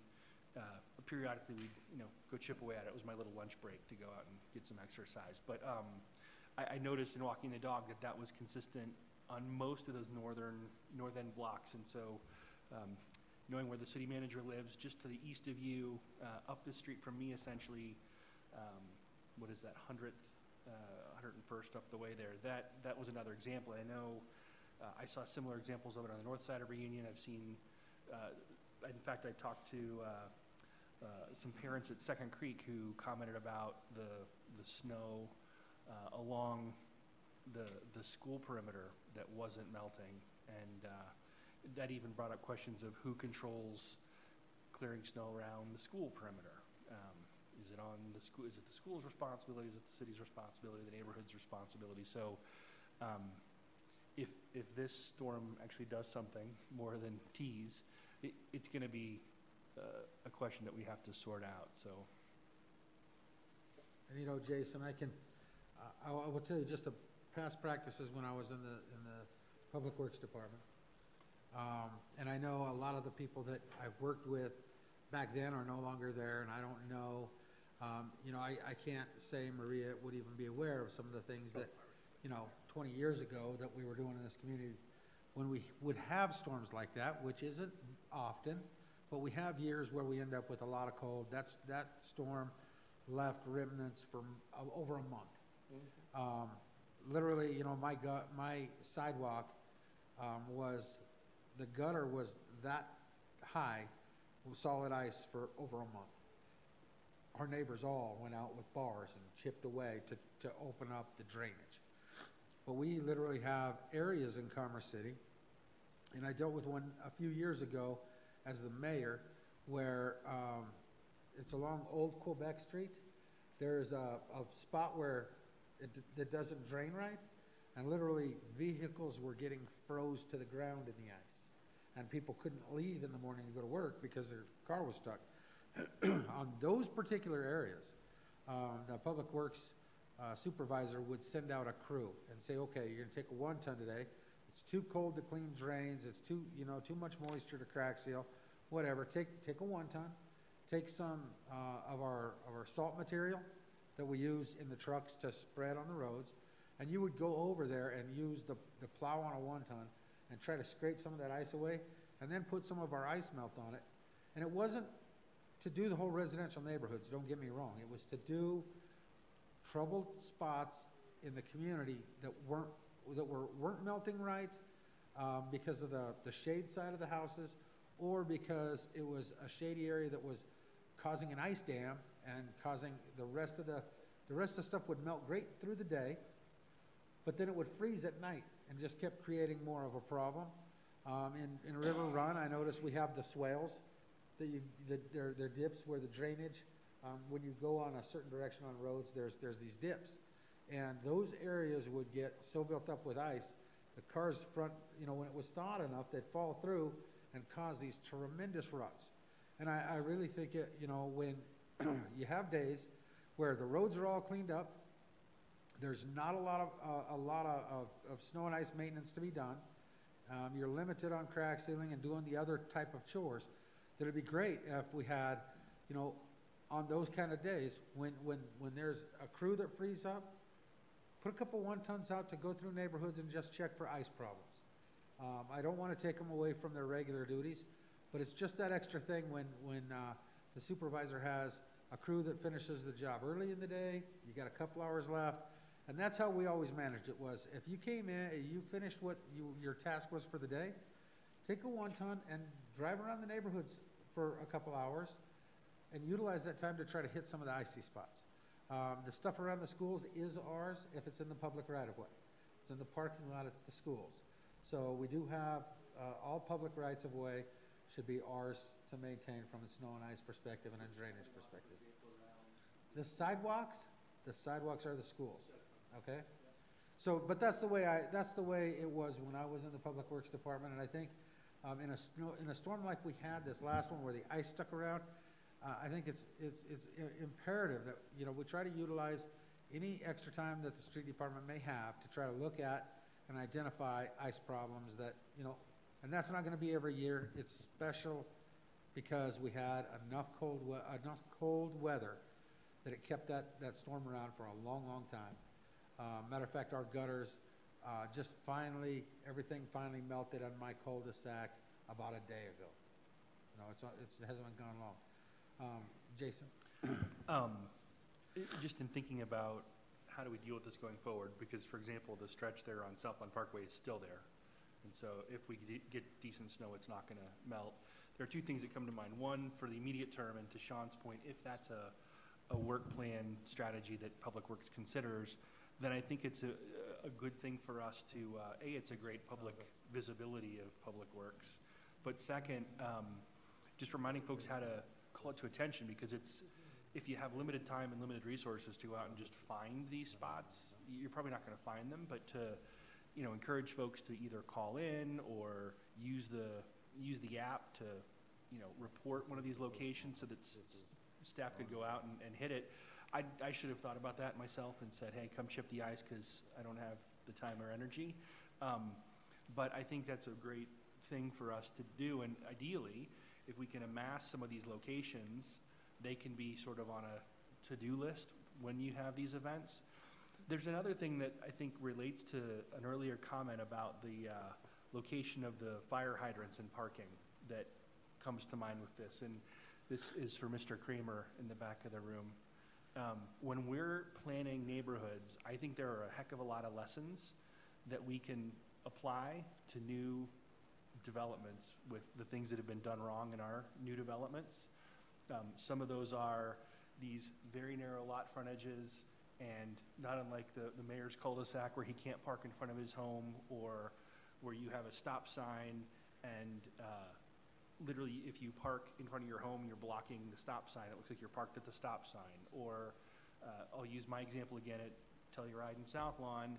There is no drain on the shady side of the street, so you will always have that kind of a flow issue. So thinking about where we locate storm drains in terms of where the sun's going to be or it's not going to be, these are some things I think that as these things come up, there are themes that develop that we should consider, especially as we get the next waves of development in. If we have an opportunity to tweak some of these things before people put the next storm drain infrastructure in, or, you know, site the next fire hydrant, where does it make sense to go? Where does the stop sign make sense to go? And maybe that's just something that staff can sort of set aside, and, you know, not like our driveway conversations, right? Just what do we want to do to improve life for the next guys? So thanks. Sure. Steve? Yeah, I just got a couple more. Also, I know we had the chip seal when you drive into Reunion Park, Landmark, turn off of 104th. There's a hill there, and the road is really bumpy, and a lot of that asphalt has come up.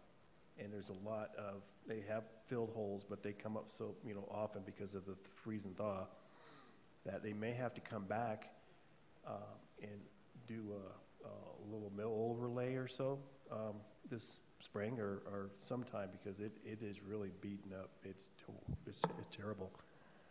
And then, you know, when it comes to our land development code, or if this is when it comes to residential, I have noticed that some of these filings we have, just like Jason said, that I'm looking at the distance of, is it 100 feet? We have a storm drain, because right now I'm looking at the backside of a filing, and there's no water drains. It's a hill, but everything flows around the corner to the next drain, to the storm drain. So it's really odd. And then when it comes to, I had a resident come to me, and they live in a corner as well. And with that reminds me of their fire hydrant in front of their home, so they park inside of their house. With a neighbor across the street, if anyone parks inside of his house, he calls the police, and it's becoming a problem between on this little corner lot here. And he was told by an officer that your property line goes halfway into the street, so you have the right if someone comes parks to your house, because right now you have 4 hours from parking someone's house before you move your car. But I guess it's become a very big problem. So I told Chief I speak to him, because this homeowner would love to, he said he would like to have a one-on-one with the chief about his home, not the person, the subject matter.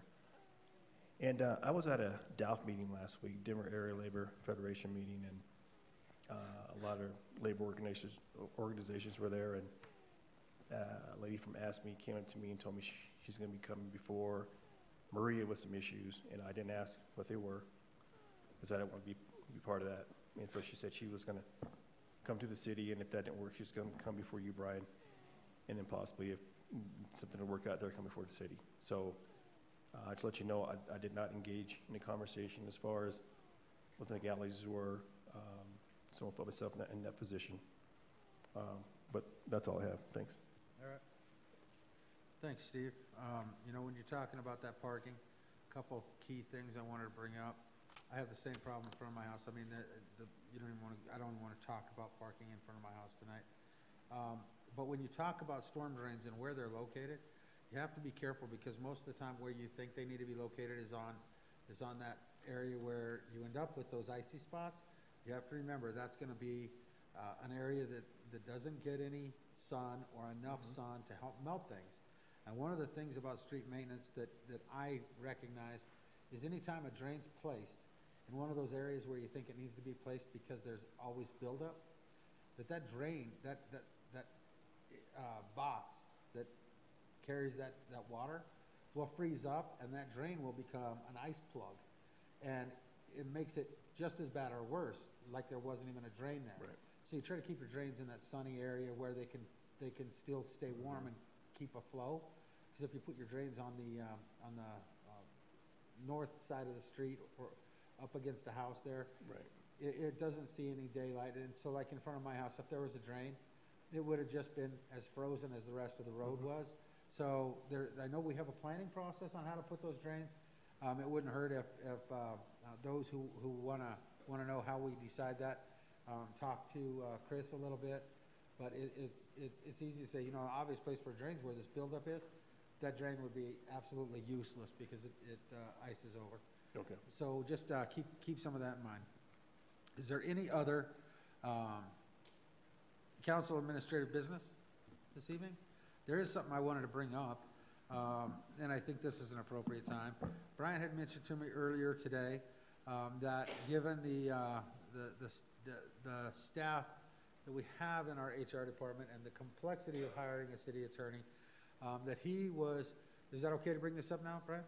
That he was recommending, because of that how important that is, we would hire a firm that looks at and that could take us through the process of acquiring a city attorney, so that we could, you know, we'd still get to interview them and stuff like that.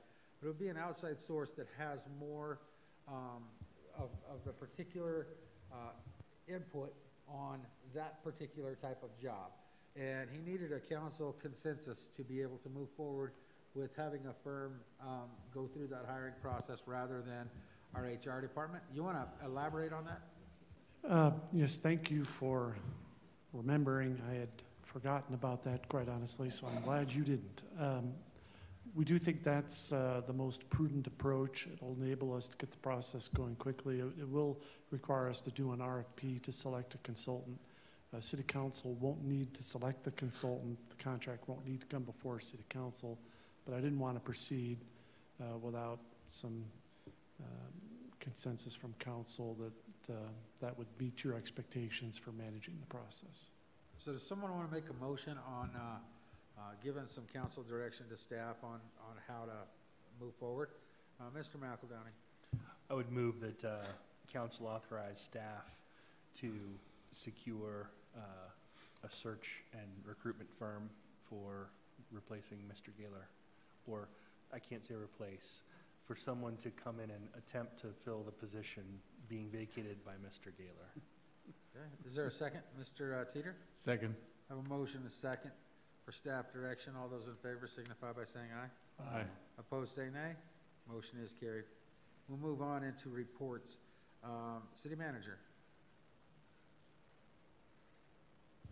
In the interest of time, we did send it out via email earlier this evening, various updates to council action items. Please contact us if you have any questions. All right, thank you. Mr. Gaylor?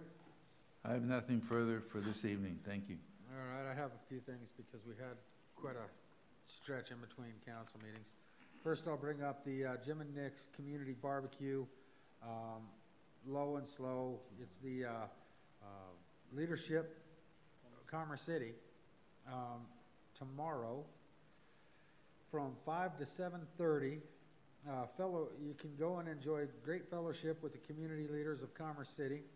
The funds benefit Community Nonprofit Awareness Night, which is April 20th, 2016. So there will be several people from the Leadership Commerce City group, as well as some of the elected officials. If you'd like to go by, have something to eat, a portion of your, see you later, a portion of your bill will be go to the Leadership Commerce City group to help with the Community Nonprofit Awareness Night. So tomorrow night, 5:30 to 7:30 at Jim and Nick's in Northfields. Good? Good. All right. All right, I'll start off with meeting with the City of Denver, dealing with the Sikh community and their intentions to do a parade in Denver. And we have a lot of those Sikh folks that are members of the temple just outside of our borders that asked me to go and help them with talking to Denver. It went very well. I also had Rotary. We had the grand opening of the Westin at DIA. Several members of the council went to that. Several of us went to the Boots and Business lunch at the stock show for the kickoff. I had lunch with Renee and Bob Gaylor so that Bob Gaylor could tell us that he was going to be retiring. Denver Business Journal Mayor's Economic Forecast, which I was one of the participants in. I think that went very well. There were 5 mayors, and I happened to be one of them representing Commerce City. We had the goat roping event at the National Western Stock Show for the Metro Denver EDC. It was myself, Rick Teeter, Renee Bullock, and Andrew Amador that were on the team, and we came in 12th out of 11th. Out of how many? 29 teams. So we didn't do too bad for our first year of being a team and competing. At Rotary again, we had the ribbon cutting at Sapp Brothers. Myself and the Mayor Pro Tem were there, and it's on their, the ribbon cutting was on their new compressed natural gas fueling station, and they had a tractor trailer that operated off of compressed natural gas, and they're working on the corridor of serving the corridor for compressed natural gas vehicles between here and Nebraska, up by 76. Was pretty impressive, the system that they put in over there. We had another important tour that we went on and a meeting with the Federal Railroad Administration. We did take them throughout our community. We looked at all of our different crossings. We talked about the problems we were having at different crossings. Some of the highlights were 104th Avenue and Highway 2, where the arms will come down when there's no train and block traffic. And we ended up having to call the Burlington Northern to come out and try to get get the arms up, and it has caused a lot of traffic backup in the past. They said they would take care of that right away and work with the Burlington Railroad to fix that crossing. Then we took them to 112th, where the trains block the roads all the time. We talked to them about 104th. We did go to 120th and talked about an overpass and partnerships of an overpass with the county, Brighton, CDOT, the UP, to try to get that flyover in place that would go over Highway 2, or I'm sorry, over Highway 85 and the railroad tracks, the UP railroad tracks. And that happens to be, was the number one item that the council put on planning for this upcoming year, was to work towards that partnership. The FRA said that they would be willing to be helpful in trying to get that partnership put together, but we need to start scheduling meetings with our local partners. We had the Water Commission meeting, Rotary again. I had a meeting with Dave Foster over how the money was going to be spent from DIA up in the Northern Corridor, which we dealt with at our planning retreat. We had the Badge and Honor ceremony, which I think went very well. Thank you to all of our officers who go so much above and beyond. Then we had the City Council Winter Retreat. I had an Airport Coordinating Committee meeting. Bob and Rick Teeter were there, as well as Brian McBroom. I met with Steve Odorizio, County Commissioner, over what we did on all of our oil and gas structure to help with impacts to the roads, noise mitigation, air monitoring. They're going through an issue right now with oil and gas. And thank you to staff, Jim and Chris and everybody that helped set that up to get him the information. I know it was on they had the meeting the very next night. So it was short notice, but the staff came through on that. Then we had ribbon cutting for Sunshine Plumbing and Heating. That went very well. Sunshine is a great business. They're just outside of Commerce City along Highway 85, about 96th Avenue, 9602 or something. They're just up, just north of 96th Avenue on the west side. They had a great turnout. People from the Brighton Chamber of Commerce, but the lady from Sunshine, Susan, is a Rotarian as well. So there are quite a few Rotarians there to help support, a lot of support from United Power as well. Rotary again. Then we had the Adams County, the ADCO dinner. So all of the Adams County communities and the commissioners all get together. And this time it happened to be Adams County's turn to host. And it was at the Riverdale Golf Course, and they gave us a great update on the Asarco site. Then we had a NADA meeting. Me and Rick attended, as well as Jim Hayes, the NADA meeting. And we had a very big event in Commerce City. It was the Turnberry Park groundbreaking. We released butterflies after the Hungry Caterpillar display from the second graders from Turnberry Elementary. And then we had the Metro North Chamber of Commerce annual gala this past Saturday night. So a lot to spit out all at once, but it's been pretty busy. And the way my calendar looks, it's going to be pretty busy for the next couple of weeks. But things seem to be going well.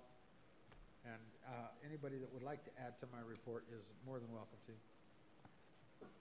Mr. Mathedon is gone. How about Mr. Teeter?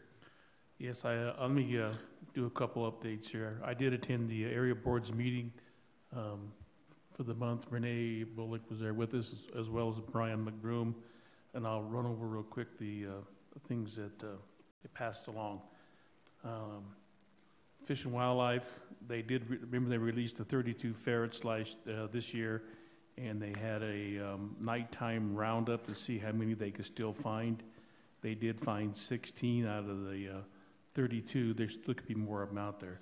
They were hoping to at least find 33% of them. They did find 50% of them, so they were extremely happy that that many had made it so far. One of the comments made was that for the next 2 years, they're going to introduce another 30 each year to help control the prairie dogs on the arsenal. This year, it was 76 bison, 15 calves. They sent 13 to Nebraska Train Crust, wherever that's at. The eagles, there was 60 eagles spotted this year at one time. As of last week, they had 43 that were still here. That was for the Fish and Wildlife. The Water Department, just for the city knows, and the Police Department, they're going to have an exercise in April, and it's going to be involved in a chlorine leak, and I'm sure we'll all be involved in that. One thing I was just wasn't happy to hear about was they are planning on putting in a new sewer line between 56th and Holly and 60th and Holly, and that's the road we just overlaid. So I don't know how we could have prevented that without no. It'd been nice to know they were going to put that sewer line in there, so we could have saved that to a different time. The fire department, their update was they ran over 8,000 calls last year. Currently, they have 32 paid and 10 in the fire prevention branch. So they have 42 totally paid right now, and the volunteers is still about a 50-50. I also did attend the fire department promotion pinning for the firemen Saturday night, and did represent the fire department there, and it was a great opportunity to see all the new kids that are being promoted and how the fire department is taking shape over there. Thank you.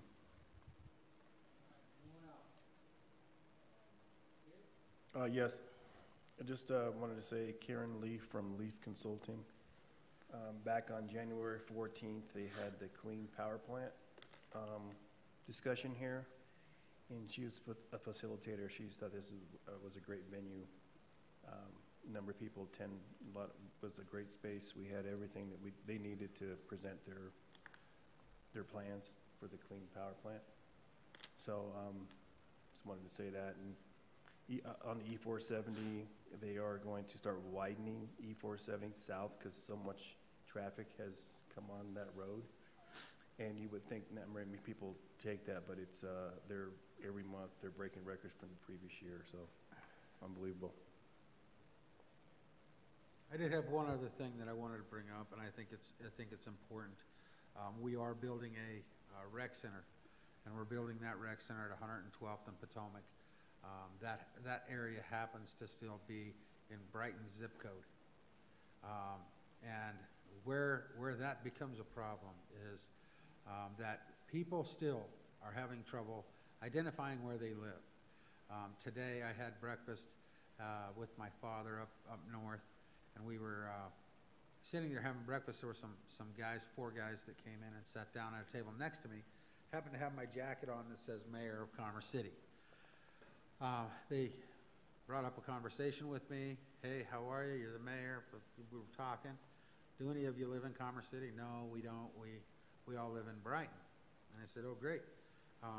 You know, they said, you know, a lot of great things are happening in Commerce City, parks, rec centers. And so I started talking to them about some of the projects. And one guy goes, well, you know, I live in Brighton, but some of those projects are pretty close to my house. I said, really? Where do you live? He said, I live just south of 120th Avenue off of Chambers in Buffalo West, or Buffalo Mesa? Buffalo, I don't remember, I don't remember the name of the subdivision. It's right there across from where the new park's going to be going in along Chambers. And I said, you live in Commerce City? He goes, no, I live in Brighton. I have a Brighton zip code. I send, all my mail comes, it's Brighton, Colorado, so I live in Brighton. And so I had a very difficult time trying to get the guy to understand that he actually lived in Commerce City, that all of his services were provided by Commerce City, and that Commerce City was the city that he lived in, even though his mailing address was different. And he had a very, very hard time trying to identify with the fact that, no, I'm right, my mail says Brighton. So I think it's important, as we're putting in millions of dollars of infrastructure to serve the residents of our community, that we try to work on this whole zip code thing, because the last thing I want is Brighton to get all this great attention over building a new rec center for its residents, that aren't their residents, and that the rec center is actually in Commerce City, and the residents of Commerce City are paying for this rec center. So I know it may seem like a minor issue to some, but I think it's very, very important that the address of that new rec center be a Commerce City address, so that people can identify that it's a Commerce City Rec Center. I know it's going to say Commerce City on the front of it, but I will tell you, there are people that are still struggling with where they live because our zip codes don't match our boundaries for our cities. And I think it's something from a legislative perspective we need to take up when we go to Washington. We need to continue to pursue it.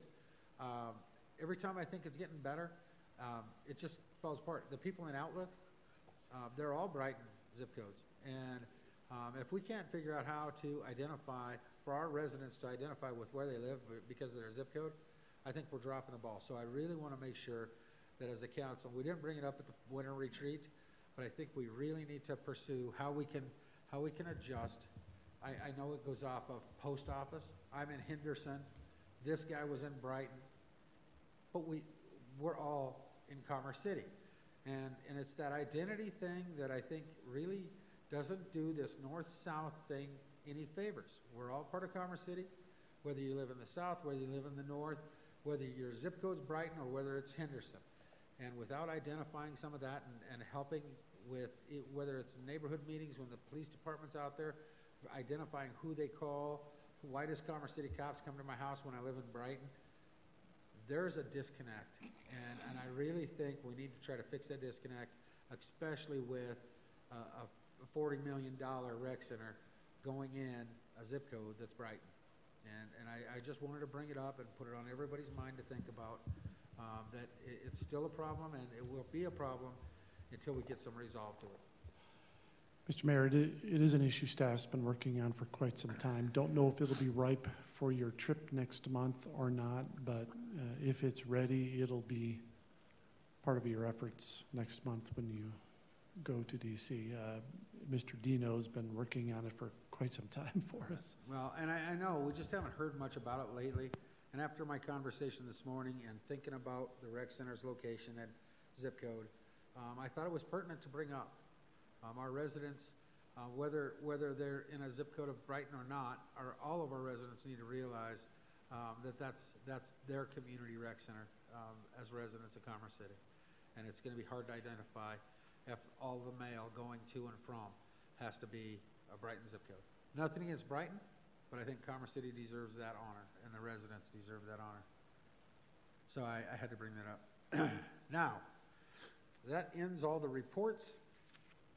And we're going to adjourn the city council meeting at this time if there be no further business to come before the city council. This meeting is adjourned. I will call to order the Urban Renewal Authority meeting. I'll ask the secretary to call the roll. Chairman Ford. Here. Vice Chairman Bullock. Here. Board Member Amador. Present. Board Member Teeter. Here. Board Member Carson. Board Member Diaz. Board Member McEldowney. Board Member Elliott. Present. Board Member Doug.